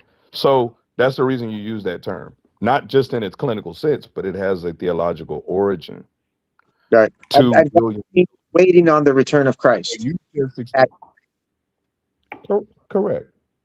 Okay. So they still believed in Miller.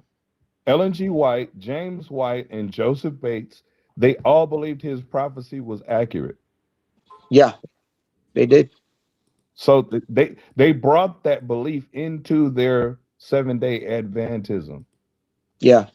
They believed that William Miller was a divinely inspired prophet of God who accurately calculated the return. I wouldn't go as far as inspired. The only one that's been divinely inspired is Ellen White. She's the only one to have claimed to have visions. Miller came to his conclusions from study. Miller came to the conclusion that the cleansing of the sanctuary in 1814, right? And I'm sorry, in Daniel 8:14 was the cleansing of the earth, right? The event was wrong, but he had the right date. We still believe that that date is correct. We do believe. That's what he teaches. Yeah, that's what they teach. Amen. Yeah, but it is important to note. It's very important to note that they all did agree, obviously, that Jesus didn't come on 1844, but they did, right? Light was shed. They studied this out. Light was shed on the fact that the date was right, but the cleansing of the sanctuary meant that that would be the day, right? The point in which Jesus goes from the holy place into the most holy place, which is the Day of Atonement, right? The books were open. The judgment was set, right? What was the name of your church? What was the name of your church before it was the Seventh-day Adventist? I couldn't tell you. I mean, I guess Millerite, maybe. Seventh-day Baptist. They were called the Seventh-day Baptist, right? Before they were the Seventh-day Adventists, correct? I don't know that. I thought they were the Millerites, but perhaps you're right. I don't know. Like I said, I haven't. No. Seventh-day Baptists are Millerites who Seven- later become. You're saying it's the same thing. They in layers. Millerite, William Miller. Seventh-day Baptists said, okay, we're going to follow Miller, but we're going to restore the Sabbath, right? And then that later becomes SDA, right? That becomes Seventh-day Adventist with James White, Ellen G. White, and Joseph, that sounds right. The people. Yeah. Okay. So all I'm saying is, if you're Protestant, if your Reformation is based off of Protestantism, then it's founded on Catholic principles. Because William Miller still kept Sunday all the way to the time he perished, right? He never switched to the Sabbath, but the Seventh-day Baptists did, which were followers of William Miller, right? I don't believe that's to be true. I believe they did all work this out, and we're all in agreement regarding the Sabbath. From what I remember, which would kind of make sense because, I'm almost certain they did. The movie, there's actually a movie on this.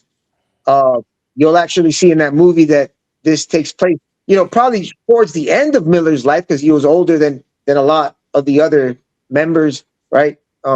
But I'm almost certain that he did eventually adopt the Seventh-day Sabbath. Adventist, God bless you. You're at least restoring the holy Sabbath day of God. I have peaceful relationships with a lot of Seventh-day Adventists. But there's a truth, okay? And it's an undeniable truth, is that Seventh-day Adventists are a neo-Millerite movement, right? So they're Millerites. And William Miller is a Protestant preacher who had a failed prophecy.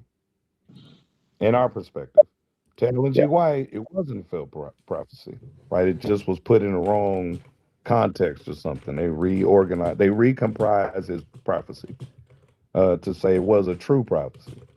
So they are definitely still Millerites even after they formed the SDA church. You kind of cut out part about the Millerites when they became Seventh-day Adventists. They maintained their Millerite position. Yeah. Again, I mean, I don't know exactly what it all entails to be Millerite, so I couldn't tell you for sure. I mean, study that Great Disappointment a little bit more and study its relationship to what they call the Second Advent. Because that's why they're using this word. They get it from William. I know for certain that Seventh-day Adventists identify the papal system as the Antichrist, as the man of sin. So yeah, but so did Martin Luther. Yes, I he still wanted to be Catholic. He just recognized the corruption of the church. So that when you read, I wonder. I don't even know if SDA has The this. point, the point is, for the text is that you got to start somewhere. Yes, they began to protest. Maybe perhaps they didn't know at the beginning of this protest what the extent of the heresies that they had bought into, right? But they had to start somewhere. The protest, I'm with it. huh? I'm just simply saying if you're a Protestant, if you're part of an early Protestant Reformation, you are a protesting Catholic. You might You not are. like No, that. now I understand what you're saying by rooted in Catholicism. I see what you're saying. Correct. Because if you got concepts of Easter that have no days of unleavened bread, if you have Pentecost concepts, but it does not acknowledge the holy day of Shavuot, if you have a Sunday or that does not acknowledge the Sabbath, if you have concepts of celebrating Jesus' birth on the calends of the 25th day, if you have these are all Catholic supersessionist and syncretisms. Yeah. And so if you have that, you know who says this? The Catholic Church. It says that this is the sign of our authority over all Protestant Reformation. They declare everything they do. They declare it publicly, which I think is pretty fascinating. That like other people don't catch on to this stuff. But let me ask you this question, Tex. The Waldenses, for example. I don't believe that the Waldenses were ever Catholics, right? From my understanding, they were feast keepers, right? I believe they kept the Torah, they kept the laws of God, right? They were God's, true people, true group of people that truly worship God. Would they not be considered Protestants because they protest, even though they didn't come out of the Protestant, out of the Catholic If you didn't Church? come out of the Catholic Church, then if your Reformation does not have its inception in Catholicism, it's not a Protestant Reformation. Okay, I didn't know that. I was not aware of that. I thought that you had. I thought anybody that protested Catholicism's heresies and identified them for who they are. I think more importantly, I think that was the main protest. These guys, light was shed on who they were regarding Bible prophecy. I think that was use that term loosely today, but that's not how it was originally used. Protestant meant these are reformations that are coming out of the protest. It gave birth to these different denominations of churches. Now, so. maybe today you could loosely say, well, since you're against them, you're against them. But I mean, everybody's against Catholic Church in that case, right? If you're Hindu, you're a Protestant. If you're a Buddhist, you're a Protestant. If you're a Taoist, you're a Protestant. If you're a Muslim, you're a Protestant. You see what I mean? So if you get too expansive with it, then now you're going outside of the actual inception I of the would say term. though, it's important to acknowledge that it's not so much about breaking out of the title, right? I think it's more about detaching from its teachings, from its right? Like you were saying, its doctrines, right? Sunday sacredness, the Trinity, indulgences, all that stuff. Slowly, shedding all this stuff off because these guys were, uh, particularly the original Protestants. They were in it. They didn't know anything other than that their whole lives. Now today we know a lot more. SDA too. I'm gonna tell you what I like about SDA as well. Sabbath, of course, is where I have most affection for SDA. The second one is they recognize the problem with the Apostles' Creed. They're one of the first Protestant groups to realize that it kept invoking the Catholic Church. Almost none of the other Protestant Reformations realized this problem. Yeah, I'm talking about if you got Pentecostal, Lutherans, Presbyterians, Methodists, United Methodists, they all invoke, even Kojic, right, which is the Church of God in Christ, they all invoke the Catholic Church in their Apostles' Creed. SDA said, you know what? Because it says that, we won't be having an Apostles' Creed. Because they know what that is saying. And I think everybody lies about this when it clearly, in the Apostles' Creed, you're invoking the Catholic Church. is in league with the Holy Spirit, and I think that is a heresy. And SDA properly identified that was a problem. Yeah. You know, I think I agree with that. And I want to say that that is something that they recently adopted as a church, as a corporate church. And that's part of the reason why we have the division. Real SDAs were not for, before the 28 fundamental beliefs that they have today, there was the 25 principles, right? And our foundational doctrine was basically 1 Corinthians 8:6. There's one God, the Father, and one Lord, his Son, our Lord Jesus, right? And that was basically it. So that's, you know, that was years of infiltration, working, you know, the leaders of the church, and they finally got a hold of it. You believe in like purgatory and stuff though? Purgatory? No. Yeah. No, we believe in sleep of death. You die, you die. You know? Right, but you don't believe in purgatory? I don't believe in purgatory. I believe in the sleep of death, right? Like when Lazarus, for example, was dead, Jesus told the disciples, he's asleep, right? He's dead, lights out, right? He'll wake up. He'll wake up again, be the last day, right? At the day of the resurrection. Okay, cool. So see, these are things where SDA started to make sense, right? They started to see problems with certain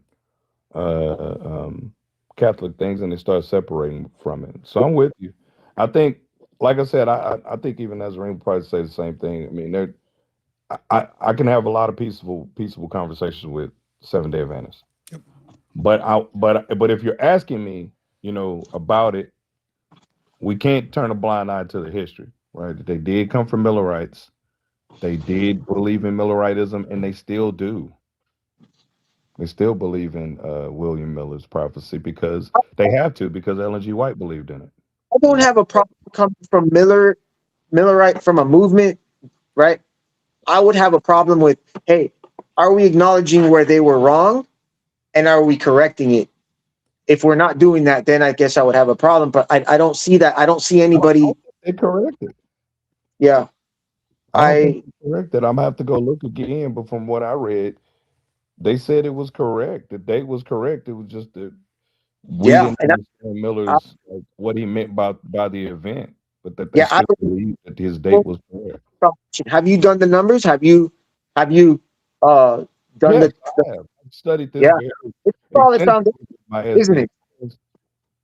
Yeah. I mean, it's really, they make a compelling argument. There's some major problems. You know, Yeah. because if 1844 was the second coming of Christ, then that's a preterist perspective as well, isn't it? Yeah, obviously was a mistake. And you know what the truth is? Miller was not ready to release this. I don't know if you saw the movie and you've read the writings between them. That publisher guy who what was the publisher's name? Jonathan something was one of the pioneers. He was a publisher, and he was really putting pressure on him to release it. He said, "Hey, the world's got to know, right?" Miller was like, "Look, I'm not 100 on this yet. Let's hold off." And eventually, I guess he told enough people. The publisher told enough people verbally to where it's like, "Well, you already got the word out there. We might as well publish it." And then, sure enough, it wasn't time. It wasn't ready. I think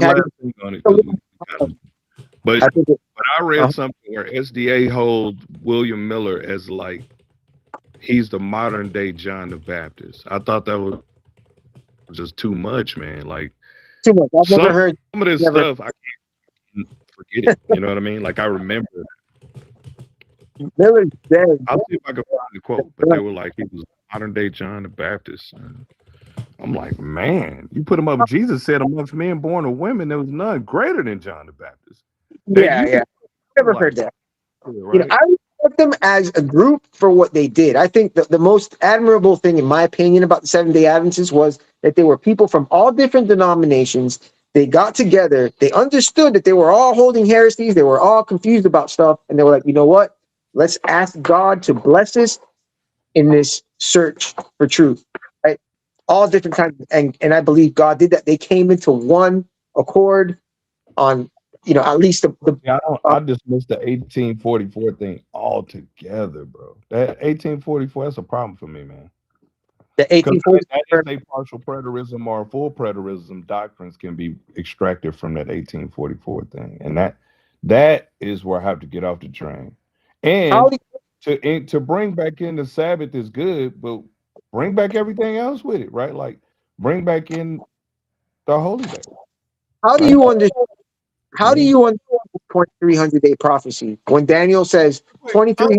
You guys, sorry, I want to let it go. I gotta go to the bank, man. I only got like 2 hours. I gotta run around to 2 different banks and pay some rent. But I'm willing to let y'all, maybe next time you come to Texas here and he's willing to continue the conversation. I don't mind. Yeah, we have a part 2, man. Yeah, I just gotta I really gotta get this bank. I can't miss it and get a late fee. I can't pay the extra 200. So I appreciate y'all.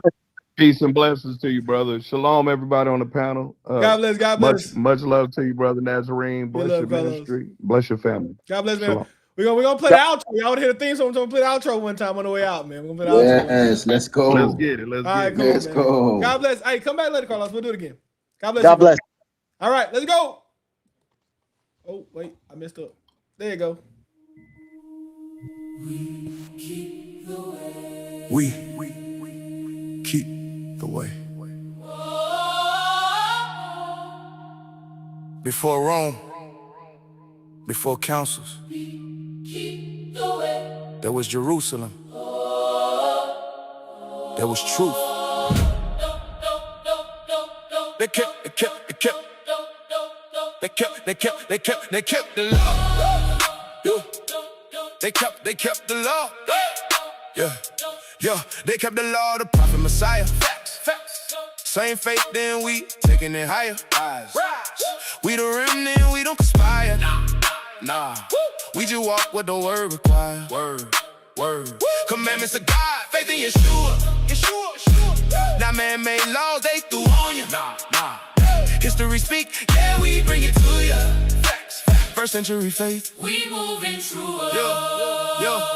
Yeah. James, the just, yeah, he led that throne. Torah life, yeah, he set that tone. Knees one down like stone, that's known. Righteous walk, yeah, he held that zone. 15 bishops all in line. Same doctrine, no new design. Hebrew roots, that's by design. Not that Roman redesign. 21 days zealous still. 1,000 walking in his wheel. Law and Messiah, that's the deal. Not just talk, this walk is real. Law, prophet, Messiah. Law. If he didn't change it, why would I? Truth don't die, it multiply. Facts. They kept the law, the prophet Messiah. Same faith, then we taking it higher. Rise. We the remnant, we don't conspire. We just walk what the word requires. Commandments of God, faith in Yeshua. Not man-made law. Faith through on you. Nah. History speak, yeah, we bring it to you. Facts. First century faith, we moving true. Yeah. Hagen Zippers wrote it down. Church was pure. Before the shit, before the law. Fact. Before they told you law ain't sure. Nah. Before corruption found a cure. Melito was Sardis, kept that feast on time. Not Rome's day, but God's design. Quarto descent in that line. Stayed aligned with scripture sign. Paul said, I believe it all. Law and prophets standing tall. They twist his words, but missed the call. Torah faith still stands through Paul. They changed the time. They changed the law. But we return to what we saw. First century, spirit, true, and living word. James stood firm in Jerusalem. Torah lived, not just assumed. Paul still walked what was written. No divide, no contradiction. 15 bishops held the line. No new faith, just same design. History speaks, we can't ignore what they kept. We restore. No. What they kept, we restore. What they kept, we restore.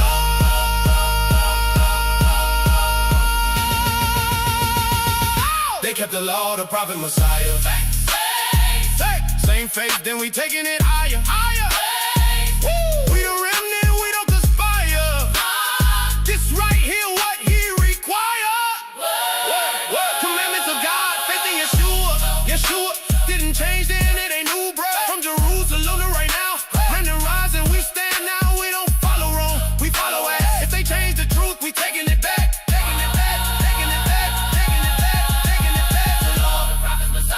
Facts. We kept the law, the prophets, Messiah. We kept the law, the prophets, Messiah. We kept